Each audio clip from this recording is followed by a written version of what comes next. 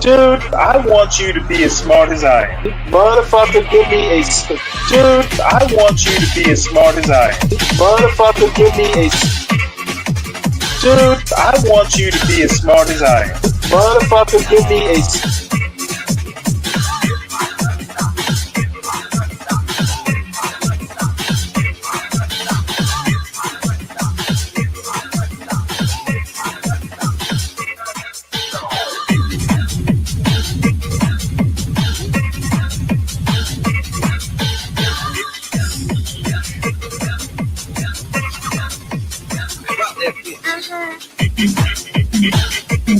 Dude, I want you to be as smart as I am. Motherfucker, give me a specific.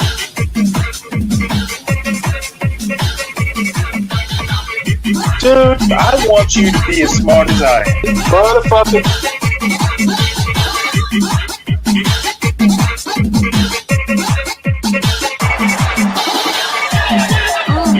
Come on out, you rapist!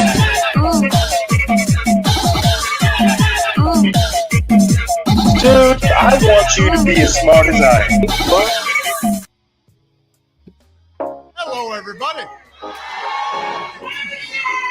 Hey, we know it is Black History Month. When you hear somebody say, "Hey, Michelle,"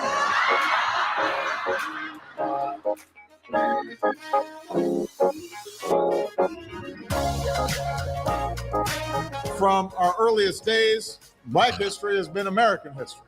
We're the slaves who carried the stone to build this White House, the soldiers who fought for our nation's independence. African American culture has profoundly shaped American culture in music, in art, literature, in sports. Through dance, they have told the stories of who we were, who we are, and who we can be. Still dancing at 106. And during Black History Month, that's really what we celebrate. We celebrate the people who have shaped our heritage. We remember those who struggled for our rights and our freedoms, and we reflect on how far we've come and how much farther we have to go.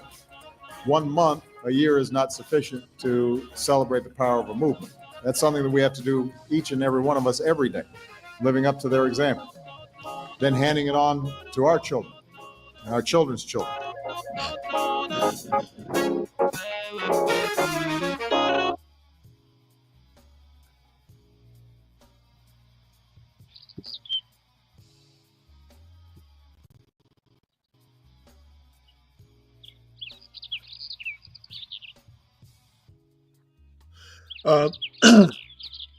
Good morning, everyone. I am starting way later than I thought I was gonna be. Um, let's see who we got. Solid Snake, Stank D, Abiola. Welcome. Uh, I'm not sure. I see in the chat that somebody wants to watch something. I'm not exactly sure what you're asking for. So, Solid Snake, I noticed you were up here earlier. Um, Let me know what it is. I make no make no promises I'll play it. If it's what I think it is, it's probably going to be no. And uh, as a matter of fact, it's funny. It's if I think I'm right, this is this video will be appropriate.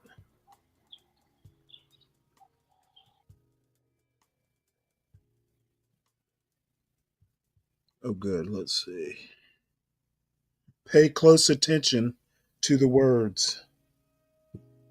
54 years old. And nowadays, I avoid people. And on this video, I want to tell you exactly why. Let's talk about it. Now, here's the deal, guys. I like people, right? But frankly, I want to protect my mental peace. At this stage in life, guys, peace of mind means everything, right? This right here is more important to protect than any other thing I can think of. At 54 years old, my mental peace is a priority. At this age, I found that avoiding toxic people, toxic relationships, or overly negative people, that helps me sort of maintain some emotional stability, if that makes sense. Guys, let me know in the comments if you can understand what I'm saying in terms of the importance of mental peace. There are times, guys, at the age of 54 that I will take mental peace over money any day, all day. Now, another thing or another reason that I sort of avoid people is my time. As I've gotten older, guys, I've sort of put more of an emphasis and priority on my time, the value of my time. And I have a much clearer understanding nowadays that, time is running out for me. And so I need to be more intentional with how I use my time. And sometimes avoiding people helps me do that. So I prefer, if I'm going to spend my time, then I prefer more meaningful interactions as opposed to some of the superficial stuff. Look, when you look around you and you start seeing people your age dying every day, right? It makes me become a little more stickler about my time and how I use my time. And it makes me try to be more intentional with my time because time is precious, right? The older you get, the faster time goes. And so I want to be intentional about it. Therefore, I try to avoid certain people, certain situations that people are in because I don't want to waste my time. Now, another reason I sort of avoid people nowadays is prioritizing my health. Look, people can be stressful. Let's just be real about it. People can be sort of a lot of stress on you, and that can affect your physical health, right? Stressful relationships can negatively impact the way you feel in your physical body and can increase the potential risk of things like heart conditions, heart attacks, diabetes, high blood pressure, all these things that are triggered by stress. And sometimes avoiding negative people or negative situations that involve people, that can impact your health more than we even know. Now, another reason I sort of avoid people nowadays, guys, is focusing on my own personal growth, right? At the age of 54, look, I want to pursue new hobbies. I want to pursue new things, get new information, new experiences, like involve myself in self-improvement activities, right? Meet new people and things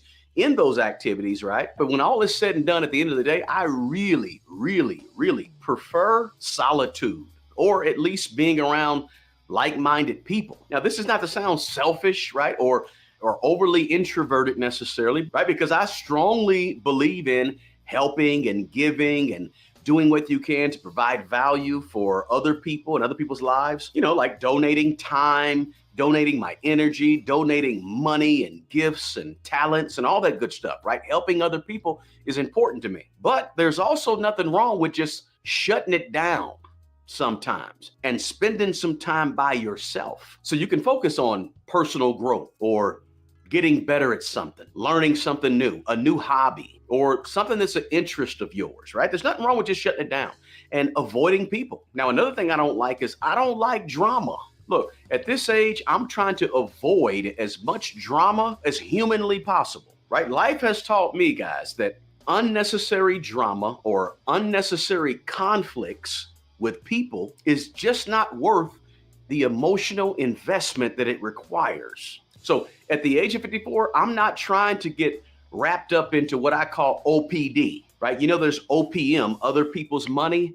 I'm not trying to get caught up in OPD, which is other people's drama, right? I don't want to have nothing to do with OPD, other people's drama. But hey, drama queens and drama kings are out there looking for you, lurking behind closed doors and behind the trees, watching you for when they could involve you in their mess or their issues or their problems.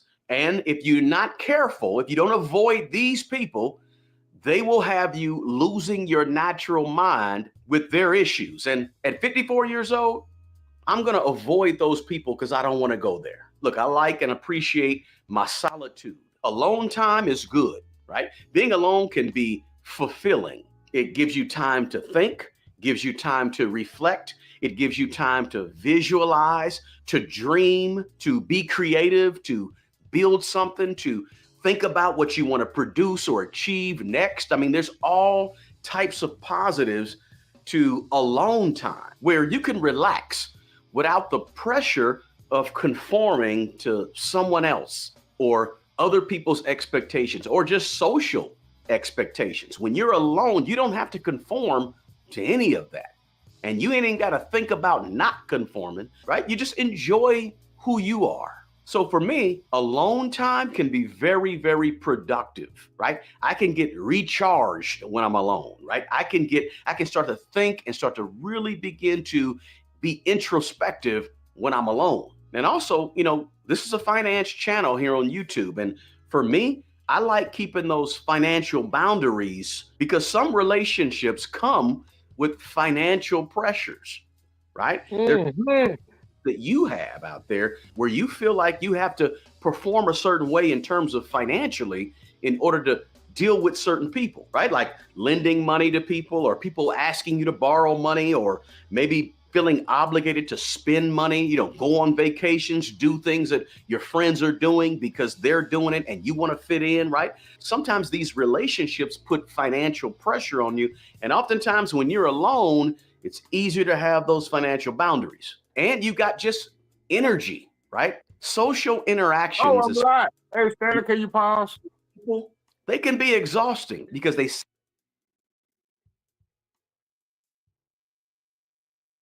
Hey, Stanley, how you doing, man? Good. I apologize for the other night. I was just real passionate and drunk. Because all of it had hit me at one time, a lot of the realizations it was like a lot of things being confirmed at one time. And I was real aggressive and I apologize to the chat. I apologize to the channel, But I've been working a lot, man. Then I had got up, for the past 2 days, I just been listening to the live streams and everybody, all the panelists and different live streams. But I had to come back and apologize to you because I don't mean no harm to you, Stanley. You just represent me to my enemy when you talk sometimes, and I'll be mad because I don't need to dialogue with you that way. Because that's not what we built for, and that's not a damn good character to be behaving with on a live panel. Yeah. Okay. Well, I'm used to it. Yeah, but should you be though? That's the question. And that's not fair to the channel, and it's not fair to you. Now, I apologize. Yep. Well, apology accepted. So, what is this that Stank D is talking about watching? What is Stank D talking about watching? Hey, I did you don't know. hear? Is Will Smith dead? Because I don't know why, but somebody just came to me and said, "Man, Will Smith just died." Is that true? Or is that some kind of algorithm? I haven't heard anything about it. Yeah, and see, this is the live brother. You need to talk. Can everybody in the channel? Can you post his link Whose for the link? channel? This guy right here you listening to. Oh, yeah. Actually, That'd this is probably be really, good for Geek Crack too to listen to. it's really the second time that I've heard him, but he does mostly financial stuff. But Yeah, I know. I wish like my son, he went to account management and stuff like that. But I really would love for him to get involved in math, Stanley, because my son was, in my opinion, I'm just being a dad talking, but man, it's like he's smarter than what the fuck he do. Well, I don't think that's possible. Yeah, I do. Well, no, you can't be smarter than what you do. Yes, you can. Influence encourages a lot No, of bad behavior. what you mean to say is he knows better. That's Yeah. different than there's no way you can be smarter than what you do. You are what you do. What you do actually represents you. Now you can know better, but I don't think you can be smarter than what you've actually done. If actions I don't indeed know. if actions indeed speak louder than words, well then your actions are a representation of you. So what is forgiveness? What is Is it forgiveness? possible? I don't know, man. Well, I'm brain going too forgiveness, fast. My bad. forgiveness, that's kind of a different thing. You can forgive anybody for whatever you choose to forgive, but the term, the aphorism that he's smarter than what he does, I don't Yeah. think that is physically possible. Definitely not spiritually possible. Mm. I was just thinking too hard, man. I was ready for you tonight, goddammit. I said, oh, I ain't got to work in the morning, man. I worked all day today. So I ain't gonna last too long, Stan. I'm sorry, I ain't gonna do it. Well, that's I just wanted to fine. come in and apologize for the other morning. I want to come and apologize to the chat.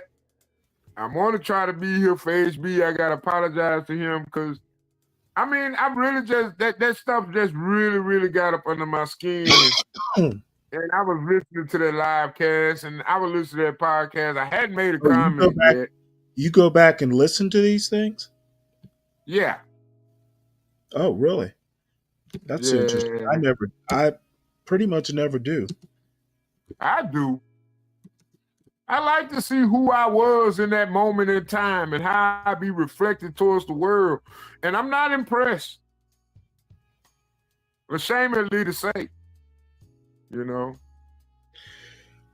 Well, Mr. Palomino, your job, I think what he meant by what his son is doing, I mean, your job, and I took me a long time to realize this because, I was so into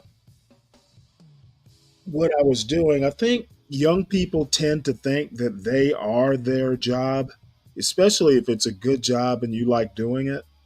And I think No, what's wrong with that? probably around about the time you have kids, or when you learn how big a responsibility kids can be for real, you Yeah. start to learn that you aren't necessarily your job. Um, I Yeah. mean, you can be your job, but as soon as you start building a family, um, you shouldn't be your job. But that's a lesson young people have to learn.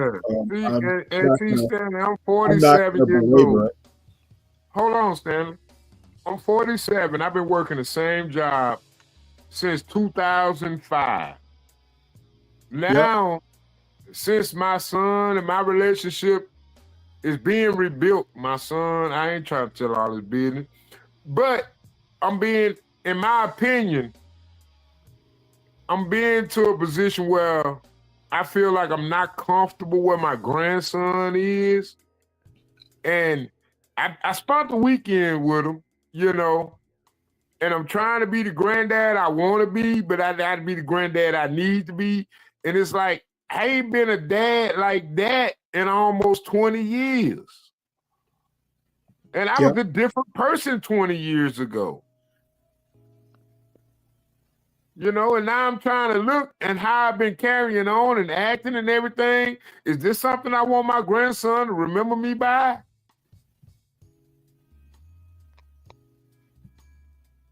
It's not easy, especially when it hits you with your grandson and you see him and he's so, oh Lord, he's so well mannered. But it's just like from my experience, early on in life, you become well mannered, but by the time you get a certain age, you become a little bit, undisciplined.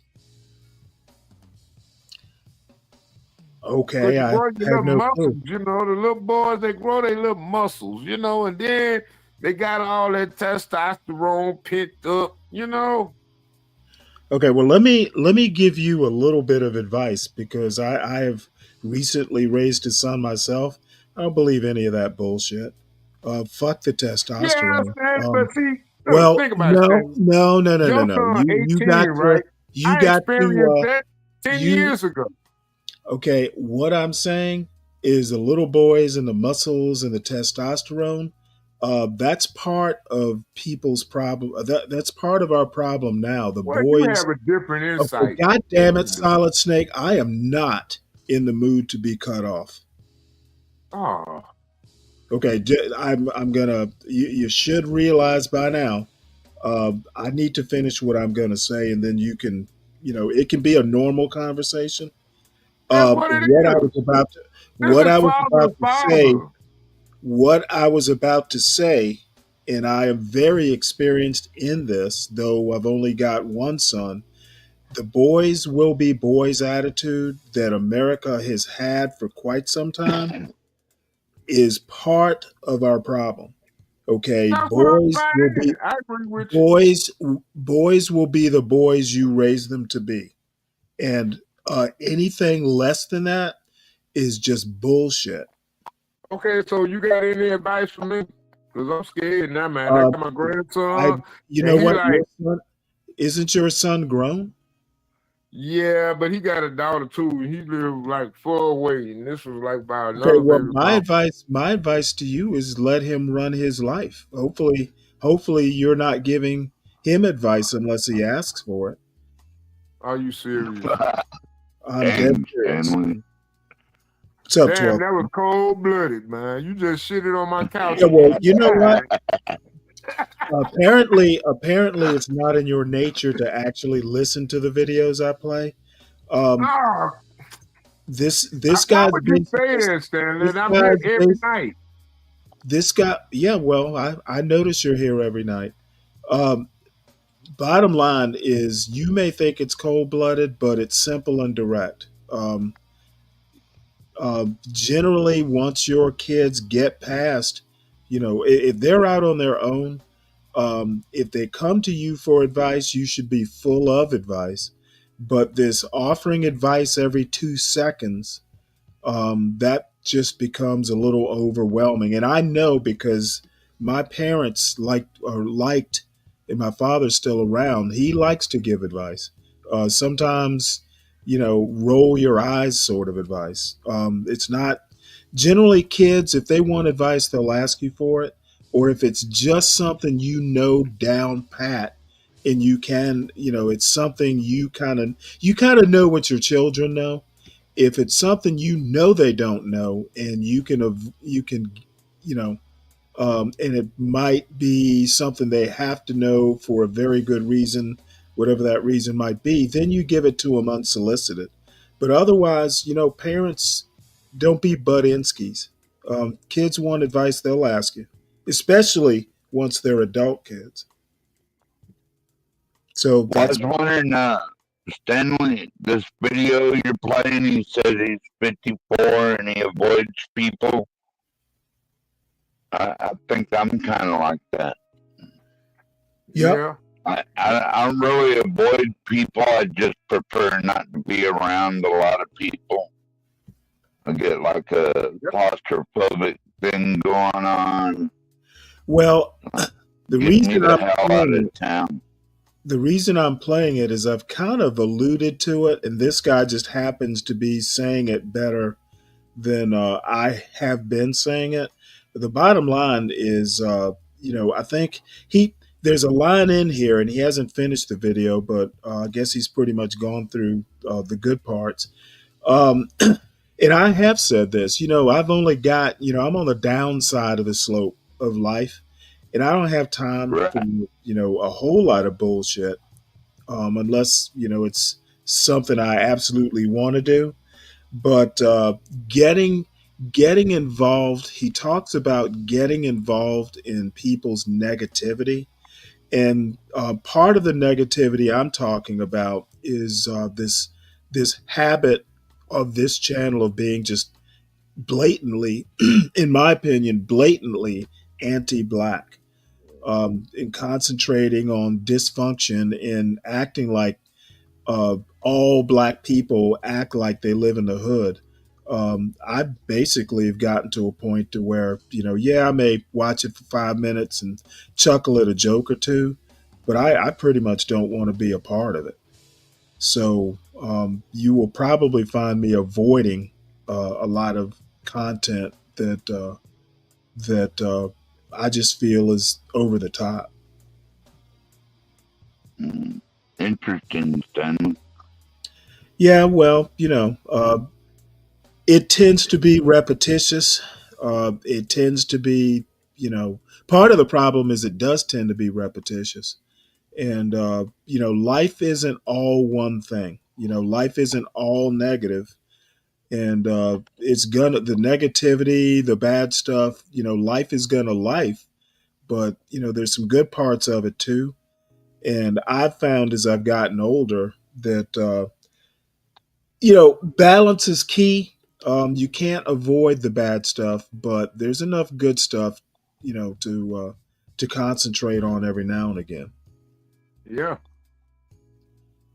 Damn, They Stanley. sap your I'm energy actually listening to you tonight. What the hell? Yeah, well, every now and again you take the time to do that. That's a good thing. from you and drain you. And you can feel Every it in now your and then the body, gray in your matter mind. works, Stanley. Everybody what? Every now and then the gray matter works.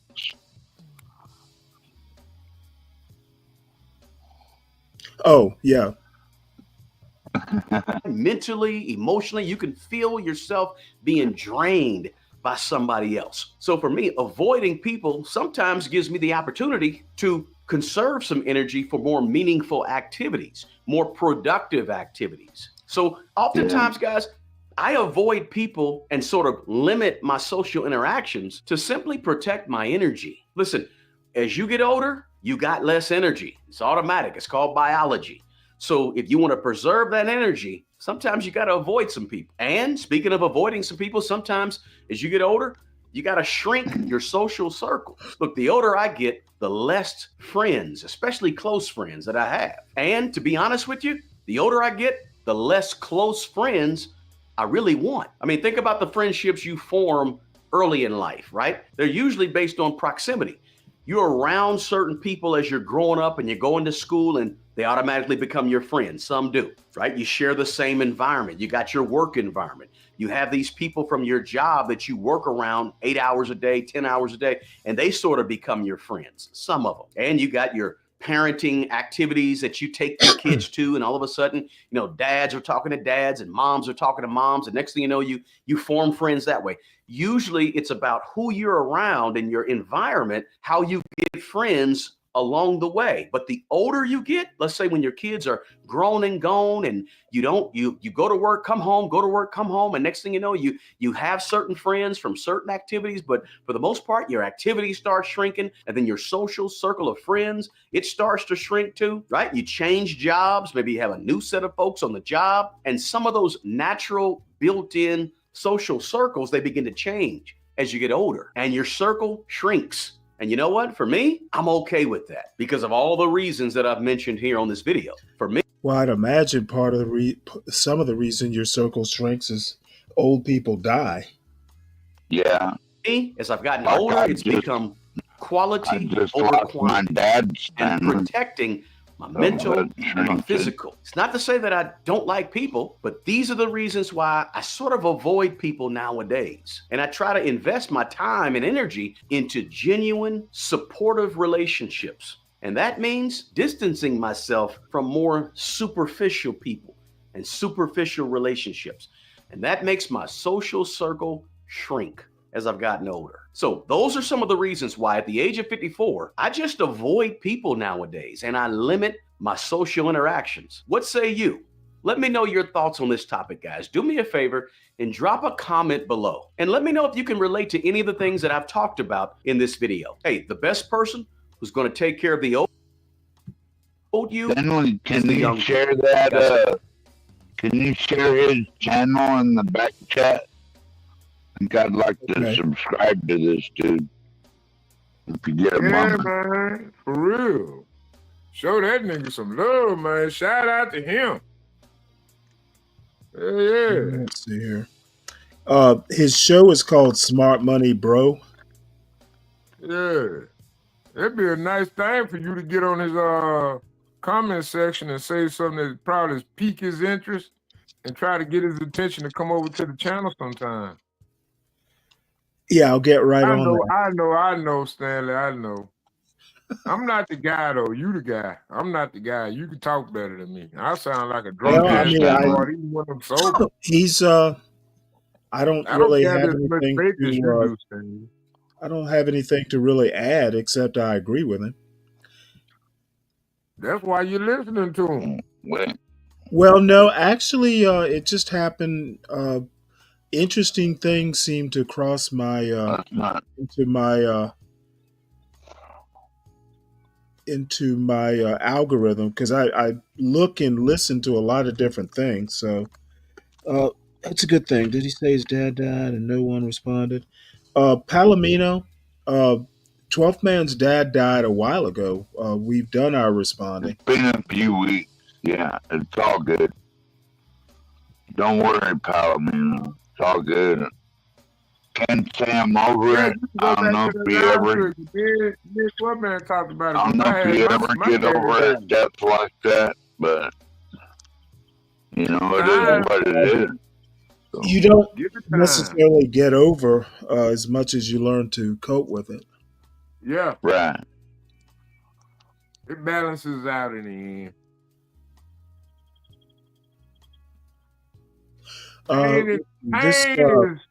Pain is inevitable. Misery is optional.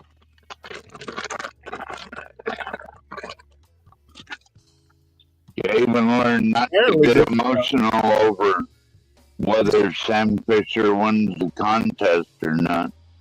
It was fun while it lasted, whether we win or not. Man. I think you're going to win, but can we please post a link?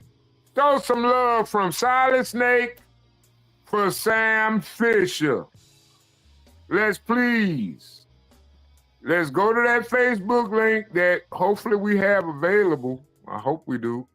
But it's probably in your Facebook, and you can hit that. You can go. I didn't mean to bring it up, Stanley. Yeah, I know. We're in the final round, though, you know. Show. Once I've posted the link, yes, we will be moving on. Yeah. It's like, what, 5 more days left? 2 days left. 2 days left. Oh, Lord. I've been off for a whole weekend. If we don't win now, we're out of it. Oh, y'all gonna win. But now I think that, yeah. 12 man, you right? Wait a minute. How many rounds is we going? Well, it's like another month long. Oh, hell no. I didn't really come on here to campaign for the doggo, but we good. We good. Yeah, we good. Yeah, that's like a Facebook scam now. Fuck that. They just tagging our address. That's probably why I've been having so many motherfucking fucking goddamn phone calls on my phone, because they don't got my Facebook contact list and shit and all this shit, and they ain't got no. I see why you uninstall Facebook. I don't trust no Facebook links no more. That's all right. Appreciate your effort, Solid Snake. Yeah, man, we're gonna have to, I'm gonna talk to the administration about that. We ain't gonna do that no more. Yeah, well, some people are scared of Facebook. You know? No, man, no. See, the thing about it is, we get out there, we advertise that information, and they accepting contact information. What? You know what I'm saying? Verify that you're a real person. Think about it though, 12 man. Like an ID. That sounds like a scam. That's one of them old. See, I don't trust a goddamn thing on Facebook. I hope it get banned. Fuck TikTok. Fuck Instagram. Fuck all these websites, man. They need to be held to a higher standard than what the fuck they've been doing. And them motherfuckers don't even pay taxes. Fuck them goddamn people. Pretty sure Mark Zuckerberg pays taxes. But that show you how much love you had. That show you how much love your presence in this chat had. For one thing, if it's a silver lining in the clouds, we appreciate you, 12 man. And the support that Sam Fisher received should be the effort for his work with the vote from human beings to him. And that's all that needs to be responded to that. And we're going to leave that whole Sam Fisher in this election. He got 1 more month left and all that shit. Fuck that shit. They scamming and they collecting information, and we should not be invited. Campaigns don't happen overnight. You know, that's why it's called a campaign. No. That's a scam. That's a scam. It don't take that long. Whatever. It don't take that long. It don't take that long. They kiss my ass. We are moving on. Yeah, we're Yeah, moving thank on. you, from that. Stanley. You ever wondered why there's so much hate on African Americans who decide to name their children unique names like Luanda, Lakeisha, Larita, Lamika? And what is the cultural significance of African Americans naming their children unique names? I know you have. Let's get into this episode of Hoochie History. What's in a name? Before our white counterparts were naming their children apple, banana, and grape, always highly scrutinized when an African American decided to name their child something unique. The history of having a unique or a culturally relevant name goes all the way back to, surprise, slavery. Black people did not have the freedom to name themselves prior to the Emancipation Proclamation, which was the reason why post-Civil War, a lot of Black people shared common first names and surnames, like Blacksmith, Jackson, Washington, Johnson. Post-slavery, Black people found themselves in a position to name themselves, and they took every initiative to make sure that those names were not common. They made sure to name themselves things that were completely opposite from the names that had been given to them. One common thread was that a lot of these names were biblical. Although now names like Barbara, Shirley, Elijah, Zorine became very standard and plain, names shared a common thread. They were Black. By the 1960s and the 1970s, when the Black Power movement rolled around, we were encouraged to push it further. Highly encouraged to embrace your cultural background, but also highly encouraged to name your children whatever you want to. Although names like Laquita, Laquisha, Lakeisha, Damonte, Demario are often villainized as being ghetto and are often victims of respectability politics. So always remember, despite the challenges and the bias that come with having a distinctly Black name, remember that your name is not just letters and sounds. Culture is resilience. It's a declaration that we exist. It's Hoochie History.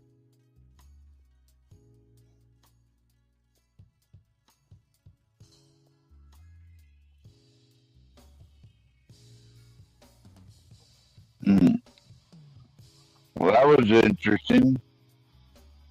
Yeah, I again, interesting things come across my or into my algorithm. Apparently, this is somewhat of a somewhere between some serious history and a little bit of tongue in cheek satirization, but it's a pretty interesting take. And let's see, here's one more of those. She's got a whole channel actually. It's giving Black women permission to be whoever they are. Hoochie Kong, Welcome back to Hoochie History with your favorite Hoochie historian, Zorine Truly. On today's very special episode of Hoochie History, we're going to talk about a very important subject that affects Hoochie mamas and women all over the world. Hoochie Mama. Very important election. I had one of those once, Stanley, a Hoochie Mama. Do you often? Well, I guess I know the answer to that. Now, as you know, in Hoochie History, we uplift all Hoochies regardless of their political views. However, we must put an end to the conversation that Donald Trump has been for and uplifts the Black community. He started getting Black people out of jail and giving people their free money. Oh, baby, we love Trump. We need him back in office. Now, regardless of what your favorite has been seen saying or doing, let's actually put some facts to the rhetoric. And I'm not here to push you in any certain direction. However, if your vote is for Donald Trump because you feel as if you will receive a check. Understand is, while you were running your mouth with him, I was running to the bank, sweetie. And depositing a Trump check. Honey, Donald Trump. Yeah, the one you laughed at. Or you feel that he will uplift your marginalized community, let's take a look into Project 2025. Project 2025 is an incentive that the Republican Party plans to transition into once you elect a Cheeto into office. This incentive plans to do some of the following: cut Social Security, Oh, cut Lord. Medicaid, in the Affordable Care Act, raised the price of prescription. No one's cutting Social Security except for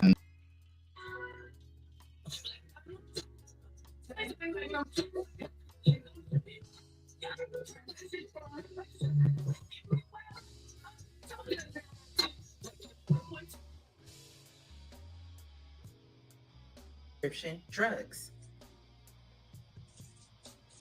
Eliminate the Department of Education. Use public taxpayer money for private religious schools that your children can't even get into. In free and discounted school lunch programs, in civil rights and DEI protections in the government. Ban African American and gender studies in all levels of education. Ah, silly bitch. Ban books about slavery, ending climate protections, increase Arctic drilling, and to, really wrap it up, add higher taxes for the working class. That means you.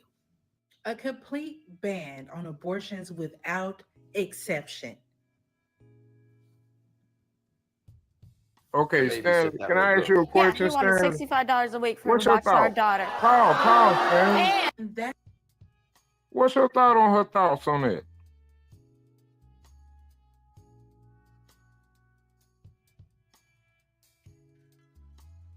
I'm just She's doing asking for something. your. I I'm just guess this asking is for commentary. if you look at her channel, which I'll drop in the back, it's kind of tongue in cheek, kind of humor, and she's Okay. got a bunch of videos, kind of all in good fun of hoochie culture, I guess. Thought culture. I'm sorry, what? Thought. THOT. Thought culture. Oh, yeah, I guess. Yeah, they call them thoughts. All right. Well, here's the. I'll drop the thing in the back. Yeah, I don't think nobody can get that link, Stanley. I don't think that's your audience. There's an 12th audience for man. that, Stanley. And that's Uh, not you, and you probably don't want that excuse me. audience over here. Yeah, well, I don't know. Again, it's her shtick. Thought it was pretty funny, pretty cute, I guess. And Yeah. I don't really. It's not a serious channel, and I don't have any serious thoughts on it. 12th man. Uh, this talking over videos. I'm generally okay to pause it. Just talking over it. That's gotten old. So I would appreciate it, and I'm sure people in the chat would appreciate if you could just kind of keep yourself under control. And if you have something to say, just ask me to pause it. Okay, Stanley. That's just to name a few things that would directly affect not only the African American community, but the whole United States at large. So anyway, I guess it's her attempt at humor, and it's pretty funny, but not very funny. So I drop the thing in the chat. Let's see. I'll just drop her channel in the chat if you want to explore it on your own. I subscribe to it, so you can Hey, bless you, Stanley. You alright? you can decide for yourself whether it's your type of humor or not.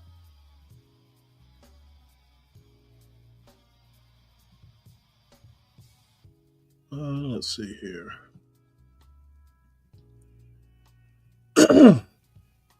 So the next thing, and since I'm starting later, I'm going to go ahead and at some point start reading more news articles. But I watched Arami yesterday. If you'll recall, we've watched him before. He had a very interesting take. For some reason, I don't know Um, there's still people comparing Obama. He's a progressive of some sort, and they're obsessed with Obama. And this is Mm. basically contrasting the styles of Obama to Trump, and kind of shocked me his take on the comparison. I think he's way off base here, but you swing for the fences. Sometimes you strike out, and I think, as a matter of fact, I rarely comment on this. I caught it during the live broadcast, and I rarely comment in his chat. But even I had to throw a couple comments in there because I think he is just delusional on this one. Well, Stanley, what did you think of Trump and Obama were talking about during Jimmy Carter's funeral? Had that little conversation, and a lot of people like to make up what they said, but I wonder what they actually said. I have no clue. Whatever it was, they got a chuckle out of it.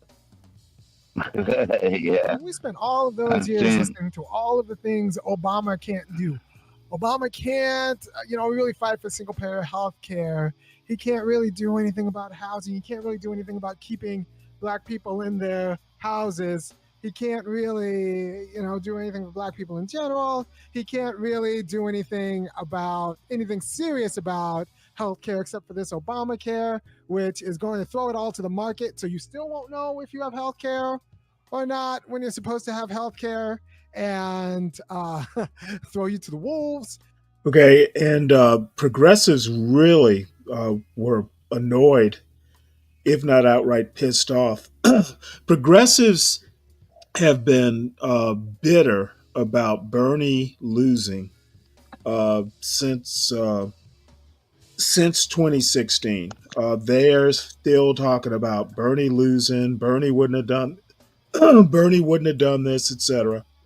And Bernie's name, of course, does come up during this video. Um, um, Going for single payer healthcare has been a huge issue with the progressives on the left, and they were pretty much annoyed that Obama didn't swing for the fences. And I don't know where they ever got the idea, even during Obama's campaign season. He never pretended to be something that he wasn't.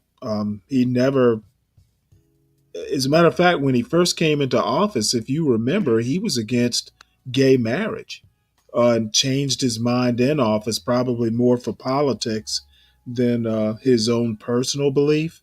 But he was literally against gay marriage. Where people thought he was a progressive, I just don't get it.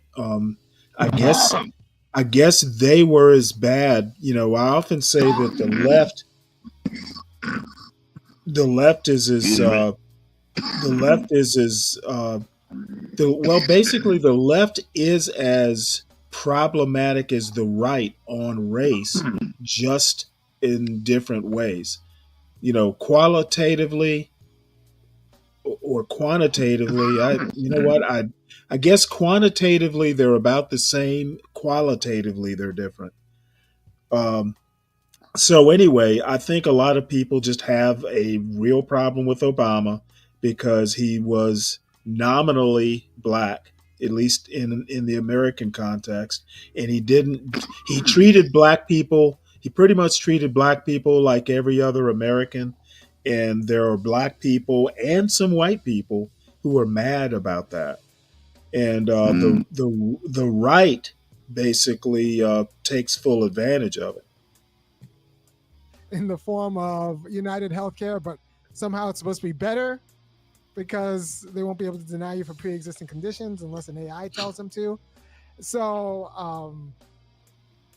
we can't expect democracy in terms of internal politics in the Democratic Party. We can't do anything about corporate finance reform. All the things we can't do and shouldn't even fight for because we can't do it. And he was being pragmatic about in his approach of telling us he couldn't do anything to secure us a job, a good job. Said we get a stimulus, I might go to the same kind of crooked companies that is comfortable hiring people without passports instead of actually hiring Americans with jobs. He couldn't just guarantee us a job. We couldn't have another WPA or CCC. Obama couldn't even deliver us Teach for America, or which is already a dubious program, but he couldn't even deliver something like that. And instead of actually drafting the Army Corps of Engineers to fix Flint's water, Obama passed around the hat and sent us sent all those good people. Okay, Palomino,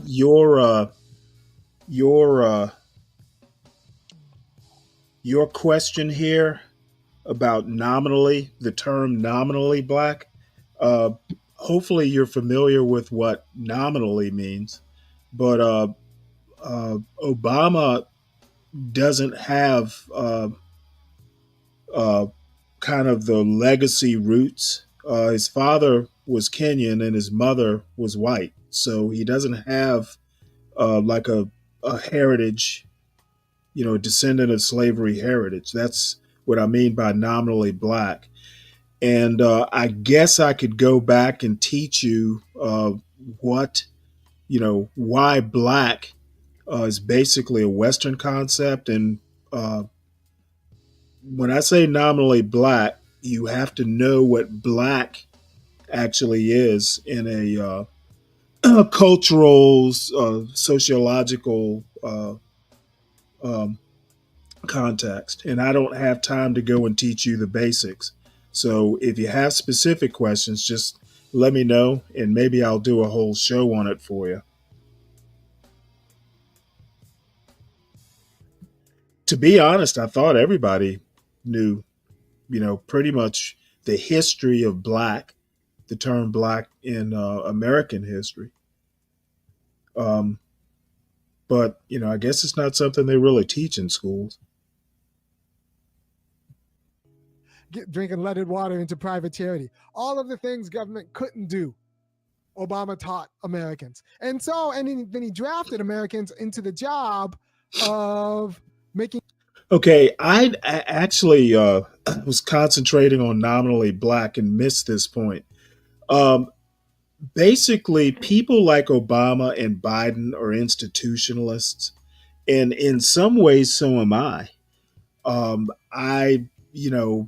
That's part of being, kind of like a classical liberal. And I'm not the way they use classical liberal here. I guess I'm not quite that. I would say maybe I'm an American liberal or a black liberal, because classical liberal, that's much too Lockean for my taste. And I will go into why I'm not. I mean, while I read Locke and gladly, Locke, uh, Locke was an interesting character. He actually wrote the charter, the royal charter for the South Carolina colony. And I can get into that history one of these days. But he was literally kind of like an inventor of American slavery. He's one of the progenitors. Let's see, where was I? Oh, anyway, Obama's probably the most square guy when it comes to, well, shit, he taught constitutional law. He's a constitution guy. And he's not temperamentally, and I think I kind of understand um Obama. He is almost a true moderate, and I'm the same way. Moderation in all things. Any extreme, especially an uncontrolled extreme, is bad in the long run. But anyway, he's an institutionalist that Ira Me would think that he's gonna go outside the law or go extra legal. That's not Obama. And Okay, so Stanley, I I got a wouldn't question. even. I got I a question. don't interrupt me. I'll let you know when I'm done. Um, if you're expecting a constitution, a lawyer who is kind of a traditionalist in a weird sort of way to go and interfere. He mentions Flint, Michigan, and the water crisis they had there. That is literally something that the state should handle, and a president getting involved in it. Now, I probably would have if I saw the state wasn't doing anything. But in theory, presidents shouldn't be getting involved in local issues. It's really Okay, okay. something So that so it's wait. really something that the state and the locality should handle. And if they need federal help, then declare an emergency. That's Okay, how it's supposed to work. okay. So Stanley, I got a question. How do you feel about the loans that was granted through the federal government being passed by President Trump? Do you think that I have no you idea think, what loans are you talking about. well, the grants that he gave to HBCUs when he was inaugurated that Joe Biden deleted as soon as he got in office? Let me tell you how I feel about him. Those grants are under threat. When he froze all the grants when he came into office a couple weeks ago, the same Mhm. money that he was going to give to Now, HBCUs do is you think okay. USA? Let Now, wait a me minute. finish. We talking about Joe Biden, Let not Trump. me. You said Trump, so I'm dealing with Trump. Dude, you are going to get on my last nerve tonight. Well, I'm not gonna be your Okay, puppet. if you're gonna ask me questions, know what you're asking. Okay, you said Trump. Trump did give money to HBCUs. Trump did attempt to freeze grants with an executive order. So how I feel about it is Trump giveth and Trump taketh away. That's how I Okay, so feel about it. Biden didn't do that when he got I in his don't presidency. give a fuck about Biden. You didn't ask about Biden. Okay, so the grants that Biden froze was different from the grants that Trump froze, Stanley. You can't just keep doing Okay, this. dude, I will toss You your gotta ass. be factual and honest, I will Stanley. toss, motherfucker. Now, you ask about Trump, and then you go, oh, I meant Biden, and now you're going to fucking come to me about being accurate? Dude, you're messing with the wrong motherfucker tonight. If you're going to ask a dumb question, at least know what the question you're asking is and stick to it. Hey, Stanley, I'm a little worried about the executive order on grants because it'll, Okay, well, you don't need to worry about you don't if, need to worry about it. The court has basically The frozen liberal courts, whatever it the was. Obama and Dr. Okay, this motherfucker, AmeriCorps grant y'all are getting out of control, and I'm not about to deal with it. When you get your asses under control and you can ask a question without rambling drunkenly, I'll bring you back.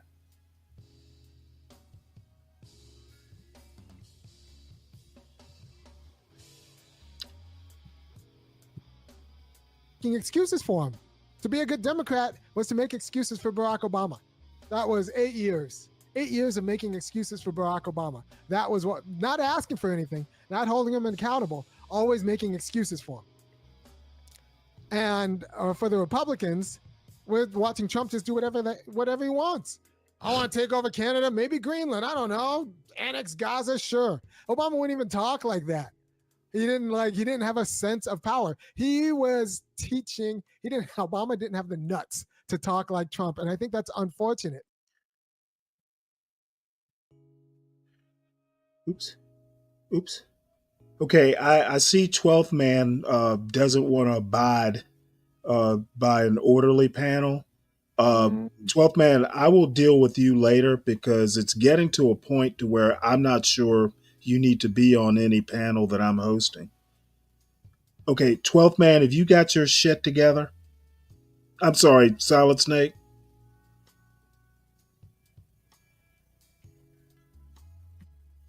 You cold.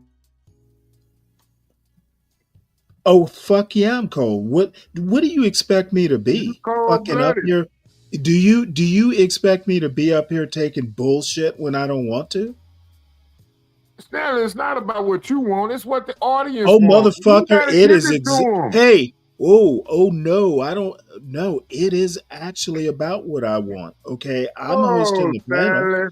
When Man, you you when sound like, you see, that when was you come up, wrong. okay, when you come up here and you host a show, I will abide by your rules. Okay. But the one thing, and I kind of gave a warning, if you're going to ask a question, just ask the question, but make sure you're asking the right question. Okay. I understand that you're drinking and having a good time, but I'll have to fucking deal with your drunken bullshit. Either get it together or just fucking drink and have a good time and stop asking sloppy questions. Hey, man. That's so bad. You Okay, dude. delusional. Hey. I don't feel sorry for you. I don't feel empathy, and right now I don't feel sympathy either. Ask your question and be done with it. Well, I hope you feel the I've same told way you. I've continue told you to how that I feel. thing, Stanley. I've told you You how I feel about antisocial. I don't dude. even want. What's the Oh, purpose wait, then, wait. Did you Stanley? just call me antisocial? Yes, you are. Oh, motherfucker. You in 12th man are fucking stumbling drunk up here asking dumbass questions, and I'm being Oh, antisocial? it's a problem You when I must do it, be but it's cool no when you do it motherfucker. because it's your show. You must be drunk in high times about I five. am not. No, Dude, I am I will not. dude. Why are you trying to All use I that as have an to excuse? say, nope, I'm not gonna argue I'm with much you. more. I Stanley, am I'm not not, like I you when don't I'm give drunk. Stanley, I'm not I like you don't when I'm give drunk. I don't give a shit. Okay? I've told you how I feel. I'm ready to move on. And Oh, man. As far as Biden giving money to HBCUs, whatever he gave them in grants is under threat now. That's It how seems I like feel. I ain't Now gonna lie, I'm Stanley. goddamn ready to move on. Well, Stanley, what you saying is you don't receive any money from the liberal Democratic National Committee. At no point in time did you ever Nope. receive a check. Because it Nope. sounds like you As a do. matter of fact, as a matter of There is no fact, way you can as literally a sit there matter and of listen to fact, all these facts being presented to you and ignore them. God damn it, this motherfucker thinks I'm going to be talking over him. No, Why y'all gotta talk over you? the answer is no. I left college with zero debt. Okay, I didn't take grant money in college either. Because it seemed like you lost it. I'm This about to lose, Democratic National dude, Committee, dude. I I'm think they took about your to, mind. I'm about to lose you. Well, I'm just saying they paying for something, ain't they? Okay, I've answered your question. I'm ready to go ahead and get back to the video. I think that's unfortunate because at least Americans want someone who believes that we can do things, as opposed to Obama, who taught Americans about small government the other way. Trump is teaching Americans about small government one way by having Elon just gut all of the companies that might investigate Elon. Obama taught Americans small government a different way by just saying government can only do this. We have a problem this big, and I believe government can be the solution for this much of it. We might get a little bit more food stamps, not a job, a little bit more food stamps. We can't do anything about Iraq. By the way, Stank D, genius that you are, I'm not 100% sure because I'm not an expert in how college gets paid for. But if you give grants to institutions and they decide to loan it out, there are ways you can basically take grant money and loan it out. That's what I'm getting to. Somebody You got to give pay back grants. the loan. you give grants, but where the money goes from there, I'm not actually sure about. But you're right. You generally don't have to pay grants back. No, you don't pay grants back, but somebody got to pay back that loan for the grant.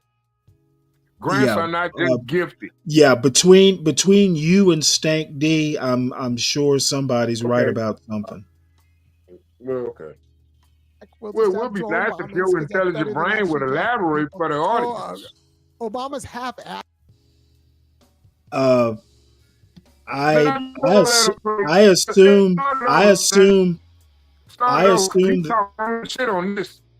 My bad. I assume the audience has a level that I don't have to explain every little detail to them.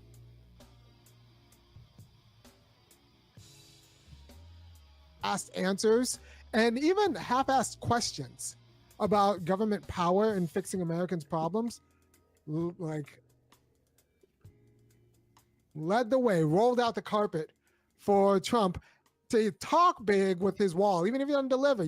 He actually has the guts to talk big and talk seriousness and get Americans thinking, yeah, maybe we do want a wall. And he's got, like, we're watching Trump just do whatever he wants. We're watching Trump wield power in a way that Obama taught Americans can't be done. Can't be done. Well, we have to, this is Obama. Well, we have to get our judges. We can't do anything about our judges. Now we got Trump advancing. I don't give a fuck about the judges. I don't care. I don't care about the judges. Obama's like, I can't fight for anything because of judges. I don't care. And then Trump says, I don't care about the judges. Obama says, oh, well, I can't put my judge up because, America. I guess my comment here, and Iremy's a pretty smart guy. If you and I actually did throw a couple comments to challenge him, and he was kind of truculent at my point. He wants to go on and on. Yeah, Trump doesn't care about judges and all that stuff. And there's been talk in the news yesterday about the possibility that he just basically ignores the judges and and he will go and do what he wants to do anyway. We'll see, when he gets to that bridge, we'll see how he crosses it. But what Arami is saying here is bullshit. And Yeah, they I literally trying to admire impeach the I president. admire him and tend to agree with a lot of his points, but his views on politics are just a little bit, I want to say unrealistic, if not just downright dumb. Unrealistically right. Uh, if not downright dumb. Um, Stanley. in a nation of laws, even presidents follow. If something gets ruled unconstitutional or against the law, even presidents are supposed to obey the law. Now we're getting away from that slowly but surely. But this particular commentary that Irami is giving, we're assuming that back in the day when Obama was president, presidents obeyed laws. Now, Trump seems to have changed that paradigm a bit. We gotta change the paradigm. Okay, The God people damn it, gotta Solid change it. Snake, can you just let me talk? Okay.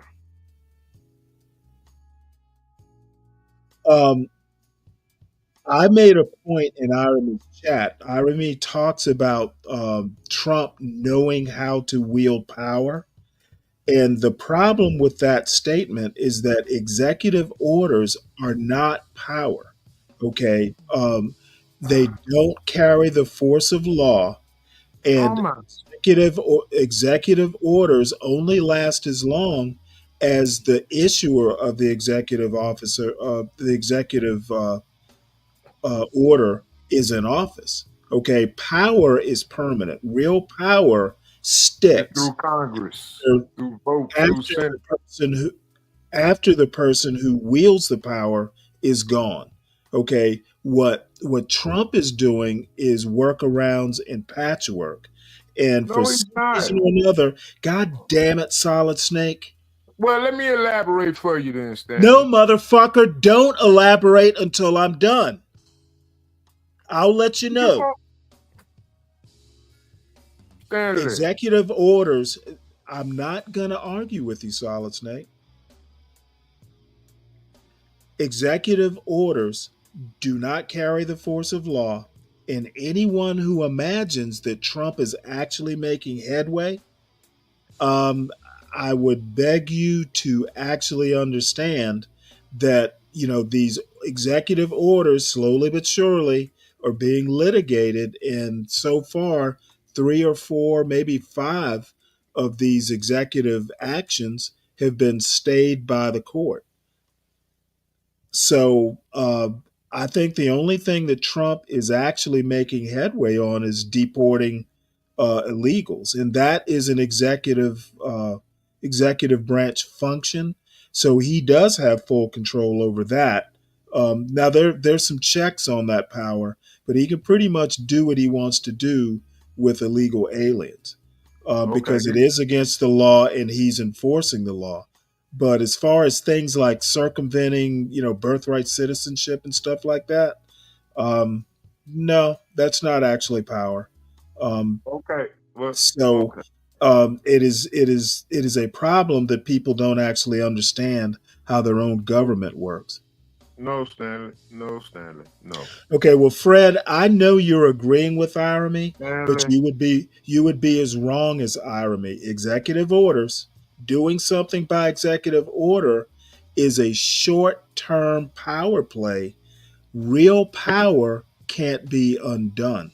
If he's doing something with real power, once he leaves office, it will not be undone except maybe by Congress. So of course, I don't agree with Irony, but progressives will, and I don't know what they're talking about. What is it, Solid Snake? Okay, we talking about billions and billions of dollars being spent on influence. What the Stanley. fuck are you talking about? What does that have to do? Influence. You talking about Okay. how laws being legislated and how laws being regulated through the judicial court system. Okay, We motherfucker, talking get to your point. influence. Hey, Solid Snake. Okay, don't act like I'm not pissed off. Okay, I'm pissed off too. I'm pissed off by Well, then you. you can get the fuck off the panel if you're pissed off. Well, shit, I'm gonna be on this Don't stay in a place that's pissing you off.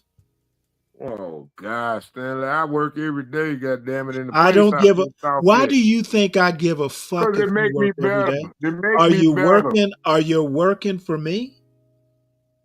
Nigga, I work for the people. Okay, no, you don't work for this people.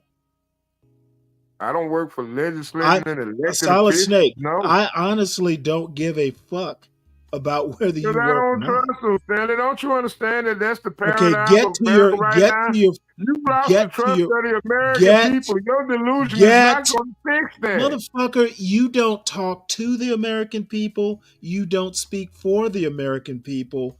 I speak for me as an American citizen. I don't Okay, have to well, talk for speak for everybody else. yourself.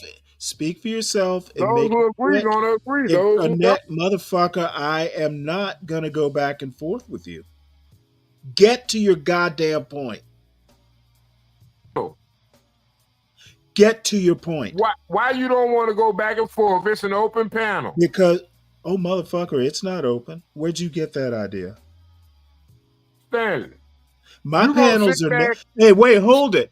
Go back and look in the title of the show. Where the fuck does it say open panel? Gloves are chastity belts for your hands. Okay, where does it say open panel? Well, Stanley. No, I asked you a question. Can you answer? You're right, Stanley. I generally, if I do an open, Stanley. Leave open opinion and neglect. If I do an open panel, I'll rarely put it in the title, but because I never think to do it. but I'll say it at the beginning of the show. I don't really have an agenda. Whatever comes along. I didn't say that. I actually do have a loose agenda, at least. And I would appreciate if you understand that even if it was an open panel, it's not a solid snake style open panel. Be a solid snake. It could be a Stanley well-controlled panel, but Stanley needs to let people speak. You ever thought of that? No, I actually don't.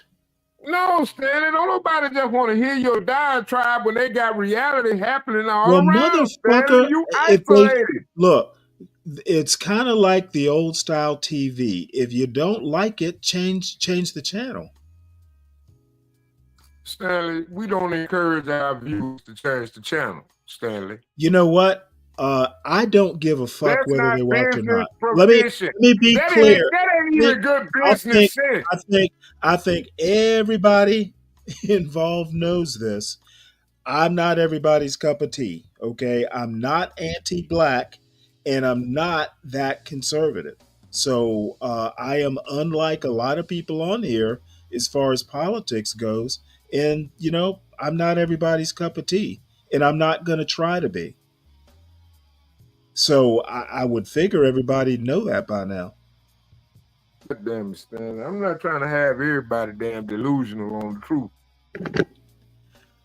Dude, let's get back to the video. Island, they might take him down, or I can't get my judge passed. Trump doesn't care. Trump doesn't care. He gets what he wants, and he shows Americans that part of what being an American is getting what you want. I have to put on my sports goggles because my glasses went through an incident. Yeah. Now, how mature is that? You always want to get what you want. Okay, like life isn't life. Trump isn't actually getting what he wants. He's attempting to get what he wants, and believe me, for a grown-ass man who is a father to sit here and encourage, this sort of behavior from a president, no one gets everything they want in life. And Irony knows this. I don't know where the fuck he's going with this, but he sounds like he sounds like a broligarch, except he doesn't have broligarch money. Well, you just learned a new word. Yeah, I learned it the middle of last week. Explain it. Oh, well, Fred, hold on. Fred, you got to explain this one. Whether it's real power isn't the point. Well, Fred, please tell me the point, because I don't get it. I mean, if you're saying it's all a show, well, I can believe it's all a show, but it's really not helping, the people that Trump appeared to be willing to help. And it's certainly not meeting the expectations of his base. They expect real power to be wielded. So just type in, let's see, right. Obama didn't even attempt. No, I don't know, Fred. I just basically, if you're going to be checked, why waste your time being checked? I don't get it. Beating your head against a wall and it's a wall, that doesn't make sense to me. So, maybe it's just a temperament thing. Hey, Stanley, okay, just I acted helpless. Okay, you know what? I think the point that he just acted helpless, I think that's kind of like a subjective sort of deal. I think it's subjective.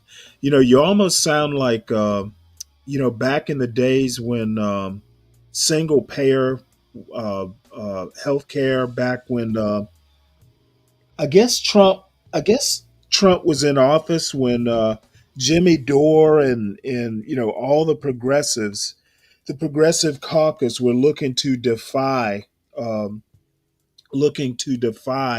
Nancy Pelosi and try and ram single healthcare, a single payer healthcare through. And you know what? That's the perfect example because, these people were acting like they had the power to make Nancy Pelosi do or bend Nancy Pelosi to their will. She just fucking tamed AOC. And Jimmy Dore, I don't even know what Jimmy Dore's doing now, but they thought they had power. They thought they had power to exercise, and they actually didn't. And anybody who kind of knows the reality of American government knew they were really just, I don't know what they were thinking, but Nancy Pelosi, she doesn't even do debates. when Hey, when man, can I ask you a question? she runs, hold on one second. When Nancy Pelosi runs for office, she doesn't even do debates. Now that's real power. Now, how she gets it, whether it's through money and buying her way, whatever evil government shit she does to maintain power, it is real power. Yeah, they wanted to force a vote, and they thought that they were going to force a vote with Nancy Pelosi as Speaker of the House.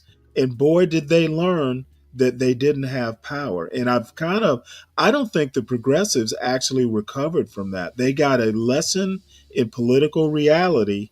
And I know AOC did because she's practically a she's practically a moderate Democrat now. So anyway, what I'm saying is, and Fred, you're a dear friend of mine, but we have disagreed probably for years about this. I think Obama not foaming at the mouth like Trump does, it's a stylistic difference. And I think and the same thing happens with me because I don't always get frothing at the mouth and shit. I get a lot of shit like from Stank D and Hood Conservative and idiots like that. But it doesn't bother me because I just think they're basically, scared little boys. So what is it you have to say? So, and you ain't no scared little boy. Fuck no. You sound like one. You know what? All I have to say is the proof is in the pudding. No, I I'm not think a you scared little using arrogance. motherfucker. I think you Oh, use your God, little arrogance and your little goddamn right. so-called intelligent Hey, it's nomenclature not as actually some get type it, of bully pulpit get device it, that don't get it work. right, Solid Snake. Oh, I'm Solid Snake. telling you. Solid I don't know Snake. what belly codes mean, but I Solid got a Snake. second phone. I can Google it. Solid Snake. It's not arrogance. It's It well, sound like it. I had a little eighth grade classmate of mine say I was conceited. So I think I like conceited better than arrogant.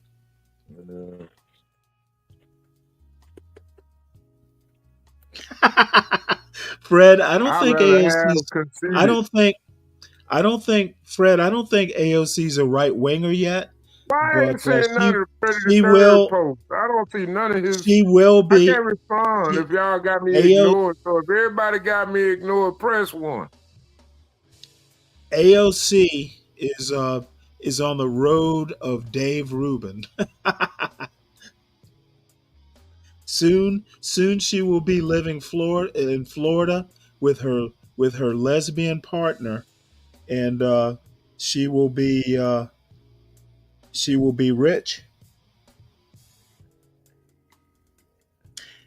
You know what, Lupin? I'm beginning to ask myself that a lot more often. Why I even let these guys up? Um, it's almost like Lupin. You're old enough to remember Captain Kangaroo. Where Captain Kangaroo every time fell for Bunny Rabbit dropping ping pong balls on him. So every time it's like Lucy and the football. I think these motherfuckers will come up here and um, act like adults. and they disappoint me every time. But eventually, they either pass out or get frustrated and leave. So Solid Snake just bounced off the panel. I don't know whether his phone died or what, but yeah, it passes the time. Maybe that's the answer.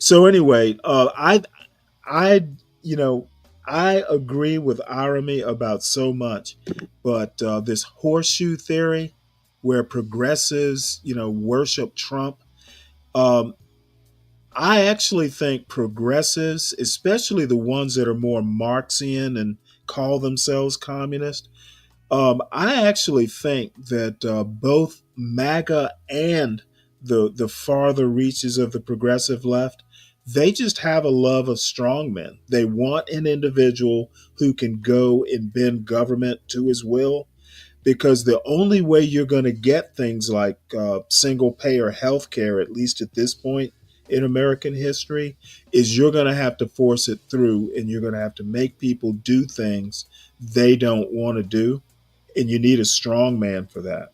Same thing on the right. Some of these things, like going extra constitutional, a president basically defying the 14th Amendment, it can be done, but basically you're going to have to be a strong man and force Congress to concede to what it is you want to do. So, and the way American government is set up, it's anti-strongman. If you've ever read Madison and all these guys, they did not want unchecked power. They feared it, and one of the reasons George Washington didn't do a third term is because he wanted to send the message that America, the American president, wasn't a king.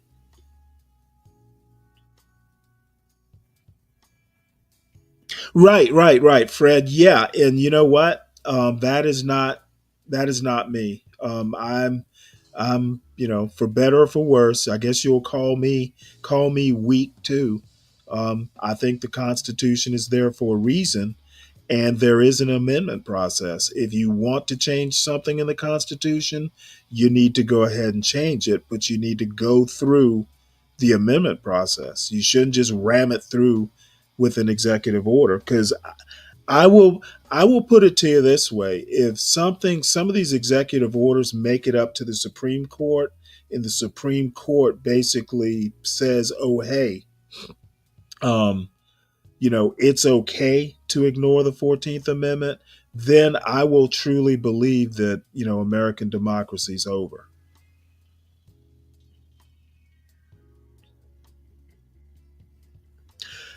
Yeah, Fred. That is a progressive way. Basically, what you want to do is you want to destabilize the government. Yep, I get the playbook.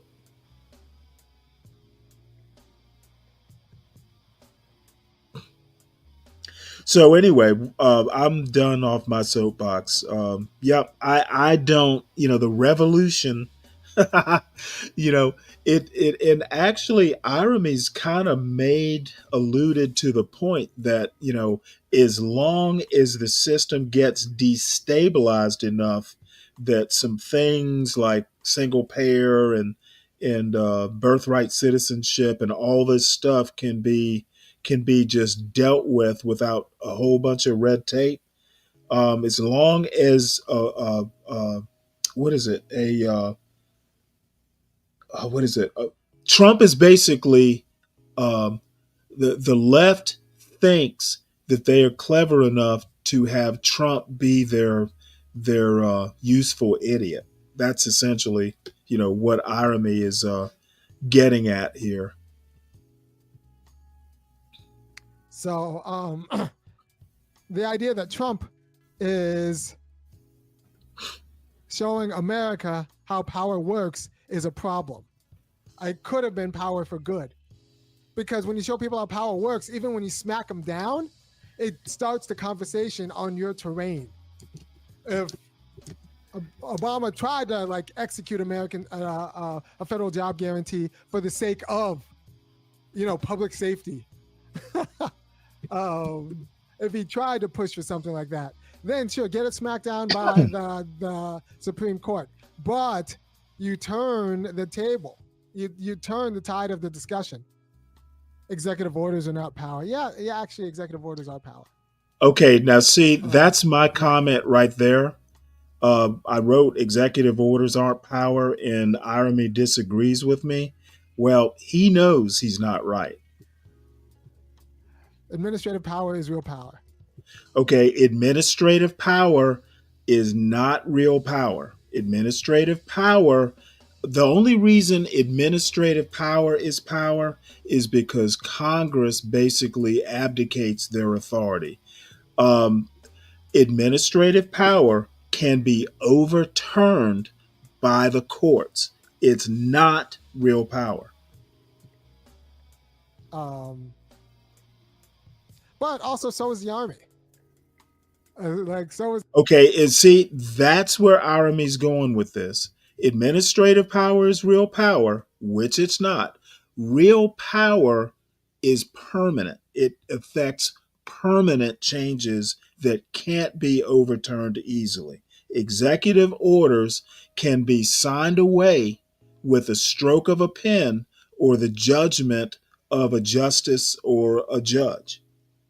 Okay, now Irony gets to the heart of where, what Fred's alluding to.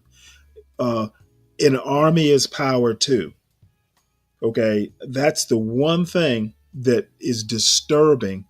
And one reason why I'm just more moderate temperamentally, I think MAGA is radical or extreme. I think progressives are extreme. And when you start talking about armies, when you start talking about armies and the water and Flint in the same program, yeah. We know where you're going with this. And Irony, not going to happen in this presidency. Keep wishing, buddy. As the Navy, just so is the bluster is real power. Bluster is not real power. The fuck is this dude talking about? And I had more to type in the chat, and he didn't address it. But the bottom line, bluster is not power. That's just totally silly. And hearing a philosopher say something like that motherfucker must have lost his. Apparently, all the philosophy is in that hair. When he gets it cut, he's no longer a philosopher. The quality of learned helplessness that Obama kind of inculcated into the Democratic Party, I think pushed away a lot of the doers. Bluster is bluster, Fred. Doers, especially then when you crack down on any protests. Hey, you know what? Bluster is basically bullying. Okay, bullies are full of bluster, and everybody knows that a schoolyard bully is a bully until he either meets a bigger bully or some little kid that he thought he could pick on beats his ass. Okay, bluster is basically never gonna win ultimately. Bullies get defeated. Now, and you know what?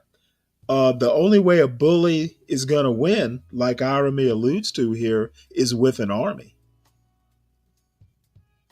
And you were in the army, Fred. Army's not going to fucking go with what some bozo like Trump tells them to do. Trump is not a person who inspires, armies to fucking march on the government. So the government can't do anything except crack down on protests. So the government can't do anything except making sure that you don't talk about an army of lawyers. That is Obama's legacy. And Trump's doing the opposite for his people. He's showing that an executive can at least fight for his people and not worry about being popular. Right? So well, that is true. Trump, like Obama came in Damn it, I have a story somewhere, and I guess I won't get to it tonight unless I can think of exactly where I put it. Trump's popularity, damn it, it's a Pew poll. While this video is going, I'll see can I find it. Trump is still surprisingly unpopular. I It kind of shocked me when I saw that poll. 2008 with so much goodwill, so much more goodwill than Trump came in 2024 and 2016. Obama came in with so much goodwill and then immediately started talking small to everyone except the the car lobby and the big banks, right? He came in with so much goodwill, he could have like quadrupled the size of Acorn just by saying, everyone go out and join Acorn. Instead, he went after Acorn. Obama came in with so much goodwill. He had Obama for America, his own kind of field operation for the 50-state strategy. Except like that wasn't good for his corporate donors, so he pulled it back. I got friends who are working for Obama for America, and then when the phone call came in from the donors saying, all right, close up shop, right? So Obama taught Americans that government is useless, and now Elon Musk is gutting the useless American government. And so you have to understand that I'm going to do a different video on how the culture, American culture, allows a quality of fascism that is not akin to self-government. But that's American culture. We're used to not governing ourselves. We are used to it. We're used to someone else governing, keeping the order while we play the game. Right? We're not used to playing the game and then spending our off season like designing rules and like thinking about who's going to be the refs. We've ceded that power to elites, to Democratic elites and Republican elites. And the Democratic elites wanted us to cede that power to it. Nancy Pelosi didn't want to be accountable to us. She wanted to set the rules of the game and for us to be happy playing her game. And for many of you, you were happy playing her game. You didn't want self-government. You wanted a civil order. Locke talks about this in chapter 2 of the second treatise, chapter 10 of the second treatise, where he talks about, the people's real responsibility is picking the legislators kind of from afar or the government from afar in a democracy. But for the most part, and then if that government doesn't do well by us, we might be able to revolt against it if it doesn't uphold our property rights or anything like that. But for the most part, self-government, actually governing, isn't really something that we should be worried about. So you can have a government of the people, for the people, even if it's not necessarily by the people. Right? Yep, this is exactly. He says it in a nutshell. The government can be for the people. It can be for the people, but it doesn't necessarily have to be by the people. Okay. And the problem with that is it is very rare in history that having one person rule for the people, it almost never works out. If it's some sort of hereditary situation, you may get a good king, but his son winds up being a tyrant, or vice versa. I think the perfect example, when they say that absolute power corrupts absolutely, that's an aphorism for a reason. I think power can ruin even the best person because you just get used to it. And what Irony says here is so not American constitutional rule of law, that sort of thing. And at least he's naked about it. He's not being subtle here. I am solidly against that sort of thing. Okay, if you don't want to follow the Constitution, then scrap it or amend it or whatever. but work within the rules. It's worked for this long. All of a sudden, you got a bunch of people who either, I guess they're just like, hey, the process isn't doing what one little individual wants to do. So let's just go ahead and overthrow the thing. And what Irami can't seem to get through his head is that 50% of the people wants what he wants, but the other 50% don't. Okay, it's not like an overwhelming majority of people want some of the things that Irami wants, and vice versa. And quite frankly, progressives are laughable. Okay, they fucking basically, they hire people like what's his name? God damn it, I can't even remember his name. Um, the guy from New York who pulled the fire alarm. I can't think of his name right now. These progressives that get voted in are lightweights. Okay, even AOC is a lightweight. Okay, she does not have the force of personality to get things done.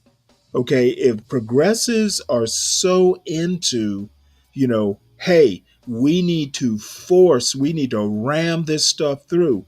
Well, I'm sorry, Aramiose Frimpong is not a very scary guy. AOC is not full of gravitas. Cori Bush, who's afraid of Cori Bush? So these guys basically, the only way Aramiose Frimpong is gonna get single payer health care is he picks up a gun and forces some people to do it. They fold way too easily, Fred, because they don't have the force of will. That's why somebody like an Aramiose Frimpong needs a strong man, because he can't fucking do it himself. And that dude who ran in South Carolina for Congress, I can't, Marcel something or another. Aramiose Frimpong, by the way, actually did an interview with him. He was running as a progressive against, damn it, what's his name? I can't even, man, I guess it's late and I'm having a bunch of senior moments. But anyway, the progressives, for some reason or another, always run flakes. Bernie is the most formidable progressive politician out there, and he's old and a crank.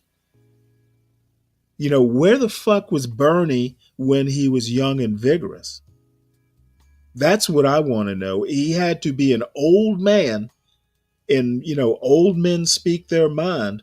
Where was he? Where was Bernie 20 years ago? These motherfuckers, you know what? And I am of a man of the left, but the progressives, there is a reason they are not taken seriously because of bullshit like this.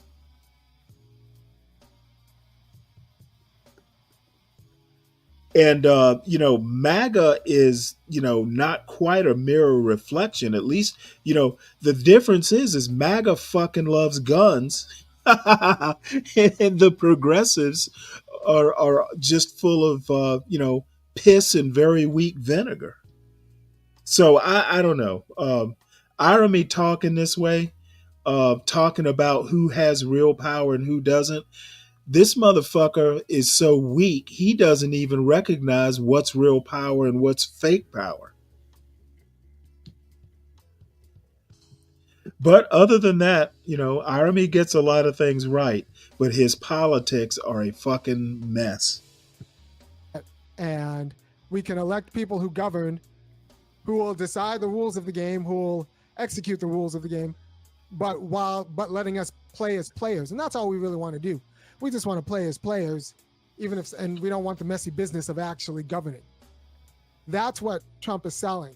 I mean, that's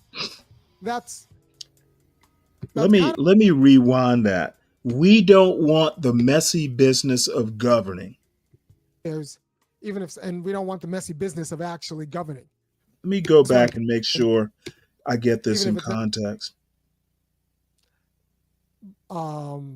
For the people, even if it's not necessarily by the people. All right. And we can elect people who govern, who will decide the rules of the game, who will execute the rules of the game, but letting us play as players. And that's all we really want to do. We just want to play as players, and we don't want the messy business of actually governing. That's right. We don't want the messy business of governing. Okay. And I'm going to sound like some moral, religious fanatic here, but we as Americans these days don't even want to govern our personal lives.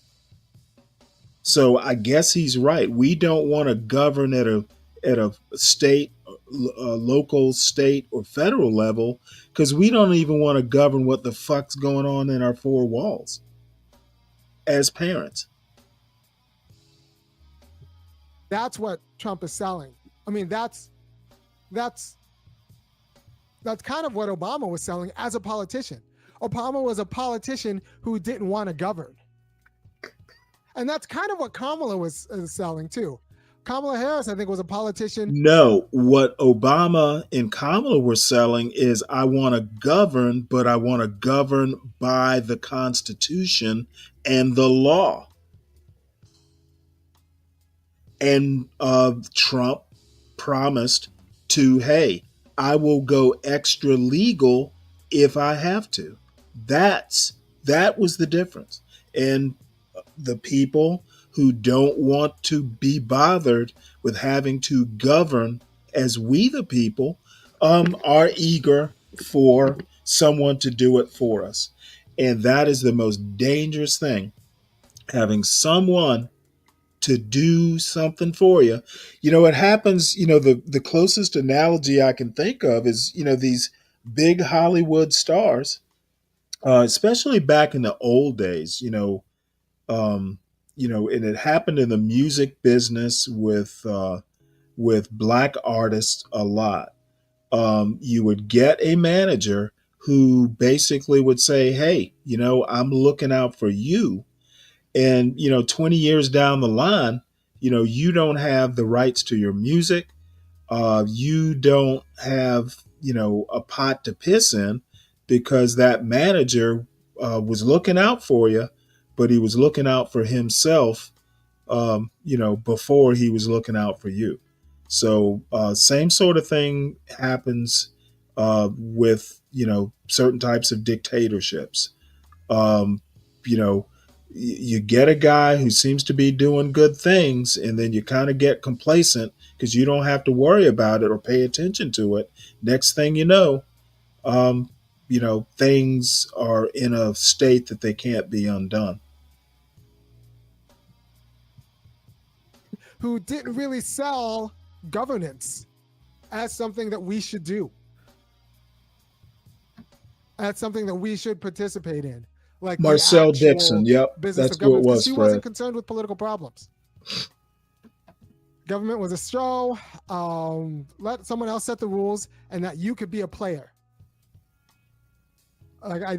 We have these Democrats who are indifferent to governance, pitching themselves to a populace, and then making that populace indifferent to governance. There were no big questions the Obama governing apparatus wanted to answer. And there were no big questions that Kamala Harris wanted to even address. I'm going to skip way ahead does here. Obama lose? Because I think we pretty much get the gist of the video. Little like snippets of it as the days go by. Because last year... that's the other thing Irami does. He will repeat himself. He will take a 15-minute video and make it 30 minutes because he keeps going back over and over and over the point. And I think he's a teacher or was a teacher.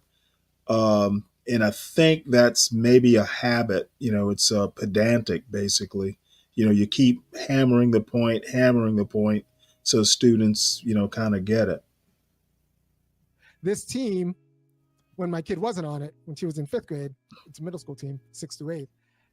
This team lost all of their matches, and they only scored 2 goals because I'm kind of in the hood side of Athens, and lost all of their matches and only scored 2 goals against the other junior high schools.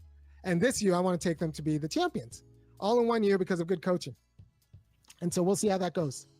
The first game is Thursday. I got hired. Okay. Yeah, apparently he's been hired to coach his daughter's soccer team or something.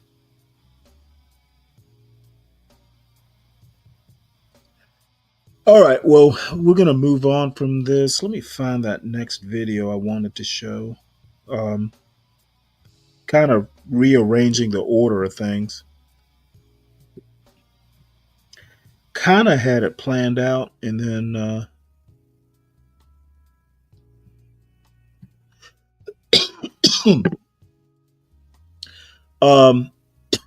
excuse me. I want to show this. This is a lady I've shown before, Lady Boulay.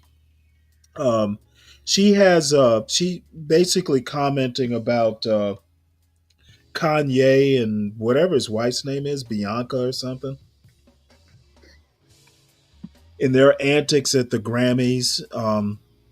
I think Kanye's going through Kanye's going through another manic episode. He seems to be spinning up here of late. So I forwarded a little bit through the point. The context is that Kanye accused Don Lemon of saying that Kanye was thrown out of the Grammys.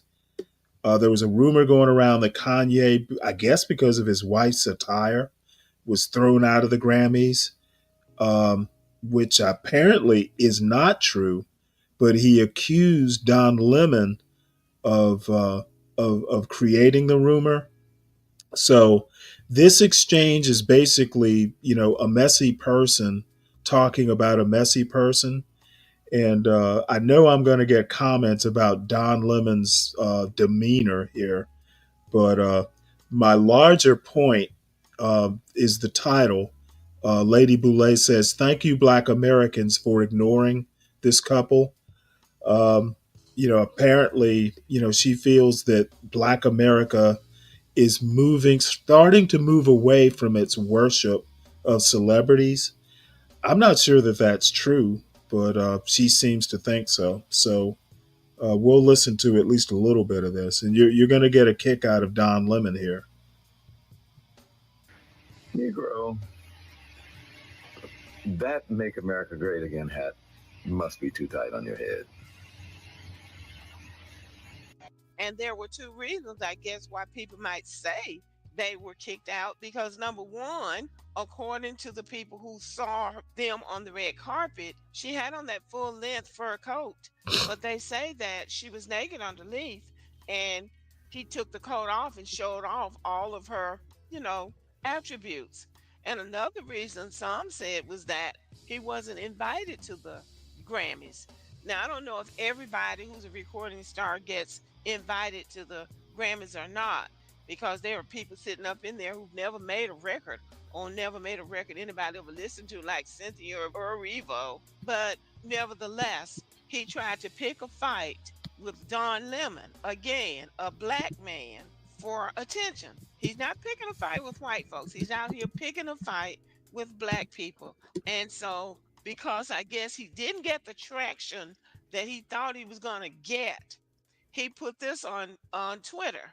And I thought this was just really disgraceful. So this is a letter that he posted on Twitter. I'm not going to read it. If you want to read it, you can pause the video and read it. But he's using a lot of derogatory language, talking about having dominion over his wife and saying that people criticize the way she looked on the red carpet, which they really should have, and then throwing the N-word around, showing his disdain for Black people. So if he has a mental disorder or something where he needs psychological attention, he will never get it because his arrogance won't let him. But the good news is that Black Americans are starting to really ignore Kanye West because what little talent he had, he destroyed, offending people for no reason, going out here talking about people and offending people. When people give you a chance to do something that you really want to do, you have to work within the parameters of what those people have given you the right to do. If you want to go out and do your own thing, go out and do your own thing. The problem with him is that he's depending on these white people for money, but he wants to talk trash about them. And so you know he crossed the wrong people and they shut him down. So he can't even get a record released. He can't do anything but pull these little stunts that he's pulling now with this woman. And he's clear on what he's doing. He's taking the white woman, the white man's pride and joy, and humiliating her in public. And she's allowing him to do it. So they're in it together. But the takeaway from this is that Black Americans seem to be showing signs of growth, that gradually we are weaning ourselves off this obsession with celebrity because now it has just got to be a display in frivolity.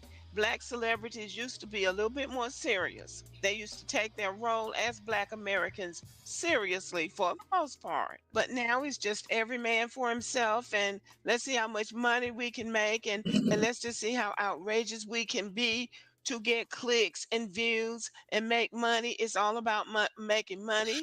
They don't have any education. Their moral system seems to be bankrupt. They just don't represent the best of who we are as Black Americans. And the ones who do don't get the limelight and the attention that they deserve. But still, if you stay on course and you respect yourself, if you really have the talent to be in the area that you want to be in, you will make your way because the world demands the best. So you have to be like a Beyonce.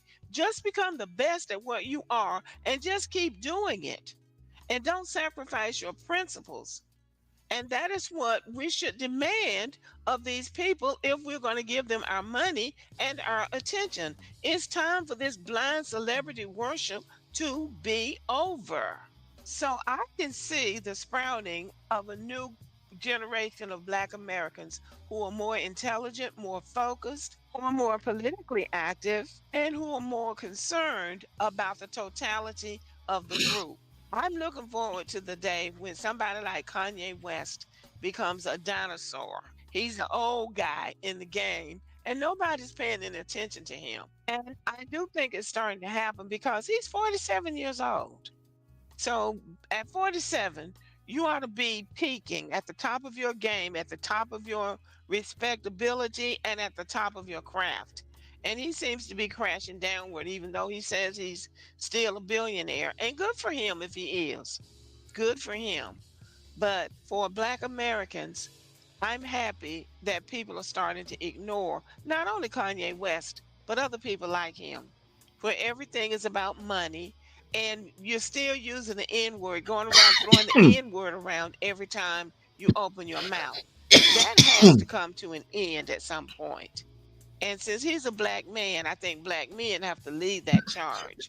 But anyway, I congratulate Black Americans for ignoring Kanye West and his wife. Now, I don't want to dismiss the fact that there are reports that Kanye West has mental issues. In the magazine Black Psychology Matters, Dr. Kevin Coakley wrote an article about Kanye West entitled The Self Destruction of Kanye West. In the midst of Kanye's anti Semitic rant, don't downplay his anti Blackness. Kanye West seems to have a hatred for Black women and Black men, as witnessed by the fact that when he's talking about Black men, he won't even call them by their name. He calls them that N word. Now, I don't know what Kanye West's mental diagnosis is, but the title of this article is bipolar. So I don't know if he's bipolar or not, but that's what this man is focusing on. He brings out 4 important points. He says Kanye West's anti-Semitism is deeply disturbing, and so is his anti-Blackness. His anti-Black behavior and comments have been damaging for the Black community. So many black people are willing to overlook or excuse him, but what he's saying has been Well, I'm going to actually make a point. I think Kanye West is not well, Kanye West is not that rare. What he does, the way he, let me just say this because it's simpler to say Kanye being anti-black in the way he comports himself as a black person who is anti-black. He um and oh, what's her name? Man, I am really having a bunch of senior moments this morning. What's the girl's name? I'll think of it in a second. But this whole black MAGA universe, that's kind of that intersects with black conservatives or black conservatism. Um, it intersects, but they're not.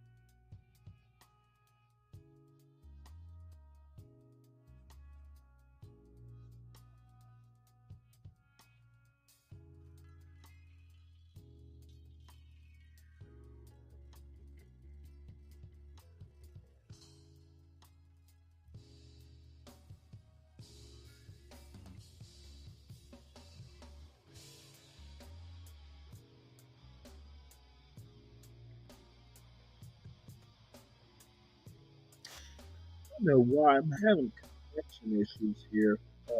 Can't tell whether looks like it's internet. Uh, hopefully, I didn't get cut off. I didn't realize my mic tripped off.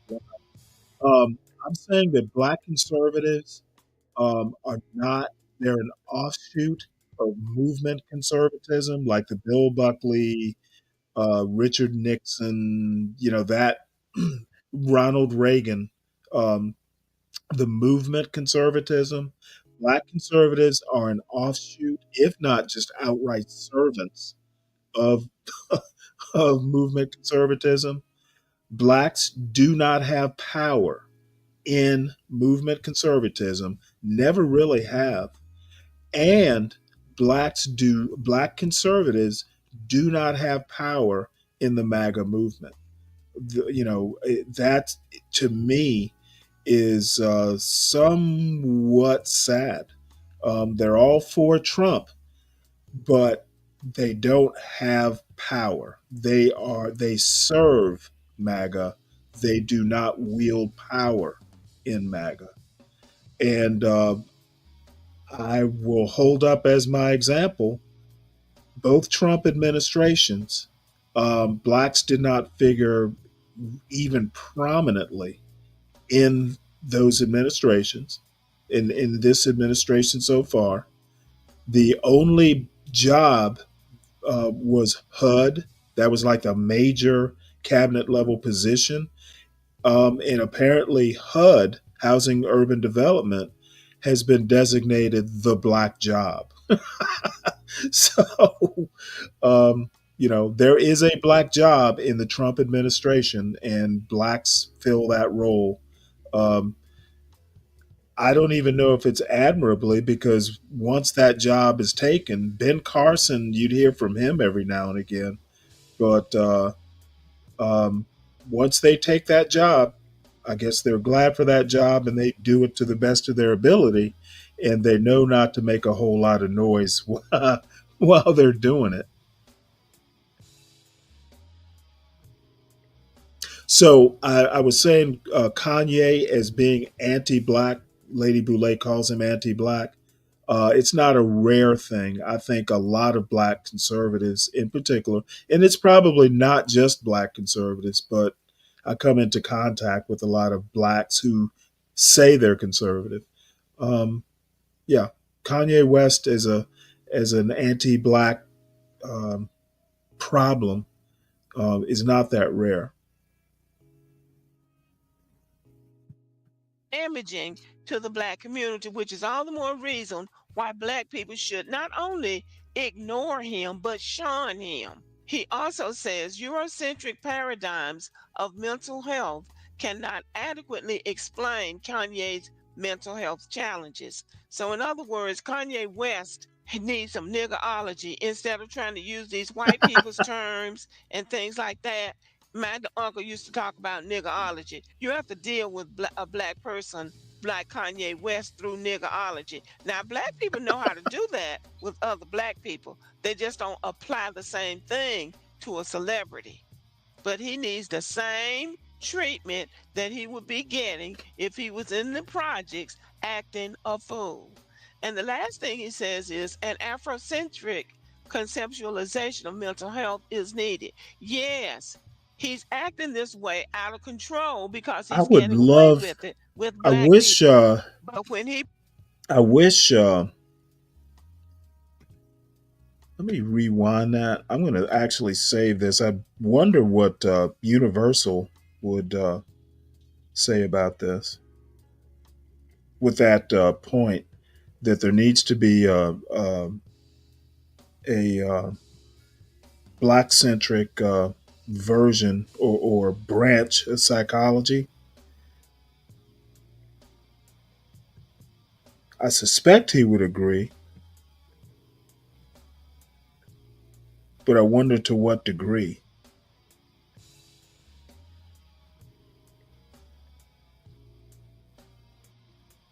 Um, Hopefully, I'll remember to talk to him about it. So, anyway, we'll finish this up. There's not, let's see, about 2 minutes left. We'll go ahead and just finish this up. a fool. And the last thing he says is an Afrocentric conceptualization of mental health is needed. Yes, he's acting this way out of control because he's getting away with it with black people. But when he pulled his shenanigans with those Jewish people, they snatched the rug out from under him.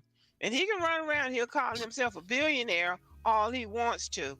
But I guarantee you, they have dried up every source of income that they could from him. They're not saying anything because it's not wise to say anything. And that's what he doesn't understand. He would do well to keep his mouth shut. He has been very disrespectful to black people, and black people.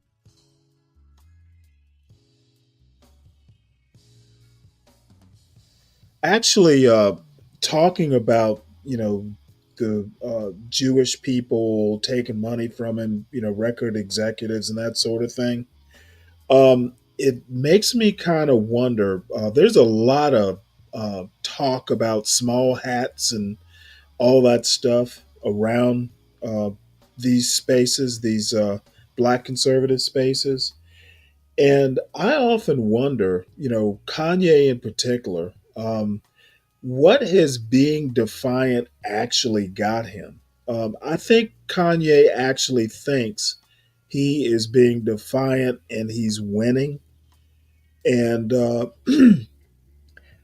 I just don't know about that. I think what happens is, you'll get a Kanye, you will get someone like Candace Owens, is who I was thinking of. They will come back to the black community when all else is lost, and claim to be like a prodigal child. And the black community tends to kind of take them back with open arms. And I think that's part of what Lady Boulay is saying, is that nobody's standing at the gate waiting for Kanye to come back home. I think they, I think, I think the black community is willing to just kind of let Kanye, let him go. We'll throw him to the wolves. And I don't know that that's true or not, but I think that's what she's saying. And going back to black conservatives in general being anti-Semitic, that's exactly what it is. And sometimes, on one hand, black conservatives will go, well, the white man, you don't want to piss off the white man.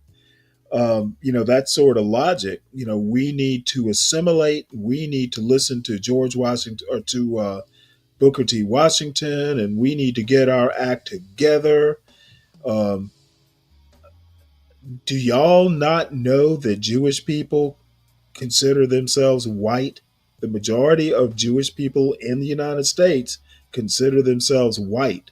So I don't know that they're acting, in their Jewish best interest or their white best interest. But either way, um, I would expect black conservatives to be more consistent.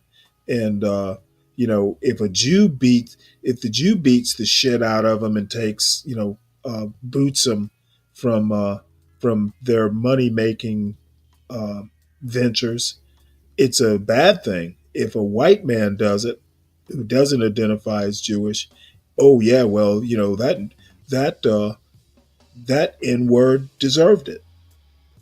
Um, I find a lot of this commentary just hilarious, so inconsistent, so just disjointed, and so just fucking. Um, well, I mean, I honestly think it's almost like bipolar.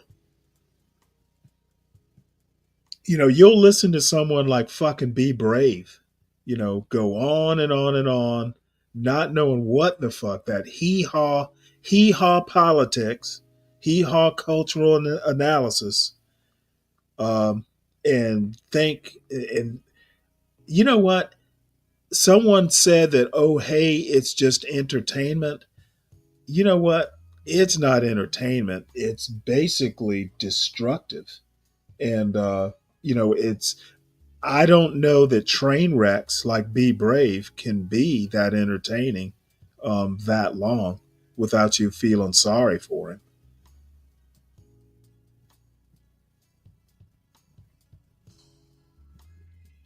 So anyway, we'll finish this up and we'll move on People to are the Trump ones news. that elevated him. Black people are the ones that are going around calling him a musical genius. Nobody else is calling him a musical genius because he ain't no genius. Many of the songs that he has that are considered hit records were records that were already hit records before he touched them. They were already commercial successes by other people, and he's just rapping to those songs that were already hits. And he's calling himself a musical genius, and some black people, monkey see, monkey do, are repeating what he said. He ain't no genius. He was rapping to something that was already a commercial success. The Uh-oh. disrespect for Black Americans has really reached an unacceptable level. Black people were the ones that bought this man's records. Black people are the ones who went to his concerts. Black men, in particular, were the ones who wanted him to be that guy. But he's not that guy. So, for all the support that Kanye West has gotten from Black Americans, what Black people have gotten back is disdain, disrespect, and basically just turned his ass for everybody to kiss. It's time for Black people to get over celebrity.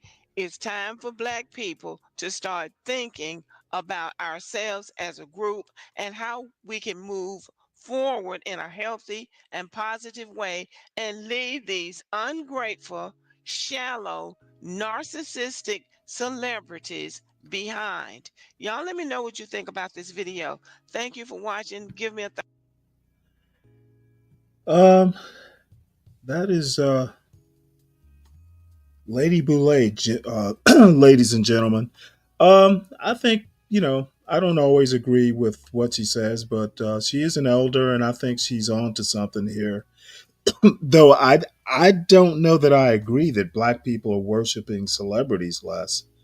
Um, but then, maybe I'm not the best judge of that because I don't really keep up with pop culture um, like I used to.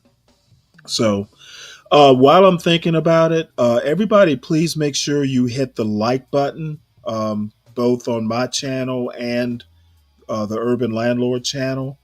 If you're new to these channels, please make sure you like, of course, as I said, and subscribe to the channel and share the channel out with people who might appreciate it. So, next on the agenda, let's see what is next. I actually put out a short video earlier for my channel, and the topic was basically I call it Constitution Schmonstitution. Basically, basically, it's about Donald Trump. Basically going all extra constitutional. Basically, he's trying to fight the law with executive orders and getting quite a bit of credit for doing it. Um, People just don't seem to understand that what he's doing is busy work. He's doing shit that makes him look like he's vigorous and on top of it, and signing 50 executive orders at a ceremony at Madison Square Garden, or the I guess it wasn't the it was it used to be the MCI Center in DC. I forget what it is now. It's changed names or changed sponsors, but a lot of pomp and circumstance, a lot of frenetic activity, a lot of bluster, as Irony says. A lot of shit going on to accomplish, you know, putting stuff in front of court. And maybe that's the point, to put all this stuff into the judicial system.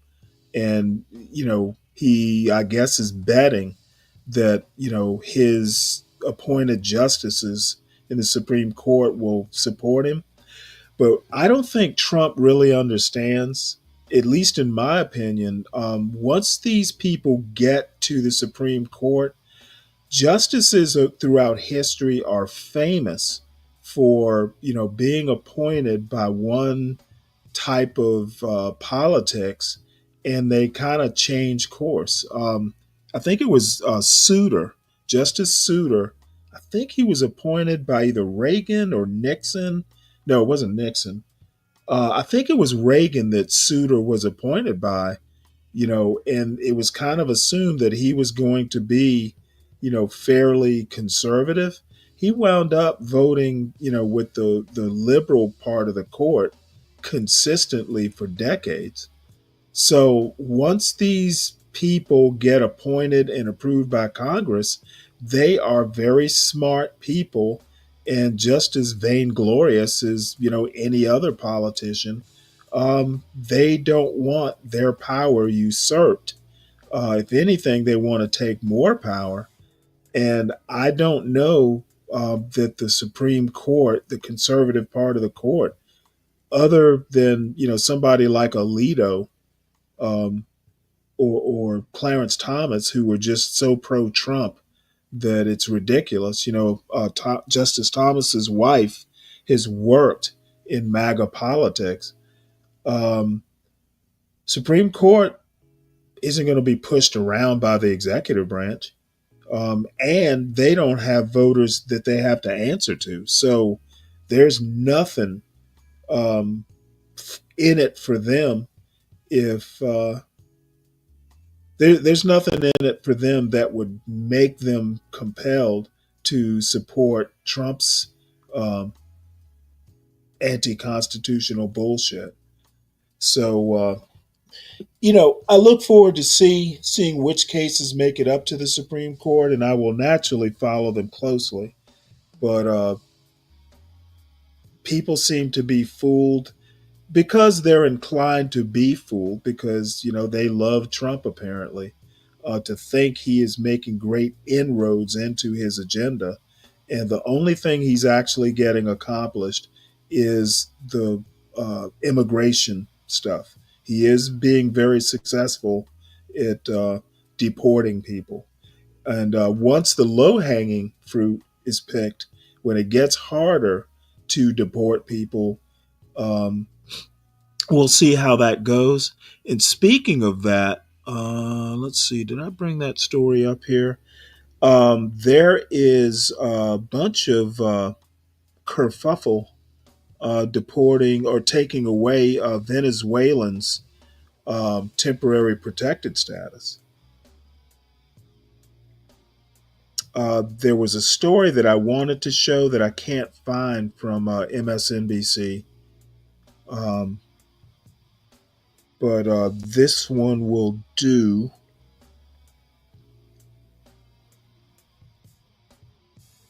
I might even play this video here. But this story is called "We Feel Betrayed." Venezuelans slam Trump for ending deportation protections. Basically, Trump has taken away their temporary protected status. And there are actually a couple Congress people down in Florida who are criticizing Trump to the degree that they feel comfortable doing it. And this does not have a reader. Maybe I'll just go ahead and read it. It's not that long. Um, the article is called "We Feel Betrayed. Venezuelans Slam Trump for Ending Deportation Protections." So, as his first term came to an end, Donald Trump shielded most Venezuelans in the United States from deportation, agreeing that the situation in their country was catastrophic. A year later, Secretary of State uh, Marco Rubio, when he was still a Republican senator from Florida, a state with a sizable Venezuelan American population, agreed that deporting Venezuelans would be a death sentence. During his presidency, Joe Biden came to the same conclusion, extending temporary protected status for nearly 350,000 Venezuelans who were in the U.S. These TPS protections were supposed to remain in place through the fall of 2026. This week, the Trump administration announced that it's ending those protections, making the Venezuelans at risk for deportation, despite what the president said in 2021 about the catastrophic conditions in the country. NBC reported on members of the community who understandably labeled the move a betrayal. This is a quote: "Betrayed, we feel betrayed, more than betrayed, beyond betrayed," said Adales Farrow. I'm probably mispronouncing the first name. Executive director of the Venezuelan American Caucus in Doral, Florida, a South Florida suburb dubbed Doralzuela, for its large Venezuelan population. TPS holders are living a legal life in the United States, she said in a news conference on Monday. "We are not here because we came as tourists. We are here because we got kicked out from our country because there is a cruel dictatorship in Venezuela." NBC News also spoke to Rafael Struve, communications director for Bienvenido, Bienvenido, a conservative Latino group that helped elect Republicans, who said the TPS curtailment has him at a crossroads. He added that many Venezuelans were very supportive of Trump's 2024 candidacy. And let's go ahead and finish this up. Time will tell when or whether the administration reconsiders this policy, but as the second Trump administration gets underway, it's notable just how many constituencies are making similar comments about feeling betrayed. Reuters and the Associated Press recently published reports, for example, on Arab American voters in Michigan who backed Trump in November and started feeling dismay soon after. It stands to reason that those concerns have intensified since the Republican plans to own and take over Gaza and relocate Palestinians to other countries. What's more, in the president's inaugural address, he told black voters, "I look forward to working with you in the years to come." Days later, Trump began an aggressive campaign against civil rights laws and litigation. And then, of course, there's every voter who thought the Republican would at least try to lower consumer prices and address the price of living, only to discover it no longer appears to be a top Trump priority.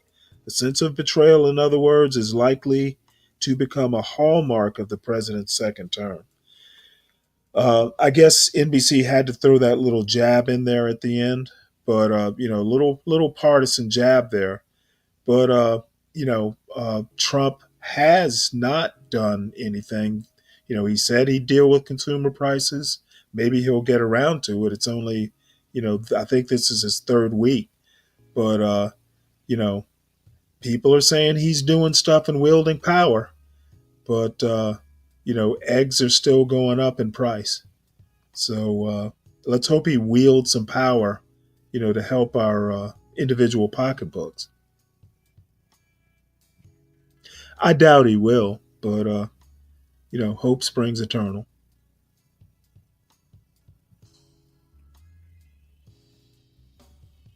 What's up, dirty dude? Let's see. Let's see, Abiola, what do you have to say? One, make a comfortable life. Two, make same thing for low IQ people. I'm not sure I understand your point here, Abiola, and you say Trump equals tool. Don't know what that means either. Let's see. So this next thing is again something that I actually I did a short for my channel, and I guess I'll play it here. It basically deals. It's Constitution, Smonstitution.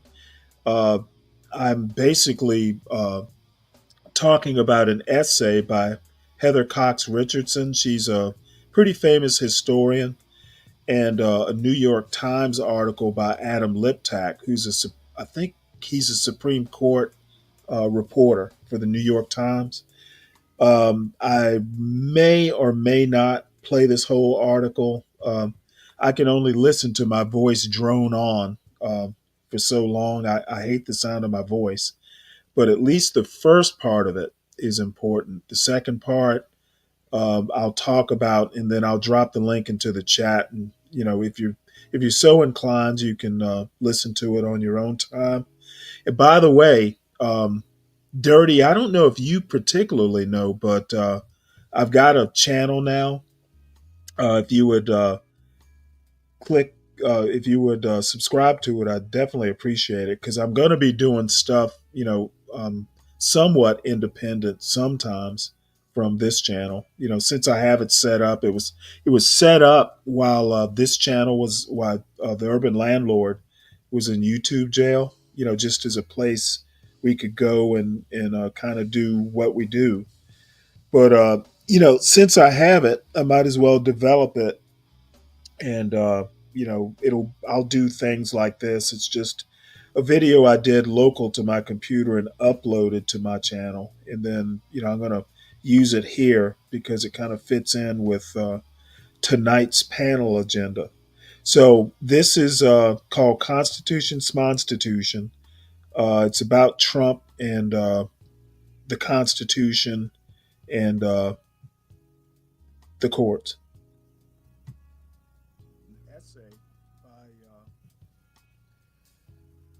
by Heather Cox Richardson.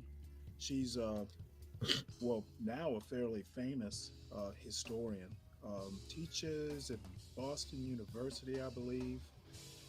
She's, believe this or not, got the most successful Substack newsletter. She makes more money on Substack than pretty much anyone else on Substack. Her Substack is called Letters. Let's see, Letters by an American. Hold on one sec. I guess I should know this. It's Letters from an American. And unfortunately, I subscribed to the newsletter, but the actual title escaped me momentarily. But anyway, she basically talks about Trump's basically going, well, Trump essentially creating a constitutional crisis. Several things. The executive order concerning the 14th Amendment, you know, abolishing cabinet level agencies, um, several other things that are already starting. You know, some of these executive orders are already starting to be challenged in court. I want to make a point here, and I know I've said it before, but I want to re emphasize it. Cabinet level agencies, and actually some sub cabinet level agencies are created by law by Congress. Okay. For instance, Trump cannot eliminate or get rid of the Department of Education with an executive order. The executive order does not repeal laws. Now, he can do things like withhold money. You know, if Congress allocates money, legally, the president is supposed to make sure that money gets where Congress allocated it to. However, you know, if Trump decides to be defiant and withhold the money and fire all the employees, which firing the employees is difficult because there's civil service protections. But if he tries to bluster his way into making that happen, the agency still exists on paper. So, you know, if a Democrat winds up coming into office on 2020 in 2028, he can just revive it, reinstitute it, you know, that sort of thing. This is what I mean by it's not real power if what you do is not permanent. Okay, it's temporary power, it's a band aid, it's a whim. Okay, but whims do not have the force of law. Real power has the force of law.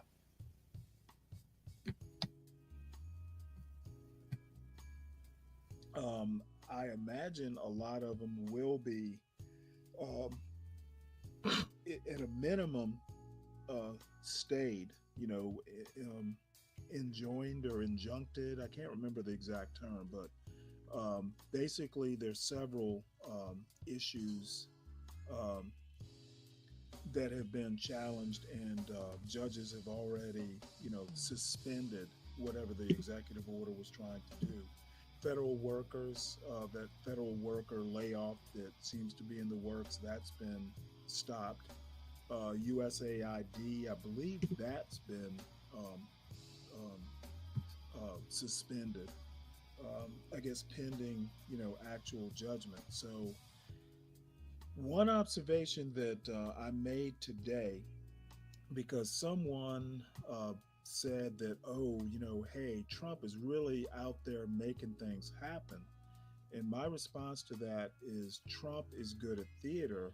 He's doing, you know, there's a flurry of activity, but he's really not making headway on most of those executive orders, with the exception of immigration.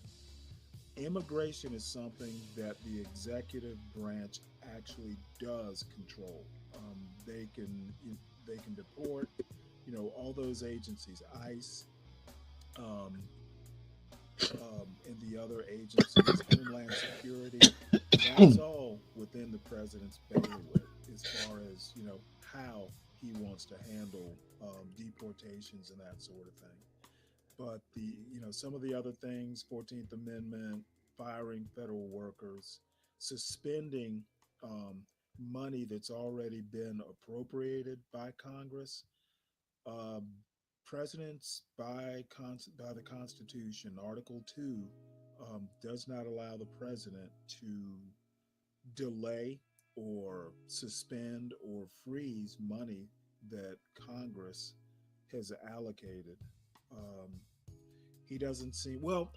I actually kind of admire Trump for challenging that, but I just don't know how he's going to be able to accomplish it without either outright ignoring courts who rule against him, which is something that was kind of floated today. Trump and his henchmen are hinting that, hey, you know what? Courts may rule one way, but we don't have to. We don't have to obey the court's ruling. And I forget who it was. I think it was Andrew Jackson. Had way back in the day had a judgment. The Supreme Court ruled against something that he wanted to do, and his response was, "Well, let them enforce it." So he basically just ignored what the court ruled, and he went about his merry way. And Andrew Jackson is one of Trump's, heroes, I guess. So looks like Trump is going to go that route. Who knows what's going to happen? But I do know that a lot of people, I'll cover it either on the show or in another video. A lot of Republicans are starting to realize that, oh, hey, this isn't going quite the way that I thought it was going to go. So, like I said, I want to concentrate on the Constitution part because I'm always talking about the Constitution. And Trump is definitely kind of going rogue here. So what I'm going to do is play have the AI reader read part of Professor Richardson's Substack essay. Okay, Fred, I understand the ability to control, influence, or exert force over people and events. My contention is that power makes makes it stick. Okay, if it's just a blip, yeah, you can call it power. Okay, but political power. Okay, maybe I should be more specific. I'm always asking people to be specific. In my opinion, and it's just my opinion, but I'm not going to back away from that opinion. True power sticks. If you make a decision, that decision is going to be there and cannot be undone on a whim. It's kind of like military leadership. A good leader makes sure, well, a good leader knows, a good leader builds an organization that will continue even if he's gone or killed or what have you. A good organization and a good leader is not necessarily dependent on that leader to actually function. So I feel the same way about power, political power. Okay, executive orders don't have the force of law. The next president can come in and, with the stroke of a pen, undo whatever it was that the former president did. Look at Lyndon Johnson's, I forget the exact name of the executive order, um, Trump literally undid in Lyndon Johnson's executive order, one that dealt with civil rights, or actually was hiring. It it addressed. It basically said that the government couldn't discriminate in its hiring processes. Trump undid something that was 60 years old with the stroke of a pen. That is not power. So maybe I'm getting the words wrong. Maybe I'm describing something else, but I think I'm pretty much right. True power has endurance. And then I've got a New York Times article that kind of supplements. So here we go. February 9th, 2025. By Heather Cox Richardson. On Friday, President Donald Trump issued an executive order protecting Second Amendment rights. The order calls for Attorney General Pam Bondi to examine all gun regulations in the U.S. to make sure they don't infringe on any citizen's right to bear arms. The executive order says that the Second Amendment is foundational to maintaining all other rights held by Americans. In fact, it is the right to vote for the lawmakers who make up our government that is foundational to maintaining all other rights held by Americans. The United States Constitution that establishes the framework for our democratic government sets out how the American people will write the laws that govern us. We elect members to a Congress, which consists of the House of Representatives and the Senate. That Congress of our representatives holds all legislative powers. That is, Congress alone has the right to make laws. It alone has the power to levy taxes on the American people, borrow money, regulate commerce, coin money, declare war, to make all laws which shall be necessary and proper. After Congress writes, debates, and passes a measure, the Constitution establishes that it goes to the President, who is also elected through electors by the people. The President can either sign a measure into law or veto it, returning it to Congress, where members can either repass it over his veto or rewrite it. But once a law is on the books, the President must enforce it. The men who framed the Constitution wrote that the President shall take care that the laws be faithfully executed.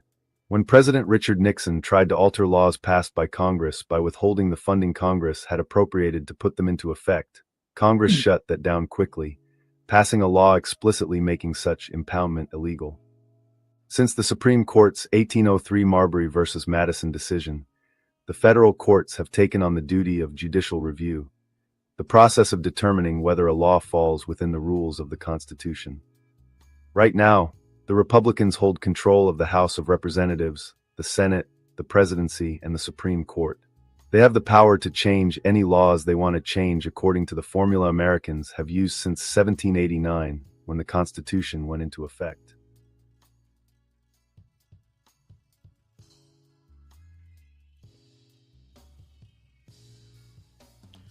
Okay, this next article is a New York Times article written by Adam Liptak. He is a Supreme Court reporter for the New York Times, and he may also do justice reporting, basically on the lower courts.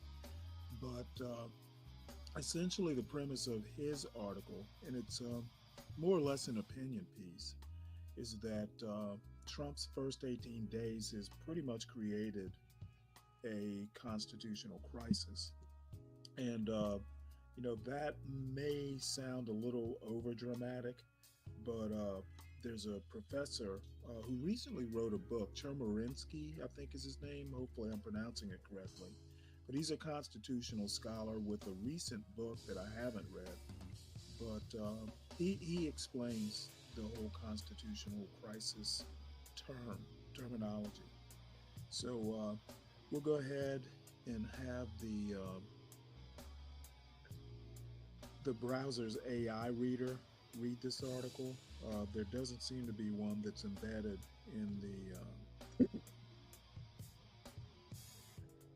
the. Looks like I'm gonna have to get a boom mic.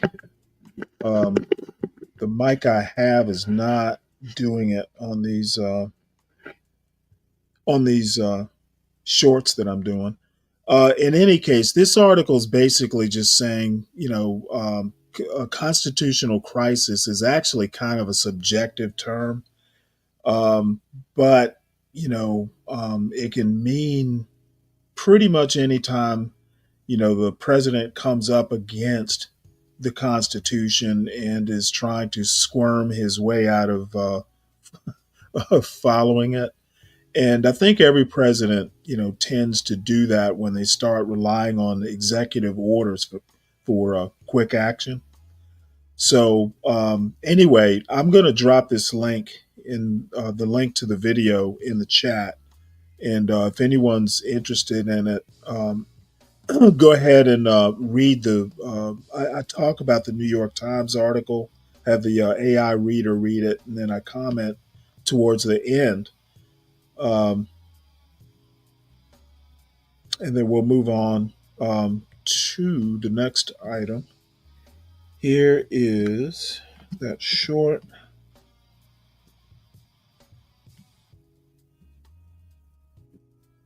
Oh, boy.